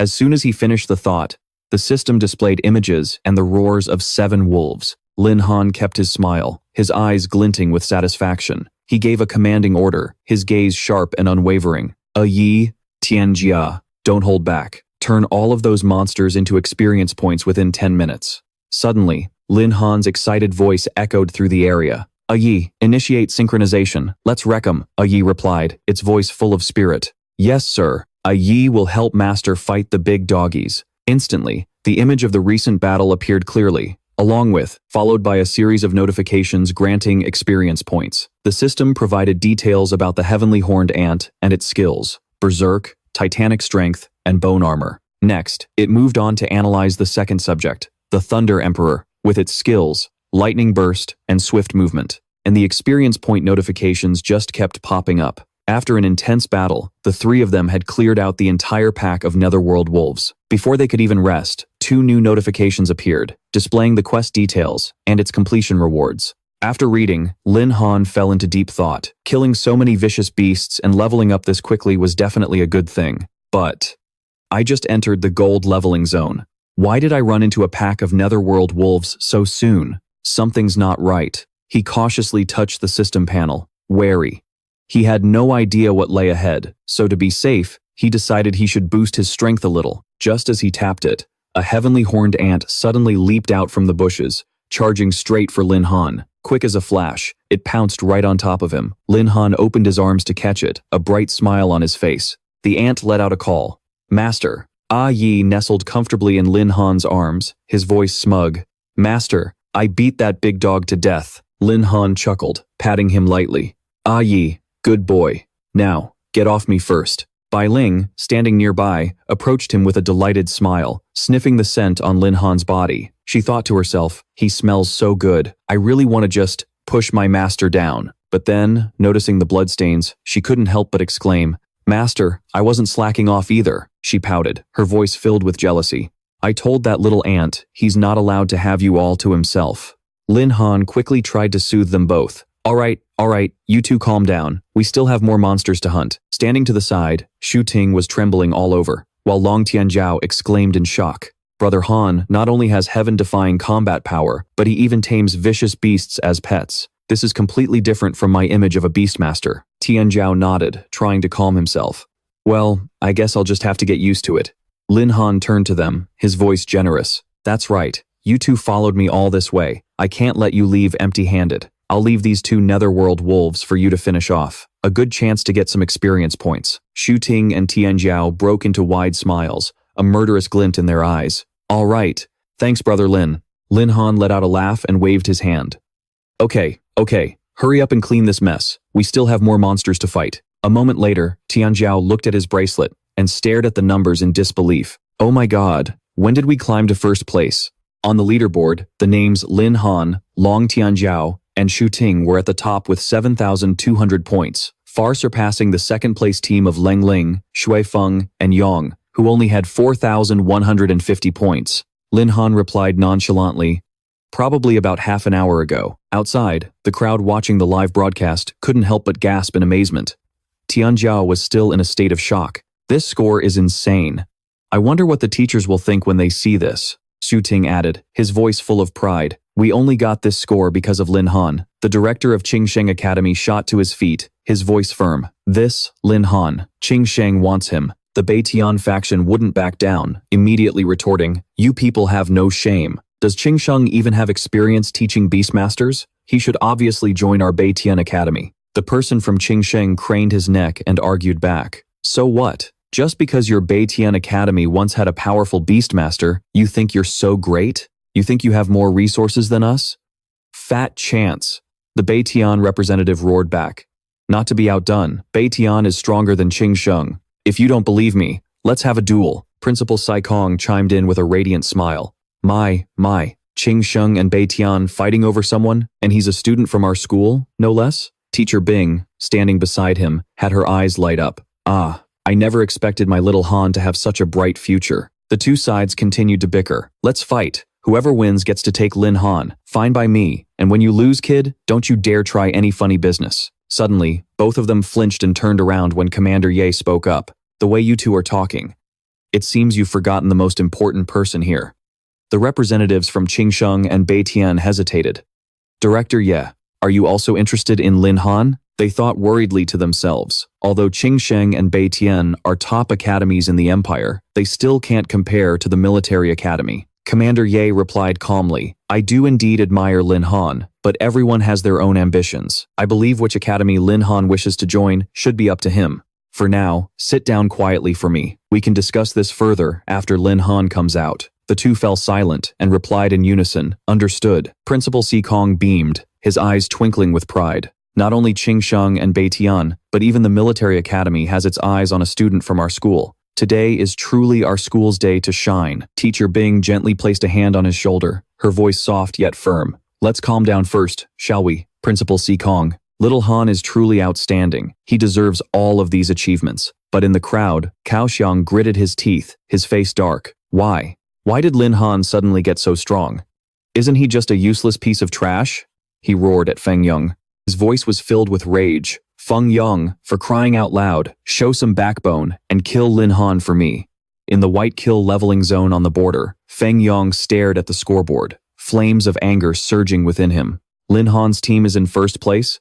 How did that piece of trash get ahead of me? He turned to his teammate, his voice urgent. Let's go, we still have a chance. We have to even the score and take back first place from Lin Han. Leng Ling Shui replied coldly. Take back first place? Are you daydreaming? Feng Yong pointed directly at her face, his eyes spitting fire. Ling Shui, what's that supposed to mean? Don't you want the level 20 weapon? She frowned, her voice weary. My stamina is almost completely drained. I don't have the strength to keep fighting. If you're so capable, go earn the points yourself. Feng Yong scowled and growled, damn it. But he thought to himself, forget it. Lin Han's going to be in danger sooner or later anyway. Let him be smug for a little while longer. Soon, the trial came to a close, and a voice echoed, welcoming everyone back safely. Feng Yong and Ling Shui's team secured second place. Headmaster Sikong stepped forward, his voice booming. Feng Yong and Ling Shui cooperated very well throughout the journey. In particular, Ling Shui demonstrated masterful technique. She knew how to seize the perfect moment to take down powerful enemies. He paused for a moment, then continued. Feng Yong was not bad overall. He was just a bit too rash, and his greed for achievements led him to anger the demonic apes, nearly causing a disaster. He concluded, both are outstanding talents that our academy has painstakingly nurtured, but the representatives from Qingsheng and Beitian merely nodded politely. Not bad. Then they looked around, asking eagerly, where is student Lin Han? Why haven't we seen him yet? At that moment, Feng Yong stood there, the corner of his lip curled into a smug smirk. He thought to himself, Lin Han. I deliberately smeared the blood of the demonic ape on him. That blood will attract the entire horde of beasts. He's probably been torn to shreds by now. But just then, the crowd suddenly erupted in cheers. Feng Yong was stunned, his face frozen solid. Lin Han's group is out. Lin Han's team, Long Tianjiao and Xu Ting, current score, first place. Tianjiao walked out, a satisfied smile spreading across his face. I can't believe it. We actually managed to get first place. Feng Yong's face turned pale, his eyes glaring daggers at Lin Han. I can't believe you're still alive. How is this possible? Weren't they in the gold leveling zone? Why isn't Lin Han dead? Could it be, my plan failed? The representative from Beitian hurried over, warmly welcoming Lin Han, with the one from Qingsheng right beside him. Beitian spoke up first, his voice full of passion. Student Lin Han, our Qingsheng Academy sincerely invites you to join. I can apply for the highest level scholarship and resources for you. Not to be outdone, Qingsheng cut in. Student Lin Han, as long as you choose our Beitian Academy, we will handle everything regarding your summoned beast contracts. Please, consider it carefully. Lin Han replied awkwardly, hey now, you two directors are a bit too enthusiastic. Beitian and Qingsheng continued to fight over him, their tones heated. Student Lin Han, choose our Qingsheng Academy. No, our Beitian is the best choice for you. Lin Han, Tianjiao, and Xu Ting could only stand by helplessly. They thought to themselves, are these really teachers from the prestigious Beitian and Qingsheng academies? They look more like a couple of old scammers. When robbing doesn't work, they resort to desperate persuasion. Commander Ye calmly walked over, his voice steady. Gentlemen, as for which academy Lin Han chooses, let's put that aside for a moment. May I have a word with him? He turned to Lin Han, his gaze sharp. Student Lin Han, would you mind revealing your rank? If I'm not mistaken, you've already reached the third advancement, correct? Hearing the words third advancement, everyone around them seemed to turn to stone. They all exclaimed in unison, their voices filled with utter disbelief. Third advancement?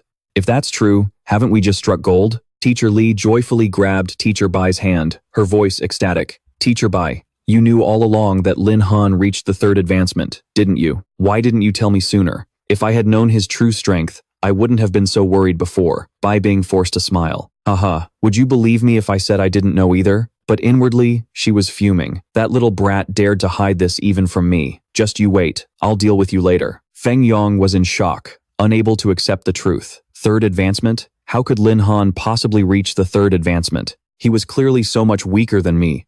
He pointed directly at Lin Han and screamed, he cheated. Lin Han definitely cheated. He only awakened a few days ago. How could he possibly reach the third advancement? Teachers, don't let him fool you. Just then, Commander Ye and Lin Han turned to look at Feng Yong at the exact same time and said in unison, I almost forgot about you. They stared at each other, stunned. Commander Ye gestured slightly with his hand, inviting Lin Han to speak. Seeing that look, Lin Han understood that Supervisor Ye had likely already discovered Feng Yong's malicious scheme, and he was giving him the chance to expose it. Since that was the case, Lin Han decided he wouldn't miss this opportunity. He turned to Feng Dung, his sharp gaze seizing the opportunity. Feng Dung, I haven't even come to settle the score with you yet, and here you are. serving yourself up on a platter. First, take a good look at my rank, Lin Han announced. Lin Han, level 27, elite beastmaster. Feng Yong was frozen. Level 27? Was he seeing things? Level 27. Elite Beastmaster was displayed clearly on the results bar. He couldn't believe it. Lin Han, the guy who was once considered trash, had now reached such an insane level. How long has it been since he awakened? Even Leng Ling Shui hadn't reached level 20, yet Lin Han was already at level 27. Lin Han pointed to his own clothes, his voice firm. Are you that sure I was going to die? Why? Because of the demon ape blood you deliberately smeared on me? Feng Yong broke out in a cold sweat, stammering evasively. What are you talking about? I don't understand, but his face couldn't hide his panic. Just then, Bai Bing stepped forward, her voice cold. It's useless to deny it. Everything you did during the combat drill was recorded by a camera. We just need to review the footage, and the truth will be clear. As soon as she finished speaking, Feng Yong smirked smugly, a cunning glint in his eyes. Lin Han immediately sensed something was wrong, and suspicion grew in his heart. No, something's not right. Feng Yong spoke calmly. Examiner Cao, please show everyone my monitoring device. Lin Han was stunned, thinking to himself, when did Feng Yong give his monitoring device to Cao Xiang? It's over. This is really bad. Cao Xiang slowly presented a broken camera, his voice calm. When Feng Yong came out to the field earlier, he gave his monitoring device to me. Unfortunately, this device was damaged during the battle and can no longer play back the test footage. Bai Bing angrily snatched the camera, shouting, Impossible, let me see. Cao Xiang gloated inwardly, the corner of his mouth twitching into a smirk. How could these people possibly suspect that he had tampered with it the moment he left the combat zone? The monitoring device was destroyed. Even though everyone suspected Feng Yong of framing Lin Han, without evidence, they were helpless. Suddenly, Commander Ye spoke up, his steady voice like a savior's. So, that monitoring device is broken? No problem. I have another camera here. Perhaps we should take a look. Cao Xiang froze, not expecting this move, and blurted out, What? Commander Ye took out his phone and explained clearly. To ensure an accurate assessment of the student's performance, the military installed cameras in the areas beforehand. Initially, it was just to avoid errors in evaluation. I never expected it would become such useful evidence. The screen clearly showed Feng Yong bending down and sneakily touching the pool of blood. Everyone gasped. Oh my god, he really did smear the demon ape's blood on Lin Han. Commander Ye's voice was stern, as if delivering a verdict. Although the communicating demon ape is only a silver-tier beast, its blood can agitate higher-level beasts. Your actions were clearly intended to attract a gold-tier beast, pushing Lin Han's group of 3 to their deaths. You should consider yourself lucky that you're not a soldier under my command, and that no serious harm was done. Otherwise, for someone like you, who harms their own comrades, I would make you wish you were dead, filled with endless regret. Feng Yong was speechless, only managing to stammer, I. Another teacher stepped forward, his voice full of indignation. Feng Yong, I can't believe you would do something so despicable, bringing shame to our school. You are not worthy of being a student here. Prepare to be expelled. Lin Han calmly looked straight into Cao Xiang's eyes, his voice as sharp as a blade. Dean, Feng Yong is just a pawn. How would a student like him know about the effects of demon ape blood, and at the same time, the camera just happens to break? He paused, his eyes glinting with suspicion. Examiner Cao, your older brother Cao Chong has clashed with me time and time again, and now the camera breaks in your hands. Isn't that too much of a coincidence? I think in this game, you're the real player, aren't you? Cao Xiang hurriedly waved his hands, a flicker of panic on his face, trying to deny any involvement. It has nothing to do with me. I'm an examiner. How could I do something like that? He then said something that left Feng Yong stunned, unable to believe his ears. Besides, for a despicable person like Feng Yong, I'm ashamed to even be associated with him. Feng Yong shot up in anger, roaring, Uncle Xiang, you can't treat me like this. At first, I just wanted the accumulation points from the communicating demon ape. Without hesitation, he exposed Cao Xiang, his voice filled with resentment. You were the one who messaged me about the effect of the demon ape's blood, telling me to smear it on Lin Han to cover up your own crimes. Enraged, Cao Xiang strode forward and kicked Feng Yong hard. Shut up. When did I ever do that? Feng Yong tumbled to the ground, and the phone in his pocket flew out. Someone quickly picked it up, their eyes lighting up when they saw the phone was unlocked. Bai Bing easily swiped through the screen and found the message history between the two. She frowned, let out a meaningful, oh, then turned the screen towards Cao Xiang, leaving him with no way to deny it. Feng Yong wasn't wrong. His phone still has the messages from Cao Xiang. Cao Xiang flew into a rage and lunged forward, trying to snatch the phone from Bai Bing's hand. "You're slandering me. Give me the phone." But Dean Si Kong was faster, restraining Cao Xiang from behind with overwhelming strength. "I never thought you'd be as despicable as your brother. A person like you must be punished," Commander Ye spoke, his face as cold as ice. "Hand Cao Xiang over to the military department for processing." His voice was deep, laced with unshakable severity. "You abused your authority for personal gain, framed students, and have no professional ethics. I guarantee you will face a punishment you can't even imagine in your lifetime." A teacher from Thon Thon Academy snorted coldly, his voice dripping with contempt. "Serves him right. As for Feng Dung, a person of such corrupt morals, our Thon Thon Academy will never accept him." Another teacher from Bakthian Academy also spoke up. "Our Bakthian Academy also refuses to accept Feng Dung and any member of his clan." The surrounding crowd pointed and laughed at the failure of the two. Feng Dung and Tao Tuong dared to team up and play such a vicious, dirty trick. Now, not only have they been utterly humiliated, but their futures are also ruined. They deserved it. Feng Dung collapsed to the ground, gritting his teeth and roaring in despair. "It's over. It's really over."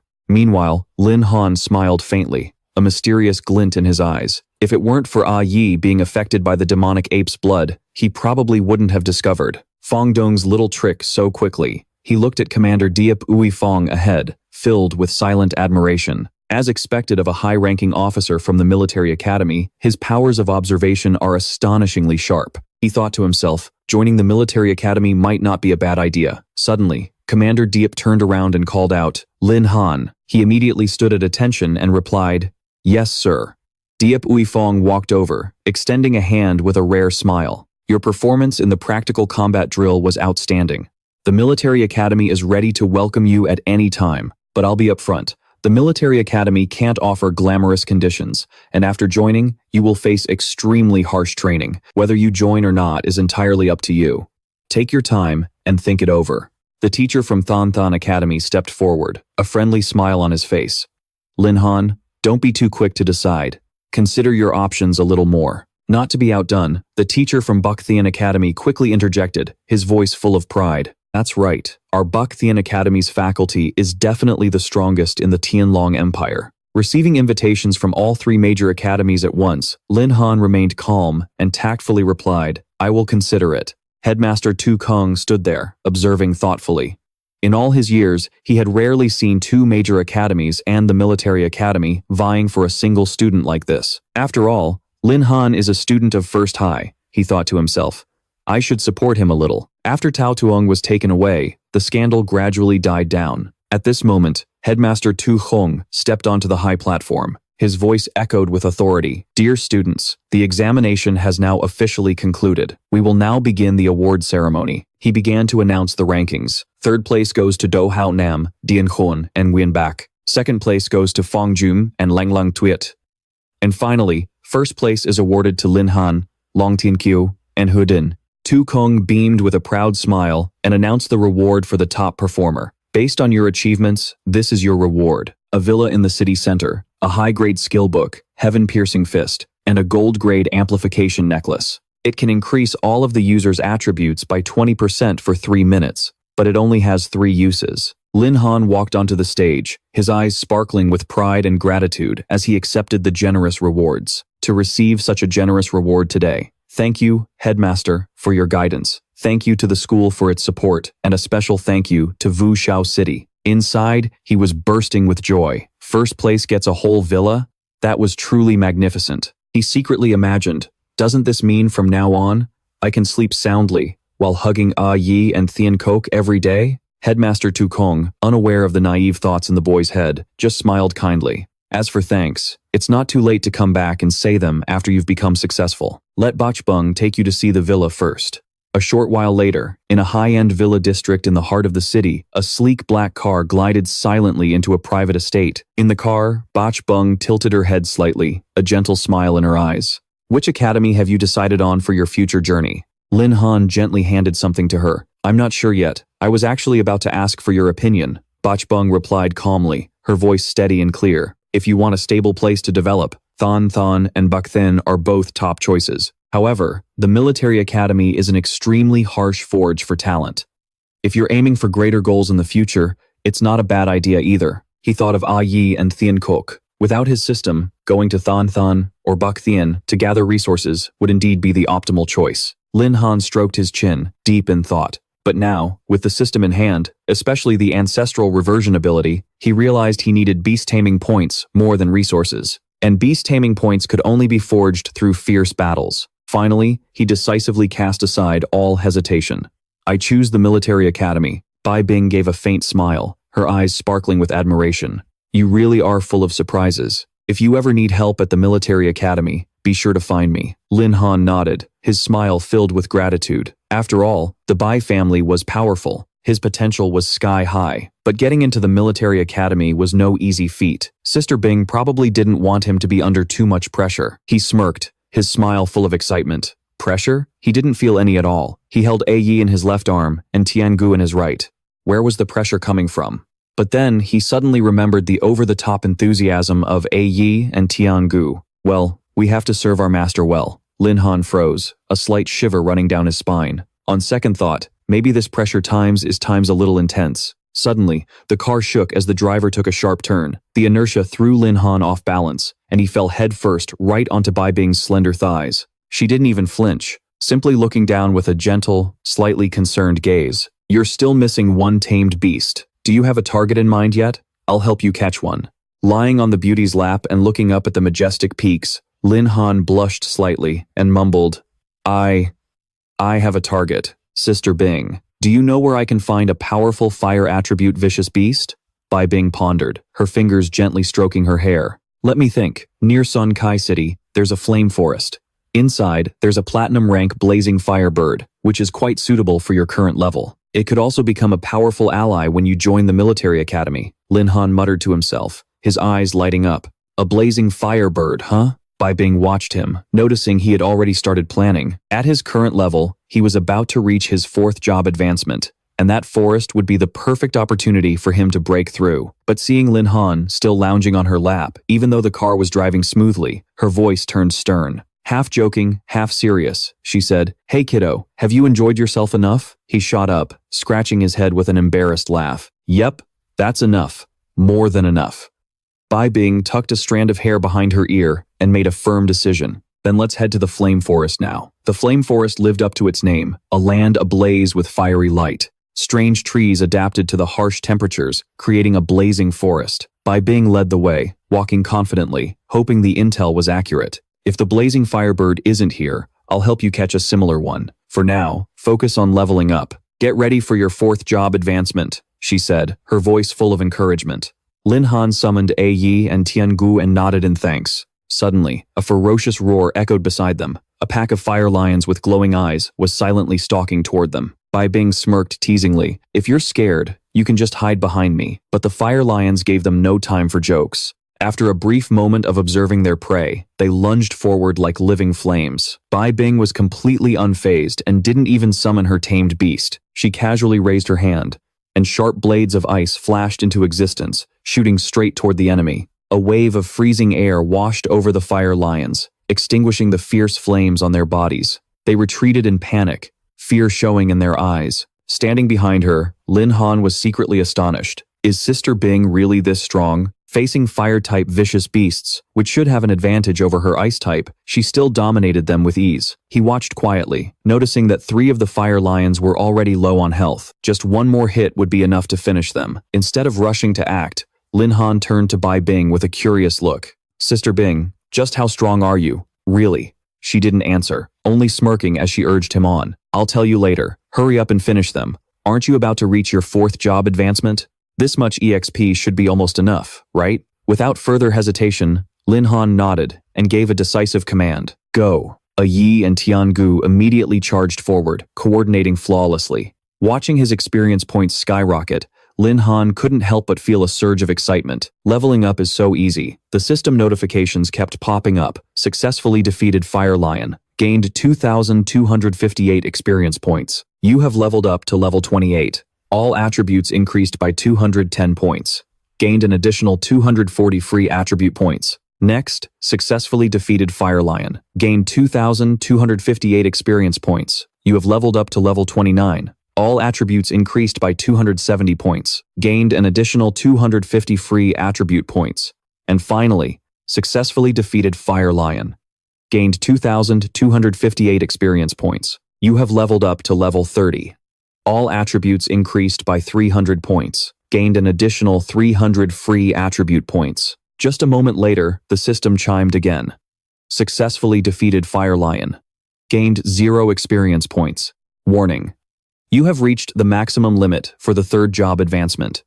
You must accept the job change quest to break through. Until you reach the 4th job advancement, you cannot gain any more experience.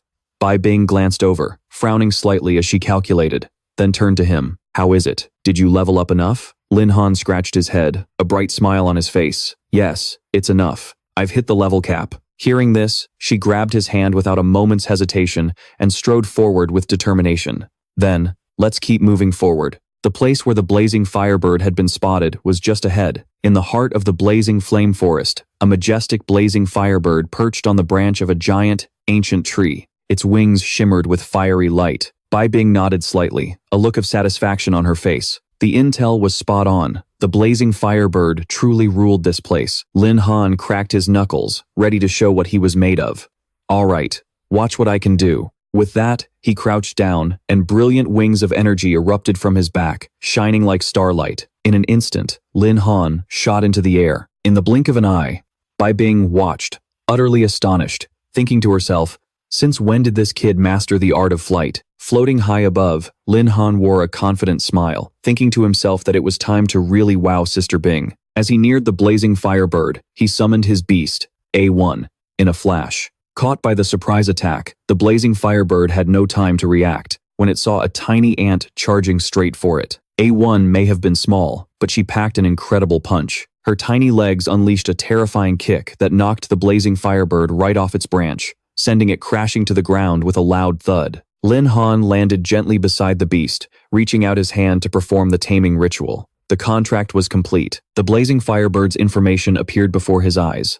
It was a level 35 blazing flame bird, with a strength of 296, agility of 2,564, spirit of 2,100, and physique of 2,350. Looking at the stats, Lin Han stroked his chin thoughtfully. How can its stats be this low? It's so many levels higher than A1 but still not even half as strong. Looks like I'll have to rely on my ancestral regression skill. Seeing Lin Han successfully form a contract with the blazing firebird, Bai Bing smiled in approval. Your strength isn't half bad. Looks like I can leave with peace of mind. Hearing this, Lin Han asked with a hint of curiosity, Sister Bing, you have to leave? Is it for work or something else? Bai Bing turned and walked away slowly, nodding in confirmation. Yeah, I have to leave Wuzhou City in the next few days. It might be a long time before we meet again. From now on, you'll have to walk your own path. I believe in you.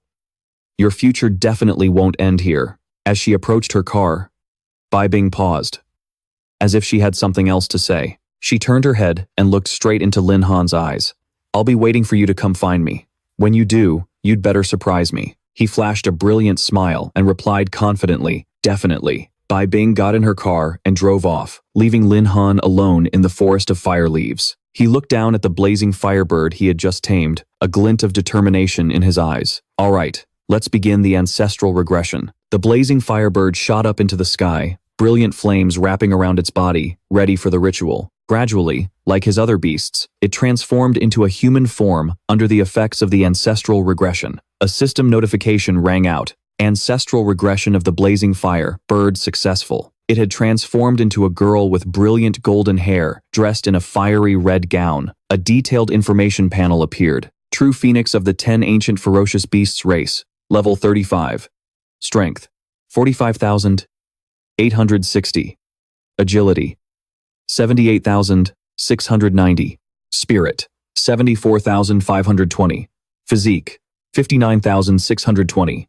Skills, Emperor's Flame, level 10. Flames rain down from the sky, incinerating everything within a 1 kilometer radius. Earth Vein, level 10. Flames erupt from the earth, devastating a 1 kilometer radius. After her ancestral regression, the true phoenix rushed over and hugged Lin Han tightly. Master! He hugged her back, his heart swelling with pride. Another one of the 10 ancient ferocious beasts. Awesome. Let's go. Time to accept a class advancement quest. They headed to the city's grand class advancement temple. The quest board was glowing brightly. Quest name: Proliferation of the Divine Turtle Lizards, 5-star difficulty. Objective: eliminate 50 divine turtle lizards. They are disrupting the ecosystem of the Bitter Water Swamp. Location: Bitter Water Swamp. Lin Han looked at the quest board, frowning slightly as he muttered, "Another 5-star quest? No problem. I'm not the same person I was before." Whenever a high-level quest was accepted, the public screen in the waiting hall would announce the information, sending a buzz through the entire temple.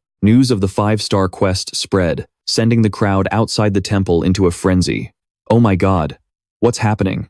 Another 5-star quest? What's wrong with this world? Why are there so many 5-star quests all of a sudden? A sharp-eyed, quick-witted person muttered, "Maybe all these quests are being taken by the same person." While the crowd was buzzing with discussion, a group of 4 emerged from the temple, drawing everyone's attention. Lin Han led the way, followed by his 3 humanoid beasts, whose stunning beauty and radiant presence made everyone turn their heads in awe. Lin Han wore a confident smile, his eyes shining brightly. Next up, we're completing the 4th class advancement quest. Let's head out to the Bitter Water Swamp. By the time they set foot in the swamp, night had already fallen. He scanned the shimmering water, thinking to himself, so this is the Bitter Water Swamp? It doesn't look dangerous at all. The moment he finished speaking, a swarm of colorful water snakes suddenly emerged, having caught the scent of humans. They swarmed densely beneath the murky water. Suddenly, a leader snake opened its massive jaws and lunged out of the water, aiming straight for Lin Han. Without flinching, he immediately summoned his new beast. "Xiaozhen, I'll leave these snakes to you." Xiaozhen smiled confidently and replied, "I guarantee you'll be satisfied, master." With that, she unleashed her Emperor's flame skill, and a fierce fire erupted. "You mongrels, get out of this world." The brilliant flames blazed, ignoring the water in the swamp and burning the snakes to a crisp. The sizzling sound of grilling meat filled the air, and a fragrant aroma spread. The weak water snakes screamed in despair, completely unable to resist Xiaozhen's power. Lin Han sat leisurely on the grass, munching on a fragrant piece of grilled snake meat while muttering, "Why is it all snakes? I don't see a single divine turtle lizard anywhere." Xiaozhen soared high into the air, her sharp eyes scanning the surroundings. She quickly reported back, "Master, I've found the divine turtle lizards. They're just ahead." Lin Han gave her a thumbs up, not holding back his praise. "Great job, Xiaozhen. Let's not delay any longer. Time to move out." A moment later, at the edge of the swamp bordering the sea, Lin Han's eyes widened at the sight of countless lizard turtles swarming together in a dense crowd. He exclaimed, his voice mixed with astonishment, "Good heavens, I never expected there to be so many turtles. This density is insane." But then, the corner of his mouth curled up into a calculating smile. "Well, this is good anyway. Having them all gathered in one place saves me the trouble of searching." Without letting Xiaozhen make a move, Lin Han summoned his other 2 female-tamed beasts, Yi, Tiangu. "I'm leaving these turtles to you." Yi replied with a radiant smile.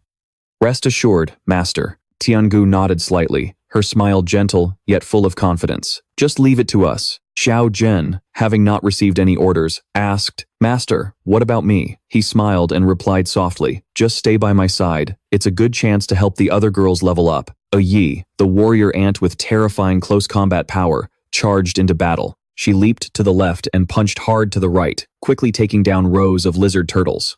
Meanwhile, Tiangu fought with a graceful and composed style. With her long-range attack abilities, she summoned lightning from the sky, striking the turtles and leaving them paralyzed. Lin Han sat on the shore, enjoying Xiaozhen's care while sighing in satisfaction.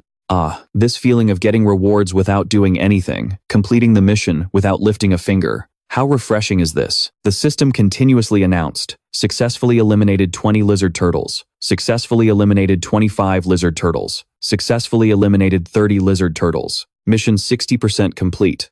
Suddenly, a massive pillar of water shot into the sky, catching Lin Han's attention. From the water's surface, a level 49 lizard turtle king, dozens of times larger than the smaller turtles, emerged, roaring in fury. Lin Han was stunned by the colossal beast, blurting out, "My God, how is it so huge?" But after the initial shock, a confident smile spread across his face.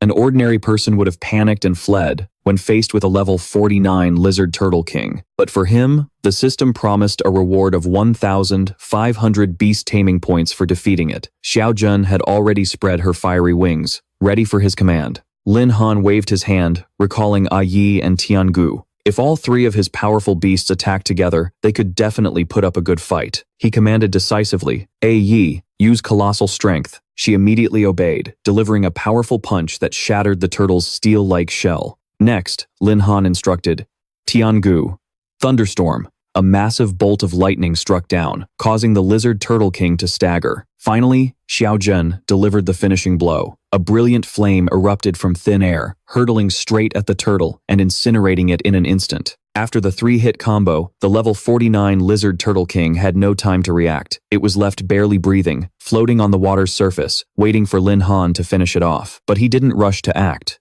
still assessing the situation. To withstand the full force of all three of my beasts and still be alive, it's truly worthy of being level 49, he muttered, unable to hide his admiration. While Lin Han was still lost in admiration, his opportunity vanished. Before he could deliver the final blow, a giant blackwater python suddenly lunged forward, opened its mouth, and bit off the lizard turtle king's head. Lin Han roared in fury, "Damn it, my 1,500 beast taming points." The system coldly announced, "Mission to eliminate the lizard turtle king failed. The one who delivered the final blow was not you or your tamed beast. New mission, eliminate the blackwater python king.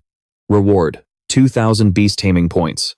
Lin Han gritted his teeth, veins popping on his forehead, and roared, "You bastard! You dare steal my kill? I'll make you pay for this with interest," he muttered.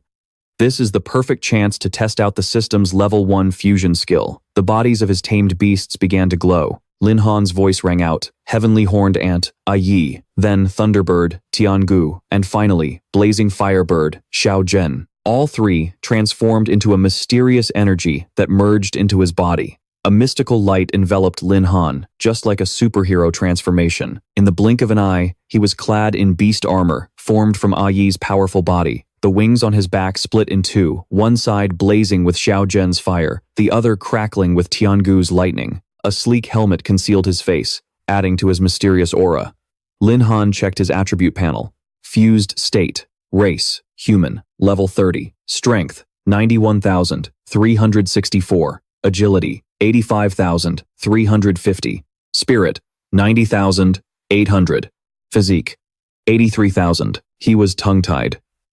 These stats are way too powerful. The Blackwater Python King, having just witnessed the miraculous transformation, had yet to realize the imminent danger. Its ferocious eyes glared at Lin Han as its forked tongue flickered, hissing to summon its pack. Soon, a swarm of level 39 Blackwater pythons appeared, surrounding him. Yi quickly warned, "Master, be careful." Lin Han deftly dodged the python's attacks and replied confidently, "Don't worry.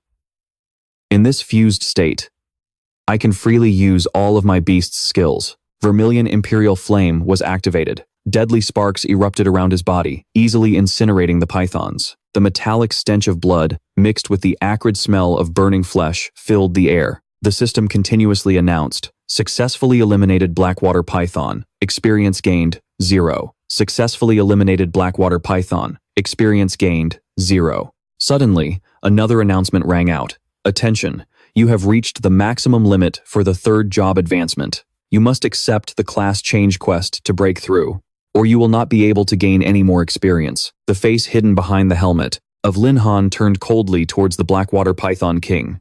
"Now that I've dealt with your little minions, it's your turn." The python roared in fury, opening its mouth to reveal sharp fangs as it lunged forward to tear him apart.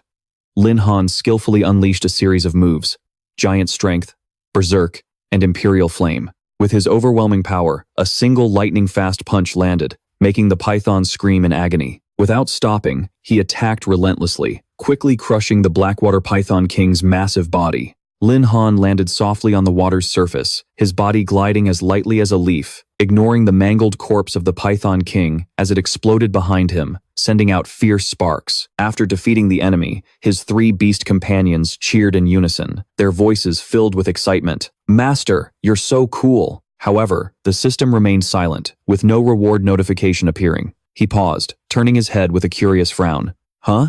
It's not dead yet?" As the skeletal smoke gradually faded, a blurry figure appeared behind it, not one, but two menacing snakeheads. But no, looking closer, it was a strange beast, a turtle's head. With a snake's head growing from the turtle's tail, looking grotesquely horrifying. The system immediately announced that a special mutated beast had been detected, the king of the Blackwater Swamp, the level 49 Blackwater, Xuanwu. At the same time in the city, red alert sirens blared urgently. Warning.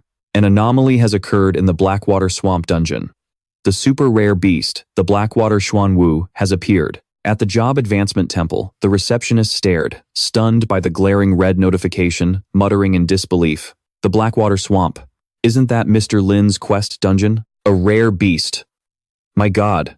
A Xuanwu? Back in the swamp, facing the turtle-headed, snake-tailed monster, Lin Han frowned, his mind in turmoil, not understanding what was happening. Where did this Xuanwu suddenly come from? He muttered, his eyes scanning it. His beast companion immediately spoke up, its voice full of certainty. Master, I can sense that the mongrel before us is not a true Xuanwu. It's just a simulation formed from the combination of similar beasts. Hearing this, Lin Han had a moment of realization and nodded. So, that's how it is. But how did they mutate and fuse into a monster like this? Zizhen shook her head, replying helplessly, Master, I'm sorry, I don't know either, but please be careful. Just as she finished speaking, the fake Xuanwu suddenly lunged forward.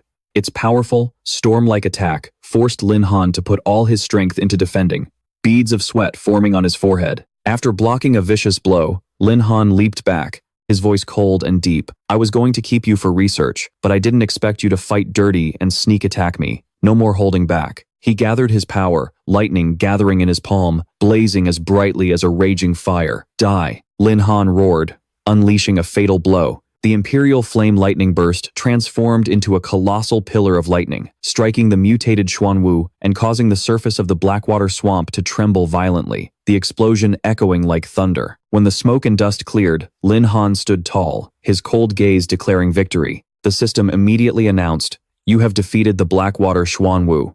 Receiving the platinum-grade item, the Xuanwu Aegis, he quickly stored it and checked its effects. When, at the same level, the Xuanwu Aegis reduces critical damage by 50%. When level suppressed, it reduces critical damage by up to 80%, while also improving the owner's luck and lifespan to a certain degree. Lin Han quickly dispelled the fusion state with his tamed beasts, breathing a sigh of relief upon completing the mission. The reward isn't bad, he thought to himself.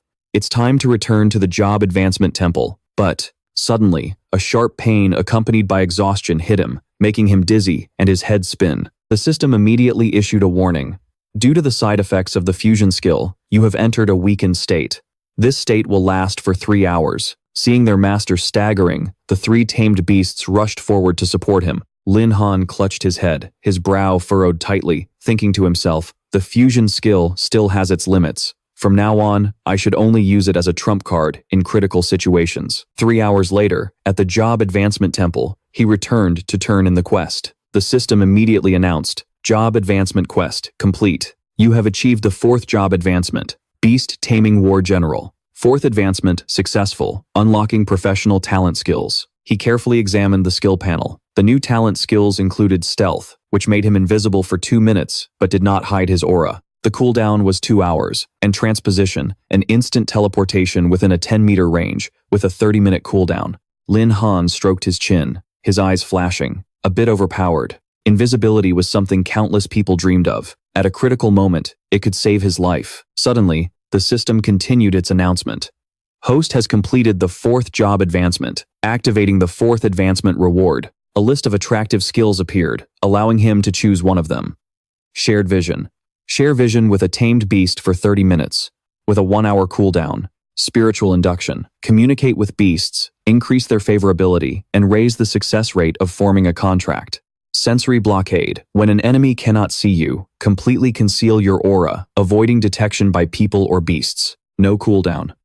Lin Han's eyes widened as he thought to himself, Stealth is powerful, but it lacks the ability to conceal my aura. Sense Lock is the perfect complement. Without hesitation, he decided, I choose Sense Lock. The system immediately synchronized, announcing the skill was successfully learned. His current status screen showed the name, Lin Han. Profession, Beastmaster Warlord, a 4th rank hidden class. Level 30, Strength, 68,880. Agility, 5,980. Spirit, 4,660. Physique, 4,460. Equipment, Black Tortoise Shield, Amplification Necklace. Skills, Life Contract. Level 4. Beast Space Level 4. Summon Beast Level 4. Malice Fluctuation Level 3. Wing Guard Level 3. Skill Copy Level 3. Eagle Eye Level 2. Enhanced Hearing Level 2. Stamina Level 2. Poison Thorn Level 1. Stealth Level 1. Transposition Level 1. Sense Lock Level 1. And the Unlearned Heaven-Piercing Fist. A satisfied smile spread across Lin Han's face as he walked towards the Junmu Academy to register. In front of the teleportation gate, a bustling crowd moved back and forth. He blended in, with Yi perched obediently on his shoulder in the form of a tiny ant. Xiaozhen and Tiangu were too conspicuous for a crowded place, making Yi the more convenient choice. As he was walking, he suddenly heard someone call out, Lin Zi. Turning his head, Lin Han recognized a familiar face. The chubby Tian Jiao was grinning brightly. Lin Zi, we promised we'd get into the same academy, remember? Xu Ting gently chimed in. I told you back then that I wanted to follow you. Tian Jiao slung an arm around Lin Han's shoulder, chuckling. I was planning to surprise you at the academy. Xu Ting looked as happy as if she'd won the lottery, her eyes sparkling. Who would have thought we'd run into each other here? I guess you could call it fate. Lin Han walked leisurely towards the teleportation gate, giving his two friends a slight nod. All right, we'll stick together from now on. That evening, in a small hotel in the city, Lin Han was miserably clutching a pillow over his ears. The thunderous snoring, accompanied by the flailing arms and legs of the person next to him, made it impossible for him to get a wink of sleep. Who knew this chubby guy snored so loudly? Watching Tianjiao sleep soundly, his snores shaking the entire bed, Lin Han wanted nothing more than to jump over and cover his mouth. I have to register tomorrow, and we have to cross the treacherous Wanying forest. What am I going to do if I can't sleep tonight? Suddenly, a gentle voice echoed from his beast space. Master, don't worry. We have a way. Yi, Tiangu, and Xiaozhen joined forces, creating a brilliant, sparkling stream of golden energy. The two of them appeared beside Lin Han, and, miraculously, the snoring completely vanished. He let out a sigh of relief, a satisfied smile on his face. So, beast energy can create a soundproof space. You guys are so thoughtful. Inside the soundproof bubble, Xiaozhen boldly scooted closer to Tiangu, whining. Move over a little. I want a hug, Master. Yi wasn't about to lose either. Master? Me too. Lin Han chuckled, his eyes twinkling as he was surrounded by the two beauties.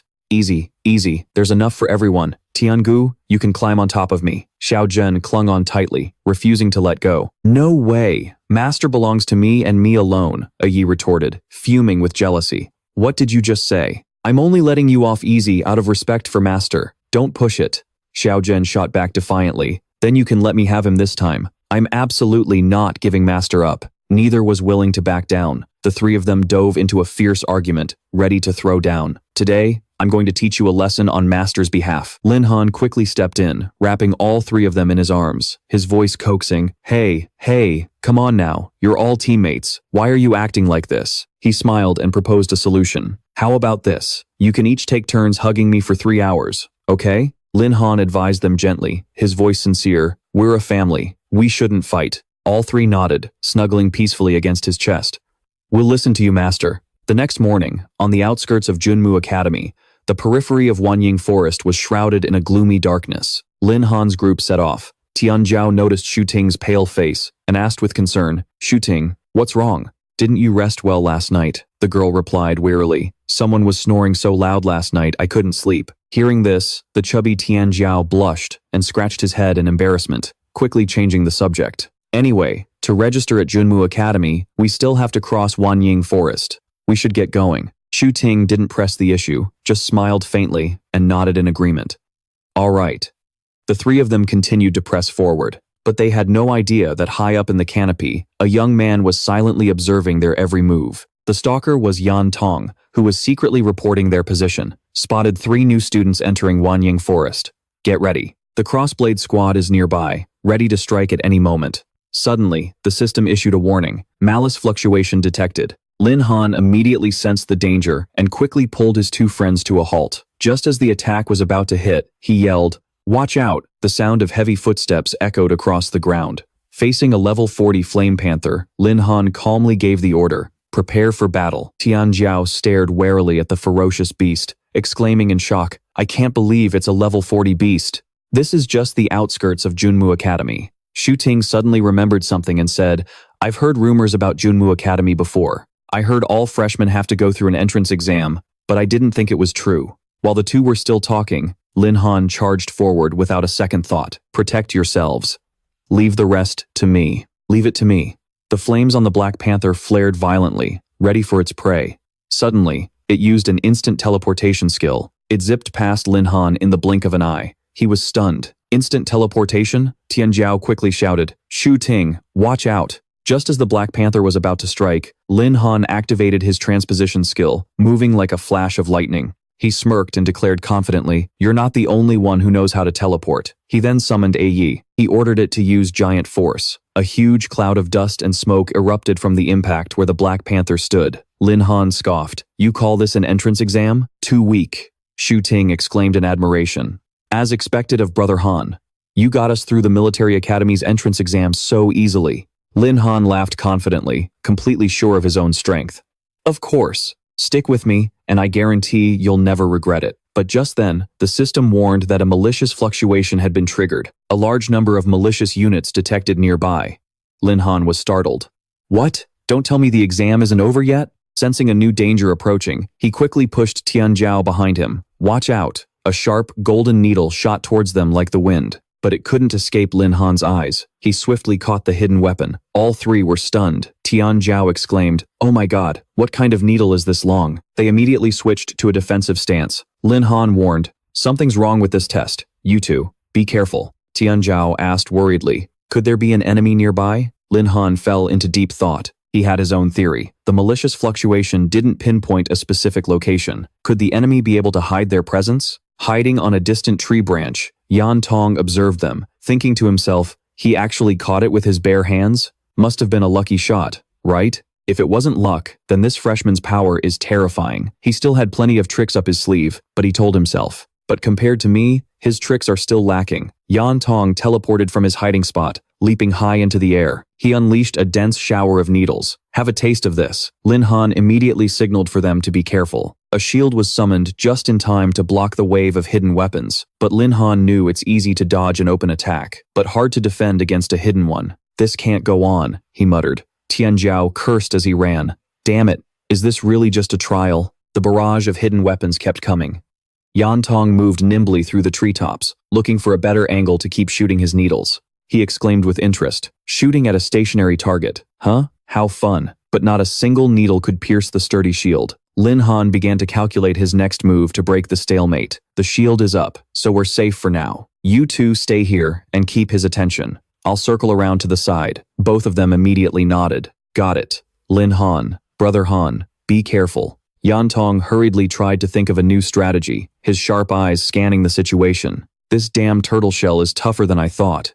Even my hidden weapons can't get through." A voice from the other side suggested using fire, but he immediately shook his head, his tone firm. "No, that would kill them." Suddenly, Lin Han appeared silently behind him, offering a faint smile and a compliment. "I didn't think you had a conscience." Yan Tong jumped, his heart nearly leaping out of his chest when he saw him. Without hesitation, Yan Tong threw a punch. A few needles glinted between his fingers, but Lin Han was faster, grabbing his wrist and asking coldly, "Still want to fight?" At the same time, Lin Han raised his fist, his strong arm wrapping around his opponent's neck, and dragged Yan Tong backward at an incredible speed. "You like playing dirty, huh?" he yelled, then mercilessly slammed Yan Tong down to the ground from high up. Before his opponent could even react, Lin Han stomped his foot firmly on Yan Tong's chest, his eyes as cold as ice. "Spit it out. What's your purpose? If you don't want to talk, I have no problem sending you to the afterlife right now." Yan Tong panicked and quickly tried to explain. Junior, calm down. We're on the same side. We're all family here." Lin Han froze and frowned. "What do you mean, on the same side? Speak clearly." Yan Tong quickly put on an innocent expression and replied, "Junior, I'm also a student at the military academy. I'm a third year, so I guess that makes me your senior. My name is Yan Tong. Look, isn't this posture a little awkward for a conversation? How about we stand up and talk this over?" Finally released, Yan Tong slowly sat up while Lin Han interrogated him to get to the bottom of things. "If you're from the military academy, then why did you ambush us?" Yan Tong sighed and explained, "Junior, you've got it all wrong. That little needle of mine is just a tranquilizer. At most, it would have just put you to sleep for a little while. This is actually a tradition at the military academy. According to the rules, the upperclassmen are in charge of testing the new students. Lin Han frowned. Yan Tong continued. All new students start with 100 initial points when they enroll. By catching a freshman, upperclassmen could steal 80 of their accumulation points. Lin Han looked skeptical. Accumulation points? Yan Tong nodded and explained. Accumulation points are considered the internal currency of the military academy. The exchange rate between accumulation points and Tianlong currency is 1 to 1,000. He added, that's right. If a new student can successfully report their attendance without being hunted, they'll get an extra 300 accumulation points. But if you're caught less than 100 meters from the forest entrance, you'll be forced to drop out. Ting Qiu angrily grabbed Yendong's collar and yelled, you mean only the upperclassmen get to steal points from the freshmen? Yendong quickly raised his hands to cover his face, shaking his head in denial. No, if a freshman is strong enough, they can absolutely hunt the upperclassmen in return. Every time you snatch an upperclassman's identity card, you get 500 accumulation points. Lam Han's eyes lit up, a spark igniting within them. So that's where the malicious aura from before was coming from. A bold idea popped into his head, and he turned to Shu Din. If freshmen can also hunt the seniors, then, Fatty Su Din, how about we become the hunters for once? Seeing the two of them staring at him like hungry wolves eyeing their prey, Yendong fell to the ground in fear. Lam Han declared smugly, you've been caught by me now. According to the academy's rules, that's a 500-point deduction. Yendong grew anxious, stammering, what do you want? Lam Han got straight to the point. 500 points is equivalent to 500,000 Tianlong currency. That's not a small amount for you, is it? Yendong's face paled.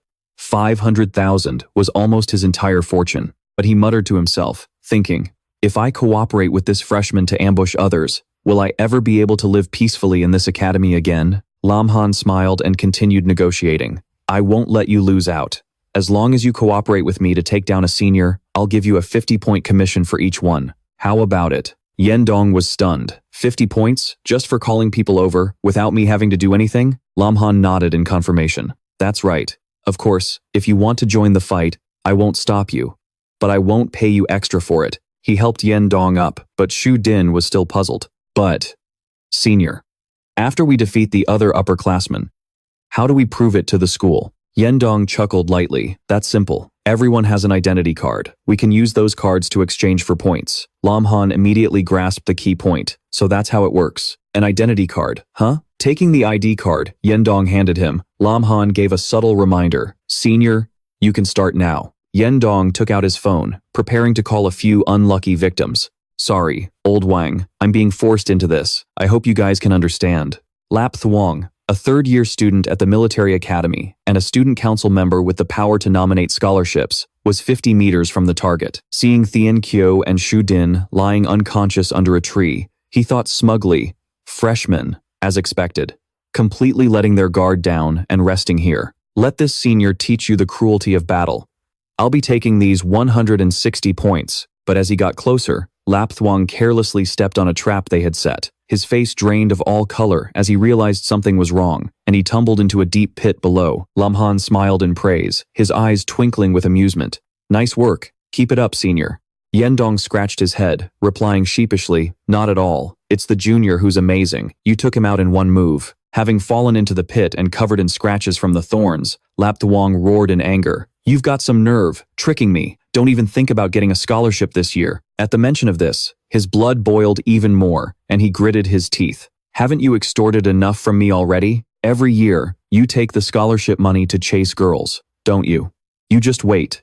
Senior, hasn't your anesthetic taken effect yet? Yendong chuckled softly, shaking his head as he explained. This bastard has a body enhancement skill, so the anesthetic is a bit slow to kick in. I'll increase the dose for the next unlucky souls. Lam Han nodded decisively, his gaze sharp. All right, let's deal with the next one quickly. Lap Thuong tried to fight off the drowsiness, his eyelids heavy, but his vision blurred, and he could only faintly hear Yendong making a call to the next target. Old DN, I've found 3 freshmen to the southeast. I can't handle them alone. How about you take 2, and I'll take 1. For something this good, of course I'd think of you first. We're such good buddies, after all. Another one fell into the trap. Yendong cheered gleefully, his voice filled with excitement. Another one down. With the 1,000 training points just added, he put his hands on his hips, feeling proud. We really are the perfect team. The point total shot up to 2,000. The more he played, the more excited Yendong got, laughing loudly. Hold on, let me call a few more people over. Deep in the dense forest, the other upperclassmen began to realize something was wrong. The team captain frowned, his voice low. Several teams have reported being unable to contact their teammates. Too many people have vanished suddenly, and some teams have lost contact completely. He easily guessed what was happening, his eyes turning ice cold. It seems a monster has appeared among this year's freshmen. A thick fog enveloped the dark and cold forest. Yendong was still cheerfully welcoming a new target, his voice enthusiastic. Old Chen, you're the first one I'm telling. I've found the freshman. Once this is over, don't forget my share of the profits. Old Chen laughed loudly, replying confidently, of course. I'll give you your cut after we succeed. Half of his points. He pointed towards the two guys pretending to be unconscious, his tone suggestive. It was them. One's a berserker, but I'm not sure about the other one. Old Tran puffed out his chest. No problem. I only need one move to knock them out. Just then, an emergency announcement came through their earpieces. All teams, listen up. A special situation has arisen in the southeast. Possibility of a red target. Old Tran muttered in shock. A red target? Don't tell me a freshman this year dares to hunt upperclassmen? Wait a minute.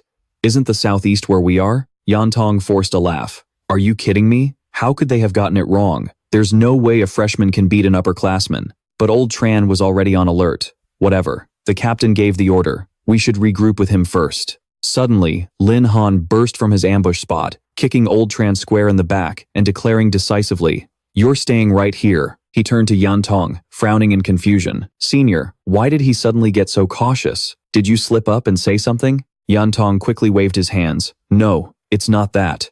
The captain issued a red target order. "We're in big trouble." Lin Han frowned. "What's a red target?" Yantong sighed and explained, "It's an incentive policy the academy has for upperclassmen. If many upperclassmen are defeated in one area, the academy allows them to team up to block the freshmen in that direction. I know you're strong, but if the seniors team up, it'll be hard for you to handle them alone." Lin Han nodded, a glint in his eyes. "So, they only suspect something's off. We haven't been fully exposed yet. Senior, you three hide well. I'll go scout the area, and remember to give this senior another shot."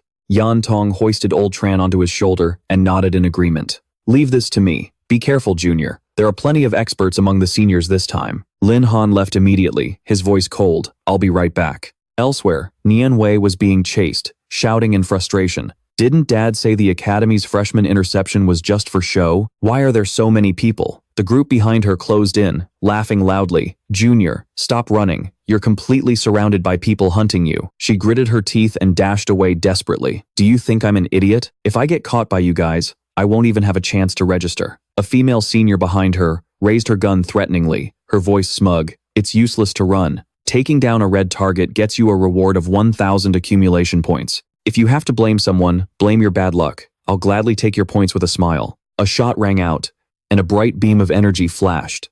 The upperclassman rushed forward as Nian Wei fell, but she immediately jumped back up, her eyes burning with determination. "Fine. If I'm going down, I'm taking you with me. Even if I can't kill you, I'll at least take a pound of your flesh." Suddenly, a net fell from above, accompanied by a smug voice. "You're a tough one, aren't you? I think it's better if you just take a nice nap." All of a sudden, a massive explosion roared, followed by a confirmation that Bone Spur had been activated. A figure roared in anger, his eyes spitting fire.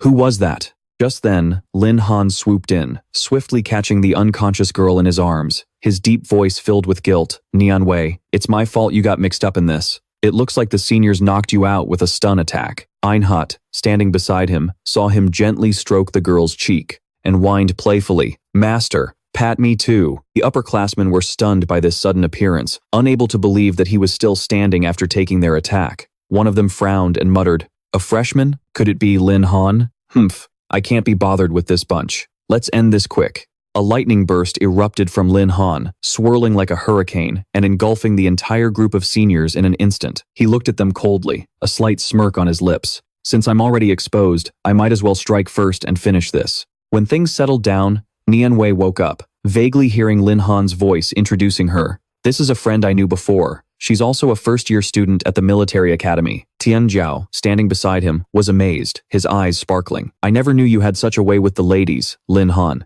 Nian Wei shot up and hurriedly asked Lin Han, "Why are you here? Did you save me?" He smiled faintly and replied, "We're also new recruits heading to the military academy. We were just passing by and happened to save you." Nian Wei shook her head in a daze. "But wasn't I caught in a trap set by my old classmates? Besides, the last time we met, you were only at the second transition. How did you do it?" Lin Han smirked, revealing a shocking secret. "You mean this? Actually, I've already reached the fourth transition." Nian Wei's astonished scream echoed. "What? He's already at the fourth transition?" Tian Zhao proudly gave a thumbs up and laughed. "That's my brother for you." Xu Ting looked at Lin Han as if he were a pillar of support, her eyes shining. Yan Tong stood there, silently horrified. "So, this is what a true genius looks like?" Lam Han held up a stack of student cards he had just won, his voice full of confidence. "Instead of hiding, why don't we hunt them? We can even trade their old student cards for points. So, do you want to join us?" Niam V was stunned by the audacious plan. She blurted out, "What?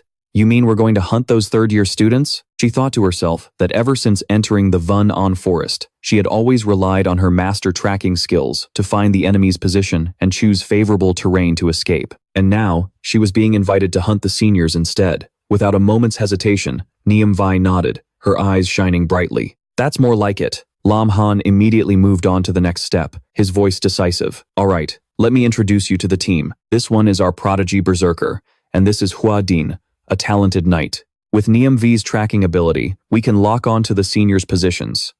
He assigned the roles. "You guys will be the bait. Leave the sneak attacks from behind to me. Yendong, you continue gathering intel and sowing discord among them like before." Yendong nodded immediately. "Okay, with the team ready," Lam Han declared with a powerful voice. "The operation officially begins now." On the third-year senior side, the news traveled fast. One reported, "Captain, we've detected device signals from the missing members nearby." The captain ordered in a low voice, "Scouts, pinpoint their exact location immediately." Updates came in one after another. They found Lup Thuong at the bottom of a pit, reporting that he had been drugged and lightly electrocuted, but luckily wasn't seriously injured. However, the strange thing was that Lup Thuong's ID card was gone.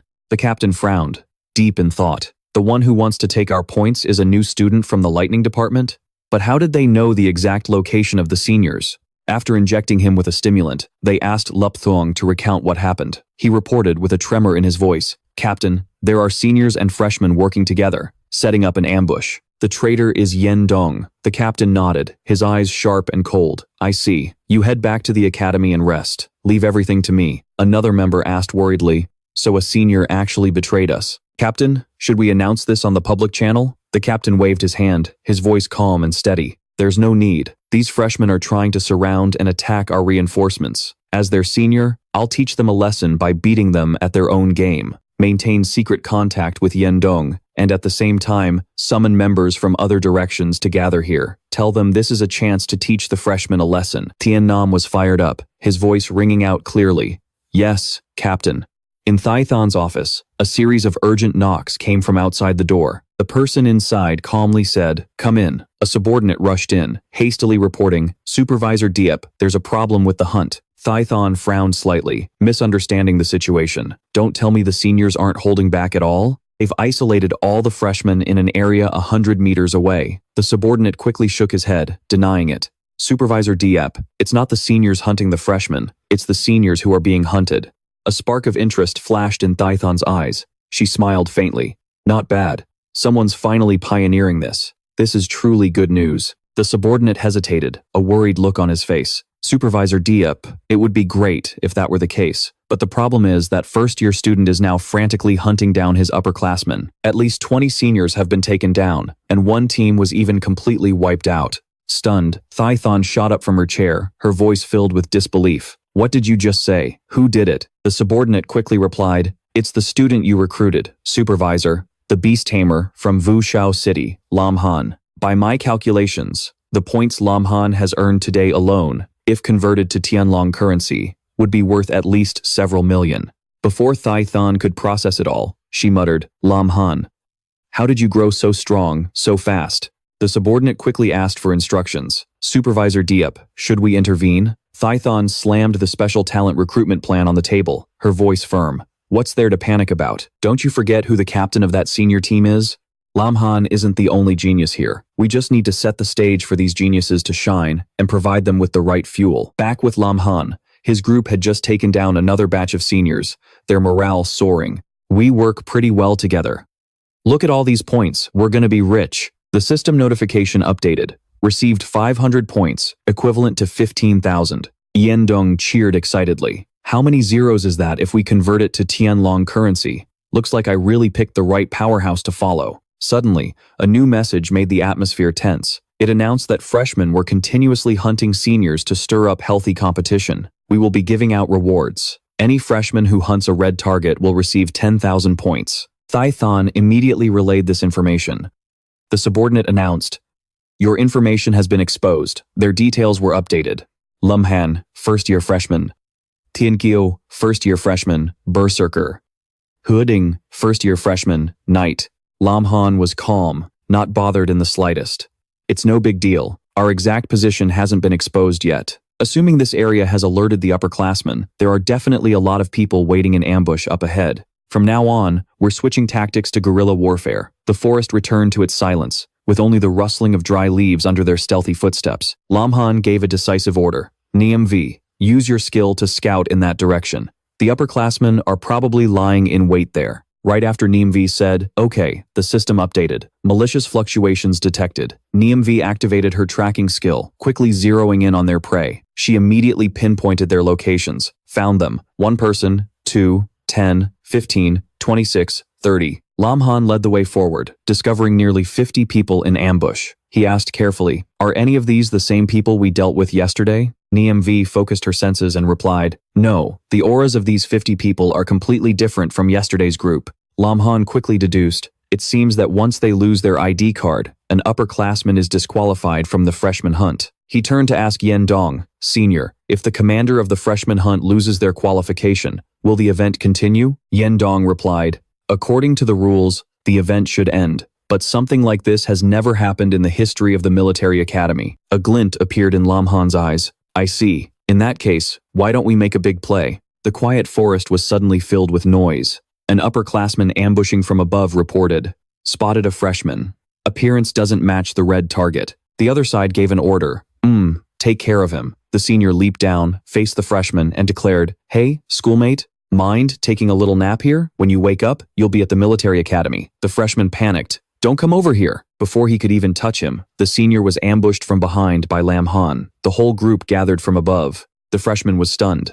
Who are you guys?" Lamhan extended a hand, offering a friendly smile. "We're just a group of freshmen passing by." He thoroughly explained the situation to their new friend. The freshman couldn't believe it. "What? You guys want to hunt the upperclassmen?" Lamhan tempted him. "If you agree to help us, we'll give you 10% of the profits from this." The freshman refused the tempting offer. "I'll help you, but forget the reward. You already saved my life." Lamhan nodded. "All right, then let's proceed as planned." A voice came through the senior's earpiece. "What's going on? Why is it taking so long to deal with a regular freshman?" Lamhan grabbed the device and replied casually, "Hello? Hello? Hey there, senior. This is Lamhan. Your friend won't be waking up anytime soon." Tian Nam gave a kind reminder. "Lamhan, your position is already surrounded by us. If you return the card now, I might consider letting you live." Lamhan chuckled lightly. "Senior, we're all adults here. Do you really believe what you're saying?" Tian Nam was furious, but Lamhan continued to taunt him calmly. "Don't be in such a rush, senior. We'll meet eventually. Just remember to bring your ID card with you." Captain Tian Nam coldly asked his subordinate, "Have you pinpointed his location yet?" The subordinate reported,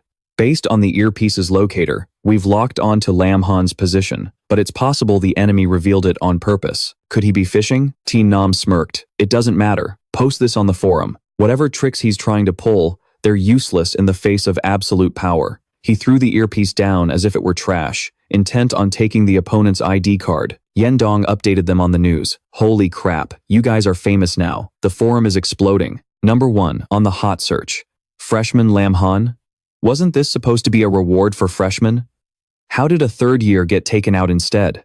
The third years are a disgrace. As a second year, I'm fired up now. From now on, we have only one target. Catch Lamhan." Tian Q exclaimed proudly. "Does this mean Lamhan is already a big name throughout the entire school before he's even enrolled?" Huadin spoke up, his voice full of fighting spirit. "That's our Han for you. He never backs down from a fight. If the enemy wants to play, then of course, I'll play along until the end."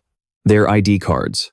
"I'm taking every single one of the upperclassmen's ID cards. Commander Diep nodded slightly after skimming the information, a look of admiration in his eyes. Truly astonishing. Even when facing an enemy 10 times his number, Lam Han still dared to take the initiative and seize the upper hand. The new generation is truly formidable. His subordinate was intently analyzing the satellite map, noticing that the green dots representing the freshmen were completely surrounded by the red dots of the upperclassmen. Suddenly, an orange dot flashed.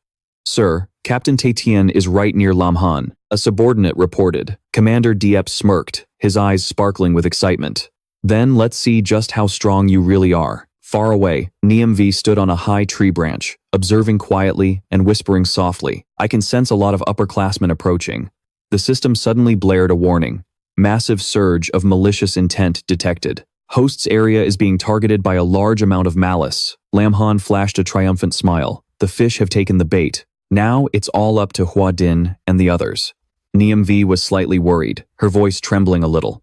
"Is this really going to be okay? What if the trap fails to hold the upperclassmen?" Lin Han reassured them, his eyes full of confidence. "Don't worry. As long as they stall for long enough, I'll be able to subdue their 5th-rank commander." He let out a soft laugh, ready to truly end this hunt. The system chimed in simultaneously, stealth activated.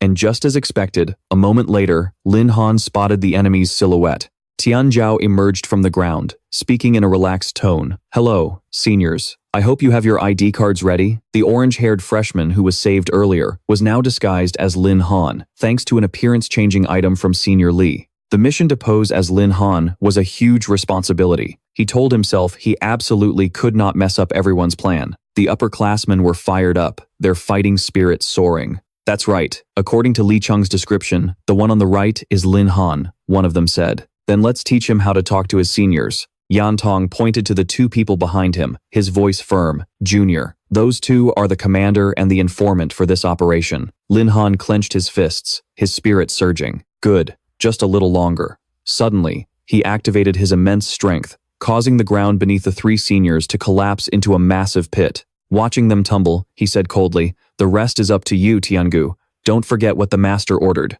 Tiangu immediately nodded, unleashing an enhanced thunderstorm straight at the group of upperclassmen. An electric shock erupted, causing all 3 of them to cry out in pain, their eyes wide as they collapsed from the terrifying power. Zhui Yi picked up their ID cards, striking a cheerful pose. With this many points, the master will definitely be pleased this time. Their score instantly shot up by 24,000. On the other side, Nanba Tianan roared in anger. "We've fallen into their trap." Lin Han was thrilled, his eyes sharp and cold. "Excellent. Now's the time. It would be best to finish these 2 off with a single, decisive blow." Without a moment's hesitation, he charged forward, his stealth maxed out and his berserk state unleashed. But Tianan was no pushover. He activated his spirit listener skill, boosting his hearing by 200%. He yelled, "Captain, watch out! There's an enemy attacking from behind and above." Although he couldn't see Lin Han, Commander Chi Tian managed to block the surprise attack with an ice rock fist. Lin Han was stunned and quickly defended himself, thinking, "This power is incredible. It's on par with the 4th-rank Black Python King." Knocked back several meters, he asked, "How did you guys detect my surprise attack?" "Logically speaking, I shouldn't have left any openings." Tianan smiled, his voice full of confidence. "Oh, Junior, you still have a lot to learn. While I couldn't detect your aura, the moment your movements disturbed the air, you couldn't escape my spirit listener skill." Chi Tian also spoke up, praising him. "I'm surprised you dared to attack a 5th rank like me. Your power isn't bad, but you're still too green. Your plan has failed. Hand over your ID card." Lin Han smirked, completely unfazed. "What nonsense are you talking about? The battle isn't over yet." Chi Tian cut him off, his voice cold. "Look at your teammates." Lin Han turned his head, horrified to see that his teammates had been completely frozen solid by an ice skill. Shu Ting was trapped in a layer of cold ice, and even those in hiding like Nian Wei couldn't escape. Chi Tian crossed his arms, his gaze sharp. "You're the only one left. So, make your choice. Will you abandon your teammates and run? Or," he sneered, "will you fight me?" The system immediately displayed a notification. Host has been detected facing a challenge from a powerful opponent. If victorious, the host will receive a mysterious reward. Lin Han didn't hesitate, nodding decisively. "Then let's give it a try." Chi Tian smirked, looking impressed. "Instead of running, you're actually challenging me? How interesting."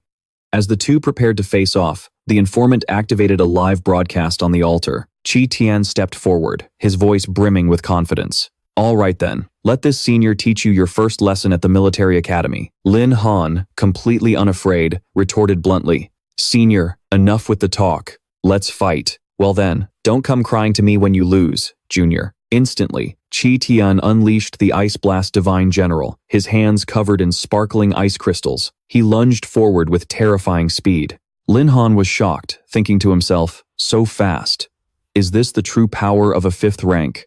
Without hesitating, he took a defensive stance. Suddenly, the system announced, Host's agility attribute has been temporarily reduced by 300 points. Lin Han was stunned, realizing the ice crystals were slowing his movements. Qi Tian's lips curled into a slight, confident smirk on his cold face. You noticed? That's right. My ice crystals have a slowing effect when they attach to a target, but my power doesn't end there. Without a second thought, he swung his arm and activated Spirit Gathering Break, his powerful skill. Spirit Gathering Break has a special effect. If the target's rank is lower than the user's, a random skill will be sealed, and the target will immediately suffer heavy damage. If the target's rank is higher, all of their attributes will be reduced by 30%. At that moment, a notification appeared before Lin Han. His creature contract skill had been frozen. Lin Han couldn't help but be startled by this, but it didn't stop there. A layer of frost began to spread from his feet, slowly creeping up his entire body, binding his every move. Just then, the informant chimed in, his voice filled with worry.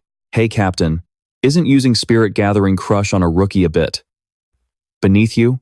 What if he ends up in the hospital for 10 days or half a month? Qi Tian replied coldly, his gaze as sharp as a knife. Don't worry, he's serving as a lesson for all the freshmen. If we don't punish him severely today, all the new students in the future will follow his example and disrespect their seniors. However, if he's willing to apologize to us publicly and clean the lecture hall for a full year, I might consider removing the skill and letting him go. He stepped forward, slapping Lin Han hard on the shoulder, his voice dripping with challenge. Come on, apologize to your seniors on camera. Otherwise, what good is a beast tamer who can't even summon his beasts? Meanwhile, in Director Ye's office, he and his subordinate were watching the match intently. The subordinate commented, his tone certain. Looks like this farce is over. Qi Tian has played his trump card. Director Ye frowned slightly, asking with a hint of doubt, Are you so sure? Hearing the question, the subordinate turned back, his eyes filled with surprise and curiosity. Director Ye, is there some variable I'm missing? Qi Tian has reached the 5th rank, while Lin Han is a 3rd rank at best. If Qi Tian wanted to, he could take Lin Han down in an instant. Director Ye flipped through a file and replied slowly, but according to his admission documents, Lin Han just broke through to the 4th rank not long ago. His 3rd beast is a fire type, which is the perfect counter for Qi Tian. What? How old is he to have already reached the 4th rank? The subordinate exclaimed in shock. It seems this show is just getting started. Back in the arena, Qi Tian slowly realized that his Spirit Gathering Crush was being broken by Lin Han. With his fire attribute beast, the layer of ice encasing Lin Han began to melt away. Breaking free from the restraint, Lin Han immediately went on the offensive. Witnessing his strongest move being nullified so easily, Qi Tian was stunned, his mouth agape in disbelief. His face paled as he screamed in horror, What in the world just happened? How could you possibly break my Spirit Gathering Crush? Lin Han's eyes turned ice cold as he spun around, erupting in a fierce blaze.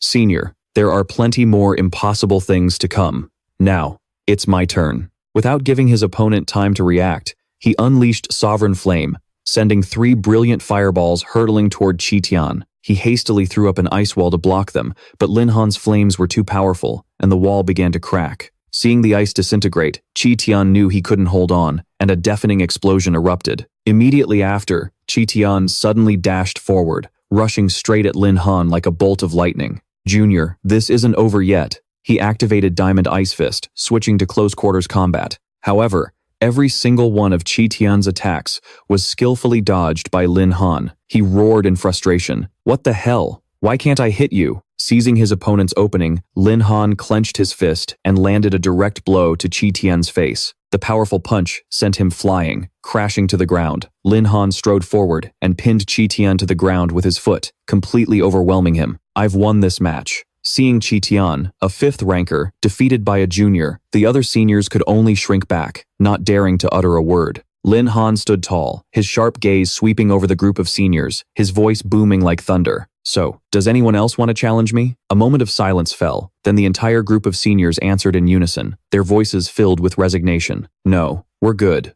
We don't want to.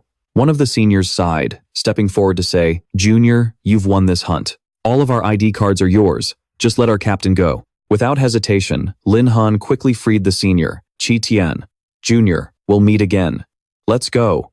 The group of seniors hastily departed, leaving Lin Han with a radiant smile, his eyes crinkling as the battle finally came to a close. Back at the military academy's viewing area, everyone's eyes shone with astonishment. Is it really possible for one person's combat power to be that strong? One person analyzed thoughtfully. A beast tamer's strength usually depends on their beasts. This means his beast's bloodline is definitely not ordinary, especially that one beast. It looks exactly like a legendary phoenix. Director Ye spoke in a low voice, his eyes filled with admiration. There's no denying it. Lin Han's abilities are truly outstanding. Even among the Academy's most elite students, few can compare to him. Indeed, sir. You have a keen eye for discovering such talent so early. One of Director Ye's subordinates spoke up. Perhaps he'll become our Academy's greatest ace. It's been a long time since the Sky Dragon Empire has seen a beast tamer this powerful. Could this kid be the next one? The man hesitated before asking, So, will Lin Han be put on that times list? He could be selected along with the other candidates to begin the observation process. The scene shifts to the freshman registration hall at the main gate of the military academy, where a large crowd has gathered. Lin Han muttered to himself with a smirk. This skill is really useful. Not only can outsiders not see the true forms of his tamed beasts, but they also can't hear their voices. To understand the skill Lin Han received, let's rewind to the moment after the upperclassmen left. Just then, the system announced that the host had completed the mission. It now offered 2 reward options.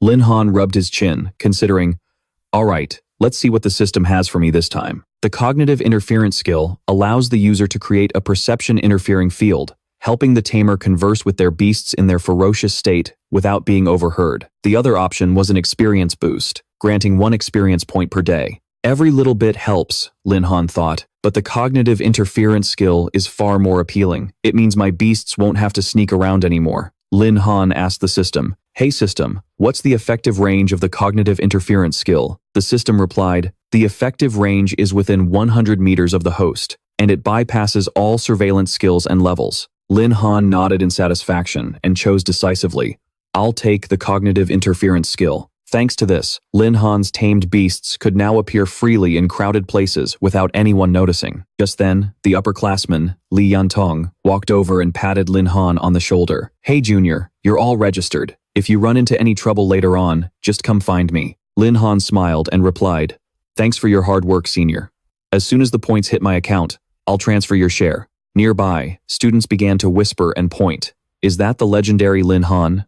Yeah. That's the guy who took down a 3rd year. A resentful voice chimed in. If a 3rd year couldn't handle him, then we 2nd years will have to put him in his place. Noticing the hostile glares from the other upperclassmen, Li Yantong quickly gestured to Lin Han. Junior, you should head back to the dorms. It'll be tough to handle if a bigger crowd gathers. Lin Han nodded and sighed. Of the 36 stratagems, fleeing is the best. I'll take your advice. Fatty, let's go. You got it, little Lin. Fatty Long let out a big laugh and headed for the dorms with Lin Han and Liu Su. Thanks to the senior causing a distraction, the 3 of them made it back smoothly. Good thing that senior drew their attention, or we would have had a hard time getting away, Lin Han laughed. So, I wonder what our roommates are like. Once inside their room, the 3 introduced themselves. I'm Lin Han, a beast tamer, Liu Su, an alchemist, Long Tianjiao, but you can call me Fatty, I'm a berserker, Fatty Long announced with gusto. Their roommate cheerfully chimed in, Hey everyone, I'm Sun Tianqi. My class is Cannoneer, or just Gunner for short. Suddenly, Sun Tianqi's eyes lit up as he stared at Lin Han. You're the legendary Lin Han, right? You know who I am? Lin Han asked, curious. Are you kidding? Of course. You're the hottest topic on the Academy's forum right now. Hearing how famous he'd become, Lin Han gave a slight, awkward smile. Fatty Long burst out laughing. Ha ha, little Lin, you're a real celebrity. Lin Han just shook his head. A man fears fame as a pig fears getting fat. I'm afraid everything I do at the Academy is going to be watched from now on. That night in the dorm, Fatty Long's snoring echoed like thunder, making it impossible for Lin Han to get a wink of sleep. With his ears being tortured, he gritted his teeth. Next time the system gives me a reward, I'm definitely choosing something that blocks my hearing. Just then, his 3 beasts materialized in front of him. Master, you're finally back. Xiaozhen missed you so much. Give me a hug, and don't you dare let go. Beaming with joy, Xiao Zhen dove straight into Lin Han's arms, clinging to him tightly. Yi stood behind them, her voice as cold as ice. It has been 9 hours, 48 minutes, and 52 seconds since we last saw Master. Seeing this, Lin Han chuckled, feeling a pang of guilt. He quickly soothed his precious darlings. All right, I'm sorry, you guys. I only had to leave you alone last time because there were outsiders around. I promise I'll let you all out to relax more often in the future. Beside them, Tiangu spoke up, her voice laced with anxiety. Master, without you here, my core energy becomes extremely unstable. I'm so jealous. They can wait for you so patiently, counting every single second until you return, but I just can't do that. As she spoke, Tiangu put on a pitiful act. Yi shot her a judgmental side-eye. Such clumsy acting. At that moment, Xiao Zhen spoke up, her voice sweet and obedient, a complete contrast to the other two. Master, I'm the good girl who never makes you worry, right? I would never argue with my sisters. Lin Han sighed and shook his head. All right, that's enough. No more fighting. All three of you are my precious treasures. He glanced over at Fatty Long, who was still snoring up a storm, and felt a little sad. It's a shame. I wish I could just hold you guys in peace for a little while. Suddenly, an idea popped into Xiao Zhen's head. Why don't we use the old trick? We can combine our powers to create a sealed space. The other two beasts immediately agreed. As they activated the special space, the atmosphere instantly shifted. A voice sighed in relief. Ah, this is so much better. We're finally free from that fatty's torturous snoring. Thanks to his three beasts, Lin Han finally got a peaceful night's sleep. The next morning, the freshman square at the military academy was buzzing with excitement. Senior Li Yendong was already there, waving at Lam Han's group. Hey, have you juniors gotten used to this place yet? Lam Han smiled and replied, It's all right. It's a bit hotter here than in Wuzhou City, but I still like it. Seeing the new students were still a bit lost, Li Yendong lowered his voice and adopted a serious tone. You guys just enrolled, so you probably don't know much. Let me explain. Unlike academies like Qingbei, the military academy is directly managed by the military and isn't under the control of the Ministry of Education. All activities here, from teaching to daily life, are based on a 4-person squad system. Whether it's competitions, classes, or final exams, everything is based on the squad unit. Therefore, choosing your teammates is of the utmost importance. He continued. Once a squad is formed, the members will be prioritized for placement in the same class. I heard that rewards are also given to the squad leader to distribute. You guys happen to have exactly 4 people, so you don't have to go through the trouble of finding teammates, right? Hearing the word teammates, Tony MV, the girl in the group, seemed a bit hesitant. Teammates? With my strength, I'll probably just drag everyone down. Lam Han immediately reassured her, his voice sincere. Don't say that. Your tracking and scouting abilities are number 1. I was actually worried you wouldn't want to join our team. He looked directly at Tony MV with a serious gaze. Without you, our 4-person squad wouldn't be complete. So, I'm formally inviting you to join the team. His sincerity moved Tony MV, and she nodded vigorously. Okay, I'll definitely do my best to keep up with you guys. Seeing that the juniors had formed a squad, Li Yendong explained further. After forming a squad, you have to register it. Think of a team name in advance. Right after class assignments, the freshman tournament will begin. Only first-year students participate. Each class sends 1 team, competing through 2 rounds. The first round eliminates 2 classes, and the team that wins the final round will receive a reward. Having heard the instructions clearly, Lam Han turned to his teammates, his voice full of excitement. Everyone got that? In that case, let's win the freshman tournament championship. I've already thought of a team name too. Let's call ourselves the Night Watchers Squad, to protect the countless lights of every home. The whole group agreed with the name. Looks like our squad leader will have to take good care of us from now on. Fatty Long laughed loudly. Let's go. Let's register the team first. The group lined up neatly in front of the academy gate to register. Seeing the jostling crowd, Fatty Long grew worried. Lam Han. It's so crowded. What if another team takes the name Night Watchers before we do? Lam Han just smiled. Then I'll just think of a few backup names. Suddenly, a voice broke the peace. Hello, Lam Han. I'm Kan Hai, a teacher at the military academy. Lam Han was startled and quickly acted polite. Oh, it's Teacher Kan. Is there something you need from me? Ah, Manager Ye Tai Cheng wants to have a word with you. Would it be convenient for you to come with me? Lam Han thought to himself, his eyes flashing. Manager Ye is looking for me? It's probably related to the hunting competition. Could it be about bonus points? That sounds tempting. He nodded. Yes, sir. Let's go. On the way, the teacher and student chatted amiably. Lam Han, you're a 4th-rank Beastmaster now, right? You just broke through not long ago. Without waiting for Lam Han to reply, Teacher Kan Hai continued in a tone full of admiration. To become a 4th rank in less than half a month after awakening. Even geniuses from prestigious families would find that difficult. Truly, a remarkable young talent. Lam Han humbly bowed his head. Teacher Kan, you're flattering me. Teacher Kan Hai shook his head slightly, a smile twinkling in his eyes. No, not at all.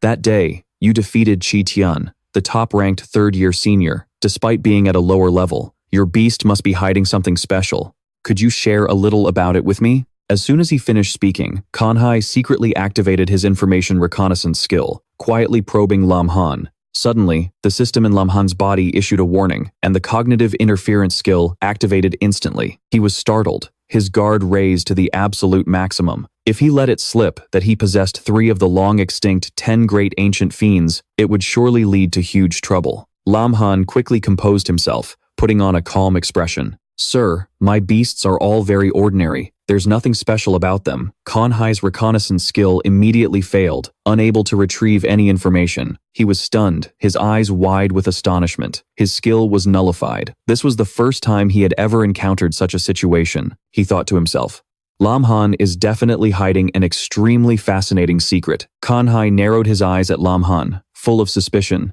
It's hard to believe an ordinary beast could have such power. Can you let me take a look? I suspect your beast has mutated. Lam Han tensed up internally. Even with the interference skill, Teacher Kan's attention is a threat. I have to find a way to distract him, he thought. Just then, an authoritative voice rang out, shattering the tense atmosphere. What are you two doing at the door? Lam Han, come in. I need to speak with you. It was Manager Ye. Lam Han let out a sigh of relief, feeling as if a great weight had been lifted from his shoulders. Entering the office, Manager Ye seemed to read his mind and immediately reassured him, your beast is very powerful. But as long as it doesn't harm the interests of the Empire, the military academy will not interfere too deeply. Hearing this, Lam Han sighed inwardly. Yes, I understand. Manager Ye got straight to the point. During the hunting competition, do you remember how many senior students you defeated? Lin Han hesitated. I remember it was 88. The man nodded. That's right, 88 students. You know about exchanging identity tags for points, right? Lin Han nodded slightly, thinking to himself, so, it really is about this. Supervisor Ye continued. Over 20,000 points. Have you thought about how you'll use them? Lin Han answered sincerely. I want to get them first. Then I'll figure it out. Although he said that, he already had a plan in mind. These points had to be used to buy delicious food for his 3 ancient ferocious beasts first. Supervisor Ye looked troubled. This is quite embarrassing to say, but I'm afraid the Academy can't pay out such a large number of points at once. Even though points are the Academy's currency, we can't just issue them in massive quantities. Lin Han felt like he'd been struck by lightning. Supervisor Ye continued with a serious tone. Today, on behalf of the Academy, I apologize to you. As for compensation, are there any items you need? I'll do my best to provide them at market value to deduct from your points. Lin Han thought for a moment. I'll cooperate with the Academy's arrangements, but right now, I can't think of anything I want. As a reverter, the enhancing effects of items aren't very significant for me. This was a tactful way of refusing unnecessary items. Seeing this, Supervisor Ye made a new offer. You're now a 4th rank transfer. You must be missing a tamed beast, right? As long as it's within my power, you can have a beast of any level you want. The Academy will cover all the training costs and food for your beast. How about it? Lin Han was secretly overjoyed. The food in his beast space was running low anyway, especially for Yi, who ate an insane amount. He nodded. I guess that's the only way. Supervisor Ye smiled. Don't be too discouraged. I'll do my best to make up for the remaining points, and you'll also receive cultivation materials to prepare for the enrollment tournament. All right? Lin Han nodded, the corner of his mouth twitching into a slight smile. Supervisor Ye added, you should hurry back. Don't miss the team registration deadline. Yes, I'll be on my way then. Lin Han politely took his leave. After he left, Supervisor Ye thought to himself, this time, it was the Academy's fault. I must find a way to compensate Lin Han later. I can't let Qingbei Academy laugh at us. Just then, Qinghai walked in. Supervisor Ye, I have something to discuss. Come in. What is it? Qinghai got straight to the point. I want to apply to be Lin Han's homeroom teacher. Supervisor Ye was surprised. Oh, you haven't taught new students in a long time. What's the reason this time? Qinghai replied, a cunning glint in his eyes. An outstanding new student like Lin Han.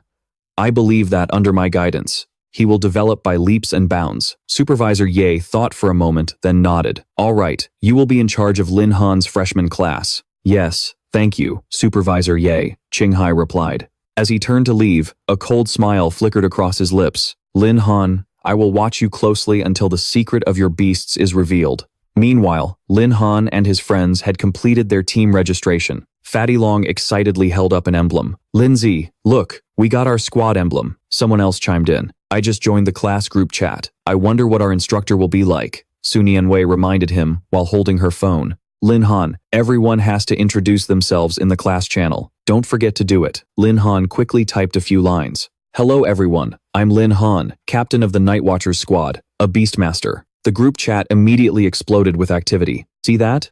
A Beastmaster. We're in the same class as this big star. Fatty Long sighed. Oh man, Lindsay. So many girls are adding you as a friend. Why isn't anyone paying attention to me? An even bolder message appeared. Hey handsome, are you looking for a girlfriend? How about you give me a try? This message sent A Yi, in the beast space, into a rage. Where did this vixen come from? I'm going to tear her apart. Tiangu quickly tried to calm him down. A Yi, calm down. This is the master's control panel. Just as chaos erupted, a message from the teacher appeared, silencing all the noise. Students, I am your homeroom teacher, Qinghai. In 10 minutes, assemble at Merit Square to begin the competition for class president. Anyone who is late, I don't mind having them attend their first lesson somewhere else. Lin Han was startled. The new homeroom teacher. It's actually Mr. Qinghai. The whole group of students rushed towards Merit Square, their footsteps thundering like a stampede of horses. Lin Han pondered quietly. He thought to himself, I can't believe Mr. Qinghai is my homeroom teacher. I'll have to be more careful from now on. Once everyone had gathered, Mr. Qinghai spoke in a loud, clear voice, filled with military authority. In 5 seconds, form up with 2 squads per row. The entire class will form a square. If you're not done in time, the whole class runs 10 laps. In just 5 seconds, the students scrambled chaotically to get into formation. Their limbs were a tangled mess, like a disturbed beehive. After the chaotic formation, Mr. Qinghai spoke, his steady voice not sounding displeased, getting straight to the point. I've called you all here today to elect a class president. The class president will be responsible for compiling everything that happens in class and reporting to me, and will coordinate with me to handle matters. The election process is also very simple, a contest of martial strength. The winner will become the class president of Class 4. Fatty Long clapped Lin Han on the shoulder, grinning from ear to ear. Lin Zi, with your strength, getting that class president seat will be a piece of cake. But Lin Han just shrugged. His eyes held a hint of caution. It's hard to say. Who knows if there are hidden dragons and crouching tigers in this academy? Besides, I'm really not interested in being the class president. Mr. Qinghai didn't give him a chance to sidestep the issue and immediately gave an order. His voice was cold as steel. The timer starts now. If a class president isn't chosen before this hourglass runs out, every single one of you will do 500 frog jumps. Not stopping there, Instructor Kan Hai threw out another piece of bait to stir the pot. By the way, the class president can receive an extra 100 points each month. The entire crowd of students instantly erupted, their eyes gleaming. 100 points a month. That was a fortune in dragon currency. I have to be the class president, one person shouted, but another voice immediately shot back with doubt. But who can possibly defeat Lam Han? He's practically unbeatable in a one-on-one fight. Lam Han sighed, muttering in exasperation. Figures I couldn't get out of this. People always say that early fame leads to trouble. The eyes of the surrounding students locked onto him, sharp enough to tear him to shreds. And then, the inevitable happened. The remaining contestants charged forward in unison, their fighting spirit blazing. With Lam Han here, none of us stand a chance. Let's take him out first. Then we can decide the winner fairly and pick a class president. But Lam Han didn't flinch. He activated his shield, standing as firm as a fortress of bronze and iron, blocking every single attack. Lam Han's teammates grew worried and quickly spoke up. Lam Tu, we'll back you up. He smiled confidently, signaling for them to fall back. You guys retreat first. Leave the rest to me. All right, be careful, Lam Tu, his teammates replied before quickly getting clear.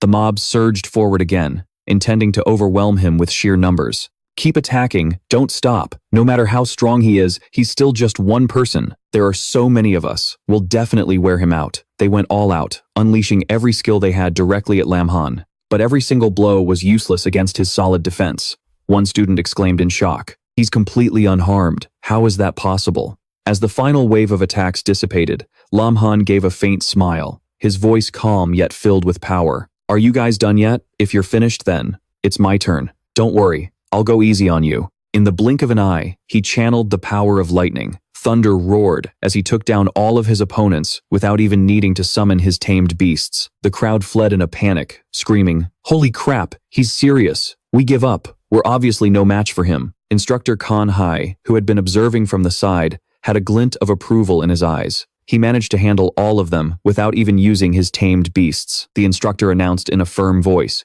"Your squad is the winner of this match. Have you all decided? Who will be the class president?"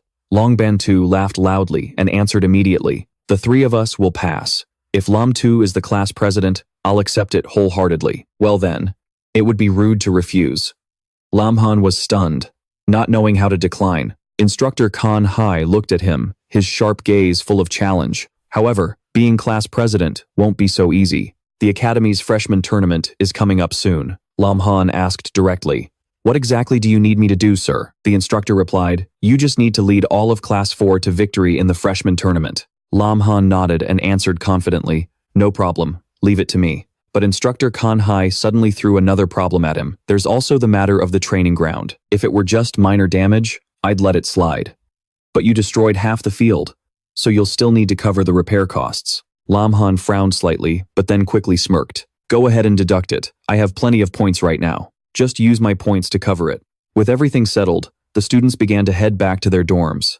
Instructor Kan Hai glanced at Lam Han as he left. He couldn't hide the admiration in his eyes. "Lam Han, your individual abilities are indeed very strong, but a true battle isn't fought alone. I'm looking forward to your performance in the tournament." At the military academy's training ground, Long Bantu was daydreaming about the future, his eyes sparkling. "With so many people here, if I win first place, won't I be able to get the numbers of all the cute girls?" Hua Din, standing next to him, heard this and immediately mocked him. "In that case, we'll just send you to the freshman tournament by yourself." Just then, the 310 primordial fiends in his beast space suddenly spoke up. "Master, can we come out and watch?" Lam Han nodded.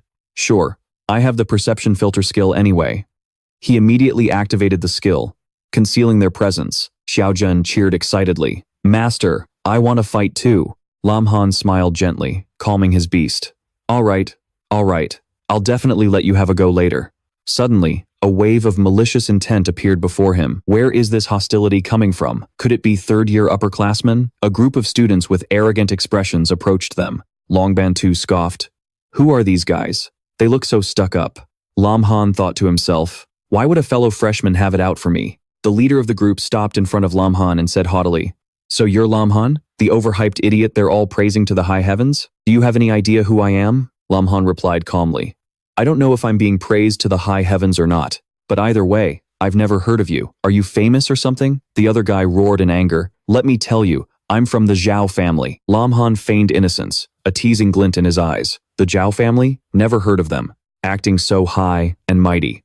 You think your family owns this academy or something?" Internally, he thought, "I have a whole system and this punk is trying to humiliate me? Isn't that just a waste of your life?" The other guy, provoked, yelled, "Lin Han, you better listen up. In this tournament, our class 3 will definitely take first place." Lin Han smirked, his voice dripping with sarcasm. "Oh, I see. You think you can win first place just by running your mouth? I heard you put on quite a show during the freshman hunt. You're a beast tamer, and I'm a beast master. Sooner or later, we were bound to see who's on top." He analyzed the situation in his head. A beast master is someone who's lived with beasts since they were young. No matter how strong he is, he can't possibly surpass me. What's this little clown prattling on about? The guy continued his provocation. "Are you too scared to accept my challenge? If you're afraid of losing, then just crawl back home, you useless punk." This remark instantly enraged Lam Han's teammates. "How dare you insult Lam Tu? Are you looking for a fight? Our class 4 isn't afraid of you. Can any of you even compare to our class president's achievements?" His 3 primordial terrors were also boiling with rage. Yi roared, "I'm gonna wrestle you to the ground today." Zizhen pleaded, "Master, can I please burn this piece of trash?" Lam Han quickly calmed them down. "Both of you, relax. If they act now, it'll just bring trouble to their master. Yi, Little Jen, you two stay put. I'll handle this myself." He turned around, his gaze as cold as ice fixed on the challenger. "Fine, I accept your challenge. What are the stakes?" The challenger flashed a triumphant smile. Let's bet on who wins first place in the freshman tournament. Whoever loses has to get on their knees and kowtow 3 times to the winner, and then call them grandpa 3 times. Lam Han smirked, looking at Zhao Feng with a mischievous glint in his eyes. If you're so eager to be my grandson, then I'll agree to your terms. He calculated in his mind. I'll provoke him into making the first move. This is a good chance to test his strength. Zhao Feng's face turned beet red, his anger flaring as he growled. Who are you calling your grandson? You're messing with me? Are you trying to die? Seeing Zhao Feng charge at him, Lam Han chuckled to himself. What an idiot. He took the bait. A fierce energy fluctuation spread out, causing Tai Ching in the distance to pause. His brow furrowed as he sensed the powerful skill. He wondered what was going on. Deciding to move closer, Tai Ching saw Zhao Feng furiously throwing a punch. He was determined to teach Lam Han a lesson. But before his arm could even touch his opponent, it was stopped by Tai Ching. His voice rang out, sharp and cold. Everyone, stop this instant. Are you trying to start a fight without permission? He commanded both of them at the same time. Lam Han shrugged slightly, retracting his skill in an instant. He nodded, his voice calm. All right, I'll stop. But inwardly, he felt a twinge of regret, thinking, too bad. I got caught. Just then, Zhao Feng saw a flash of lightning in the sky, leaving him utterly stunned. He wondered, when did he even activate his skill? Tai Ching reminded them in a stern voice. Qing Hai's voice rang out, decisively quelling the disturbance. All right, stop spacing out and get back to Class 4's position.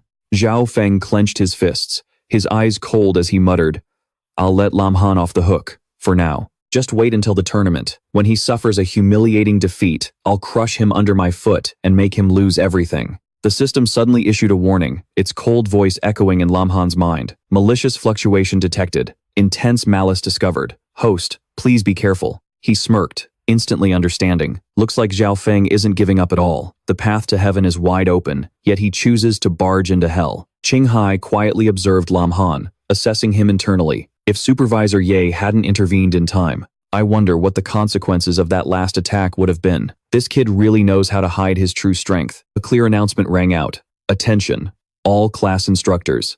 The freshman tournament will begin in half an hour. This year's tournament will be different, adopting realistic combat simulation training rules, specially approved by the Academy, challenging all barriers. The competition rules were announced clearly. The original teams will be shuffled and randomly reorganized. The sole objective is to learn how to build trust with strangers in the shortest amount of time and assign tasks effectively, coordinating to achieve victory. These skills, as the announcement emphasized, are of utmost importance on the battlefield, especially when teammates are injured or a temporary squad needs to be formed. Lam Han raised an eyebrow, his interest piqued. The military is truly different. Even their testing methods are unexpected. This is interesting. In the air, a hovering energy sphere emitted a faint glow. Qing Hai placed his hand into it and continued, his voice steady. Next, I will explain the competition rules in detail for everyone. Each class will send out 3 teams of 4, which will be randomly reorganized. Opponents will be chosen by drawing lots. The 2 competing teams will face off in the arena, fighting one-on-one. The winner stays to face the next opponent. However, each person can only hold the stage for a maximum of 2 consecutive wins. The first team to eliminate all of the opposing team's members wins. Lam Han nodded, thinking to himself that this test wasn't just about strength, but also about strategy. The order of deployment is just as important, it seems. Finally, Qing Hai announced in a resonant voice, at the end of the tournament, an MVP will be selected based on performance. The MVP will be chosen by the Academy's leadership and will be allowed to request 1 reasonable reward. He looked towards his class, his eyes full of expectation. With our class's strength, the only team you need to watch out for is the Class 3 team led by Zhao Feng. I believe you all will win. Get ready to form your teams. He prayed silently. Don't let me down. Hope. Thien Q got the team announcement and cheered happily. Lin Zi, we're still on the same team. Lam Han calmly replied. Let me see who our other teammates are. Glancing at the list, he gave a slight nod. Hai Long. Our paired teammate doesn't seem too bad. Just then, 2 other members appeared, calling out in unison, Wan Chu, the class president exclaimed with delight. I can't believe it. We're all on the same team. I'll be counting on you pros to carry me. Half an hour later, the tournament began. Thien Kyo excitedly pointed towards Taithon on the stage. Lin Zi, look, the drawing is starting. Taithon announced the results in a clear voice. Class 1 will face Class 4, Class 2 will face Class 3, and Class 1 has drawn Class 4. Someone exclaimed in surprise. Me against Lam Han? Is this for real? A classmate turned to ask Trio Fong. What do you think? He smirked and replied, it's a shame I can't eliminate him directly, but our two classes were bound to face each other sooner or later anyway. Trio Fong calculated inwardly, a cunning glint in his eyes. So what if Lam Han's individual skills are strong? The rules limit him to fighting only twice. Class 3 is full of main fighters. His teammates are no match for us.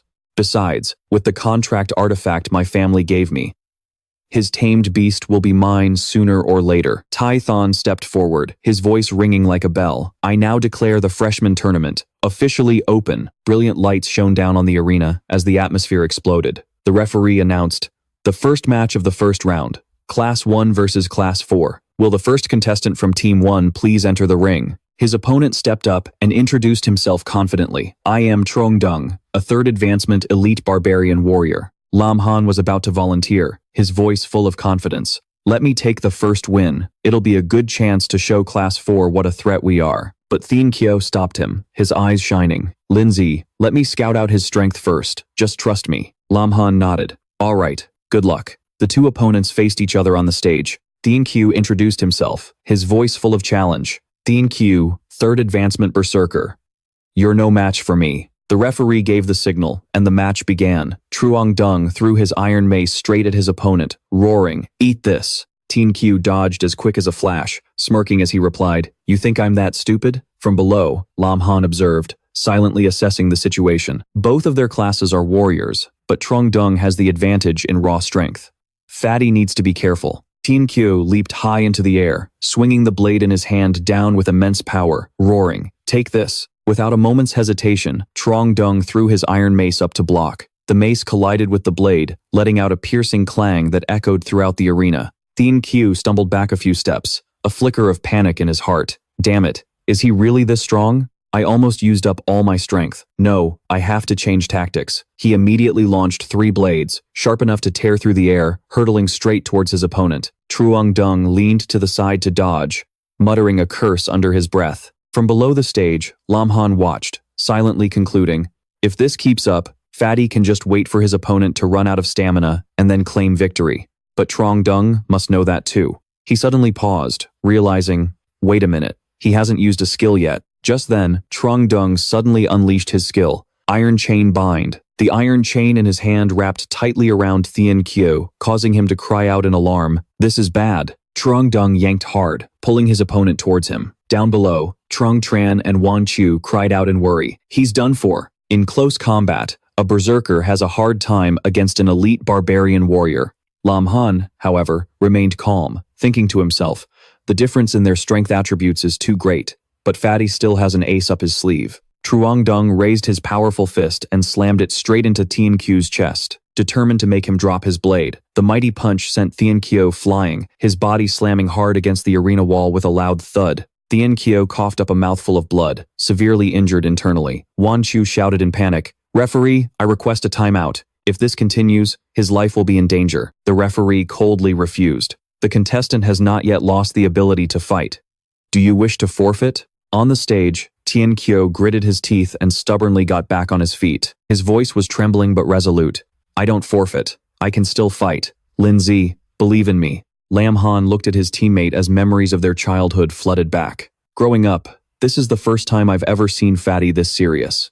Even if he fails, I'll carry the rest of the burden. He shouted in encouragement. I believe in you, Fatty. We do not forfeit. Truong Dung spun the mace in his hand, smirking arrogantly. All that big talk when you first got up here. I actually thought you were something special. He sneered. Keep going. If it were me, I would have forfeited immediately. Getting beaten up like this in front of so many people. What a loss of face. Wan Chu anxiously tugged on Lam Han's arm. Class president, you have to convince Thien Kyo to stop. If this goes on, I'm really worried. Lam Han cut her off, his gaze sharp. Don't worry, I know what Fatty is planning to do. He's going to use that skill. Suddenly, Thien Kyo's entire body erupted in fierce flames, his aura surging. He roared, try this on for size. Heart of the Berserker, activated. It continuously drains stamina to increase strength and speed. The more severe the injuries, the more terrifying the boost. But when his stamina runs out, the skill deactivates. An explosive punch from Tian Zhao sent Zhang Yong reeling, leaving him a bloody mess. His body flew far backward. He staggered to his feet, muttering in disbelief. How is this possible? From the sidelines, Wan Chu exclaimed in shock. Huh? What just happened? Lin Han chuckled softly, revealing, this move is the big guy's trump card. The more damage he takes, the more his potential explodes, causing his speed and strength to skyrocket in an instant. He let himself get hit, on purpose. He pushed himself to the brink of desperation to activate it. Tianzhao then began his ferocious counterattack. He looked straight at Zhang Yong, his voice full of challenge. Did you have fun hitting me earlier? Without waiting for a reply, Tianzhao activated Berserker's Heart again. Zhang Yong panicked as the figure rushed toward him, screaming, oh no. Tianzhao's blade, blazing with power, swung down. He declared, now, it's my turn. Zhang Yong could only watch helplessly, like a fish on a chopping block. The blade stopped just 1 centimeter from his shoulder. Zhang Yong was stunned, stammering, why? Why did you stop? Why aren't you attacking? Tianzhao smirked and replied softly, there's no need. The winner has already been decided, hasn't it? Zhang Yong lowered his head, his voice dejected. I lost.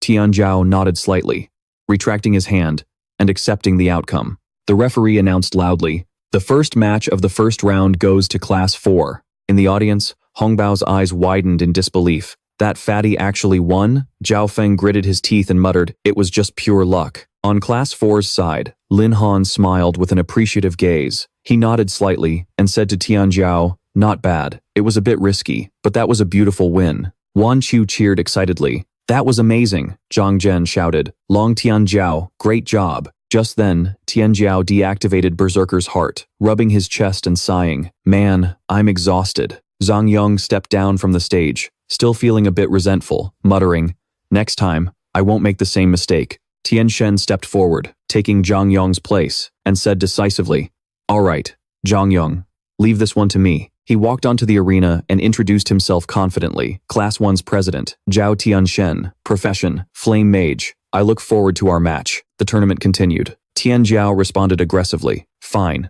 let me teach you a lesson. But in the audience, Lin Han frowned slightly, a flicker of worry in his eyes. He thought to himself, a Flame Mage has skills that counter close combat fighters. The big guy is in trouble this time. On the stage, the referee signaled the start of the match. Tianzhao immediately rushed towards Tianshen, calculating in his head that he didn't have much stamina left and needed a quick victory. He activated Berserker's Heart once more. Tianshen, in contrast, calmly summoned a ring of fire around his body, the Ring of Fire Resistance. This skill absorbs attacks and reflects them back at the opponent if their power doesn't exceed 200% of his own. Tianzhao clearly wasn't strong enough to break the limit. His attack was blocked, and he was thrown backward by the reflected damage. Lin Han grew anxious in the audience, thinking, this is bad. It's a complete counter. The big guy can't get close to him, and he must be running out of throwing daggers too. On the stage, Tianzhao landed safely and exclaimed, this skill is just too broken. Tianshen shrugged, his voice smug.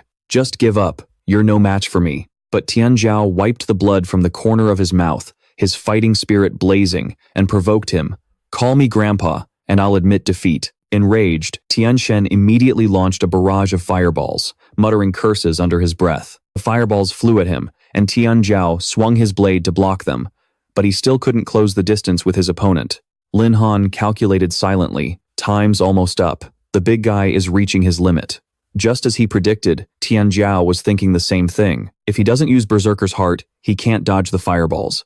But if he does, his stamina will be completely drained. He gritted his teeth, determined to hold on. He had to stall for time. Even if he couldn't win, he could at least wear down his opponent's stamina. Seeing his opponent's stubbornness, Tianshen gathered a massive fireball, its heat spreading across the arena. He threatened, still not giving up? When Tianzhao didn't respond, Tianshen hurled the giant fireball straight at him. Tianzhao gripped his blade tightly, putting all his strength into his defense, and roared, then, try this on for size. But the heat and power from the fireball were too intense, and he felt an immense pressure. This is bad. It's even stronger than I imagined. In the audience, a Class 1 student remarked, if that hits, Lin Han's teammate will probably be in the hospital for a while. Zhao Feng laughed smugly.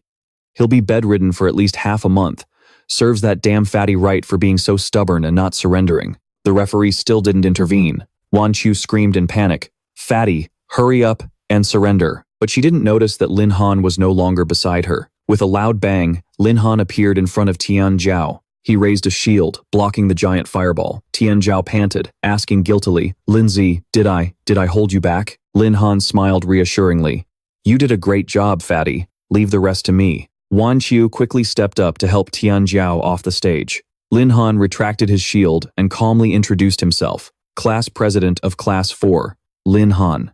A 4th-rank Beastmaster Battle General. Show me what you've got. Tian Shen let out a soft, a cunning glint in his eyes. Lin Han, is it? I've studied the footage of you from the freshman hunt. I know your moves like the back of my hand. Lin Han cut him off, his voice cold. Make your move. I'm in a hurry. Seeing him put away his shield, Tian Shen summoned his staff, surprised. I can't believe you even stored your shield, he sneered. Lin Han, you'll pay the price for your arrogance. The phoenix feather staff began to glow. Forged from the feathers of a phoenix beast, it increased attributes by 30% and skill power by 20%.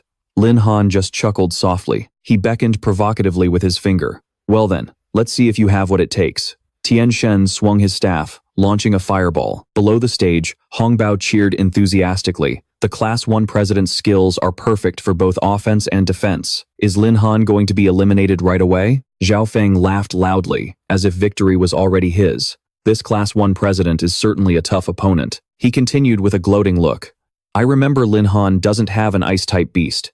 This is going to be a good show. On the stage, Tian Shen launched a small fireball, but its speed and power were exceptional. Lin Han stood still, simply raising a hand to block it. With a loud bang, the fireball shattered. He had used the copy skill from Heavenly Sense, Reverse Ironbone. As the smoke cleared, Lin Han spoke coldly. Is that all?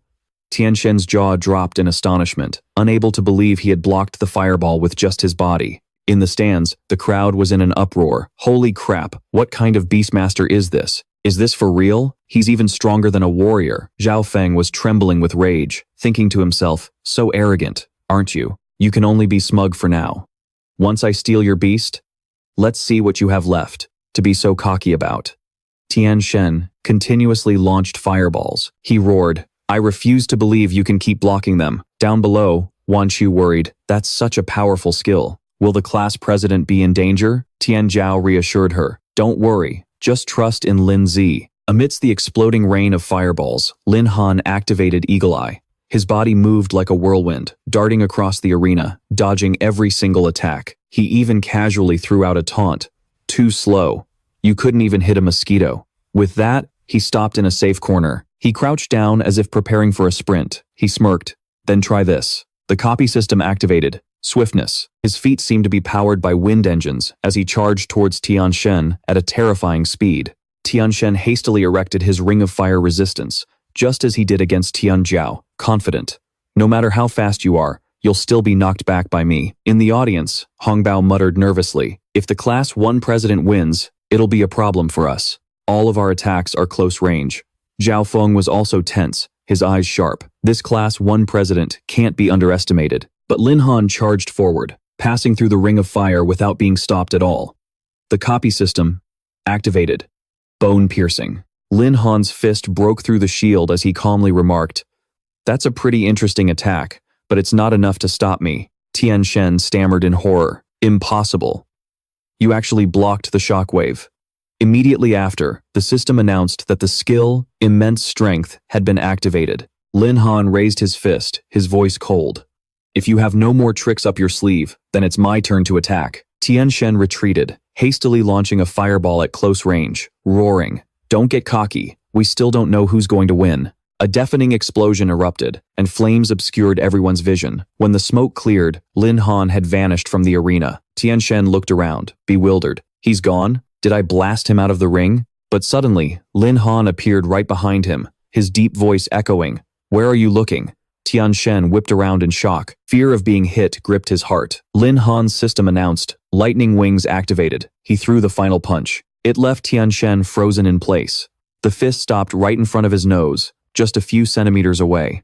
A terrifying shockwave shot past him, shattering the spectator stands behind him with a thunderous boom. When everything settled, Lin Han spoke nonchalantly. The match is decided. If you don't want to embarrass yourself further, then surrender. Tian Shen was stunned, his staff clattering to the ground. Behind him, a massive hole had been blown through the stands. He broke out in a cold sweat, muttering, the entire auditorium exploded? Such terrifying power. His legs went weak, and Tian Shen fell to his knees, bowing his head.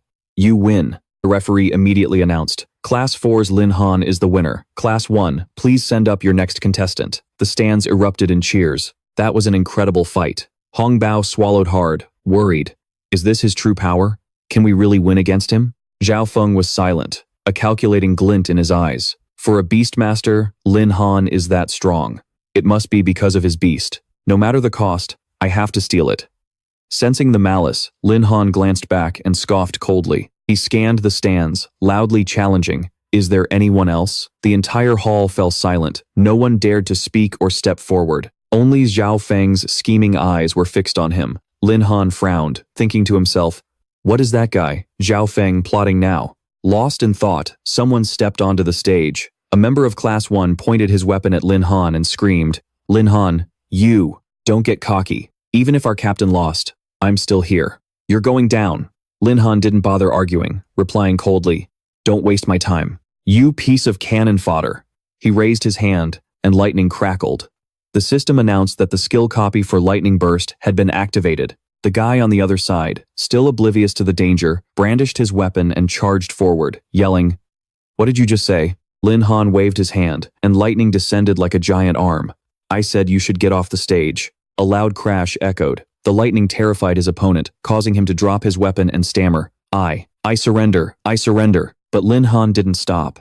Lightning Burst was a wide area skill, covering both the stage and the audience stands. The people below the stage panicked and fled when they realized the danger. Only Zhao Feng and Hong Bao couldn't react in time, crying out in unison, "What the?" With another loud bang, lightning struck, electrocuting them both until their hair stood on end. Hong Bao, furious, tried to jump onto the stage but was blocked, screaming for justice. "Referee, Lin Han intentionally injured others. I demand he be disqualified from the competition." Lin Han casually cleaned his ear, as if unbothered by the accusation. He shrugged and replied, "This skill of mine is a wide-range, random attack. You guys were just unlucky, or maybe you did something to anger the heavens." The referee stepped forward, stopping the chaotic group. "This was an oversight on our part. We didn't expect a new student to be able to break through the arena's protective barrier." The referee declared Lin Han the winner. The match was temporarily paused to repair the field and reinforce the protective barrier. Zhao Feng, unwilling to accept the result, stepped forward to obstruct them. "I don't accept this. I want to report this match for cheating." The referee responded fiercely. "You can report it to Supervisor Ye anytime you want, but if you continue to obstruct us, I will disqualify you from the competition right now." Seeing the threat, Zhao Feng had to swallow his anger, gritting his teeth as he watched Lin Han calmly leave the stage and return to the cheers of Class 4. Veins popped on his forehead as he cursed inwardly. "Lin Han, you just wait. For the humiliation today, I'll make you pay me back double."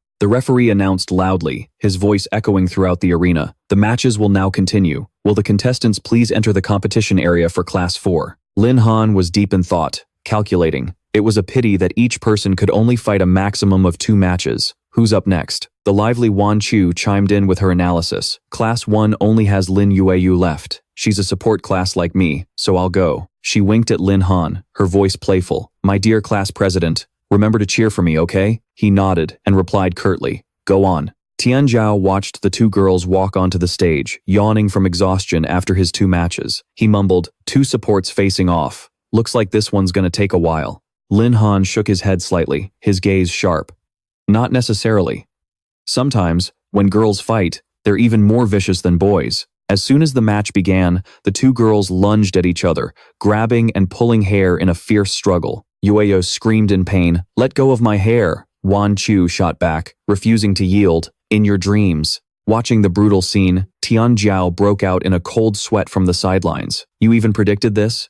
Lin Han gave a faint smile. "It's pretty standard." Realizing that close combat was not to her advantage, Yue let go of Wan Chu's hair and jumped back to create distance. She crouched down to gather her power, continuously activating support spells. Boots of Swift Wind.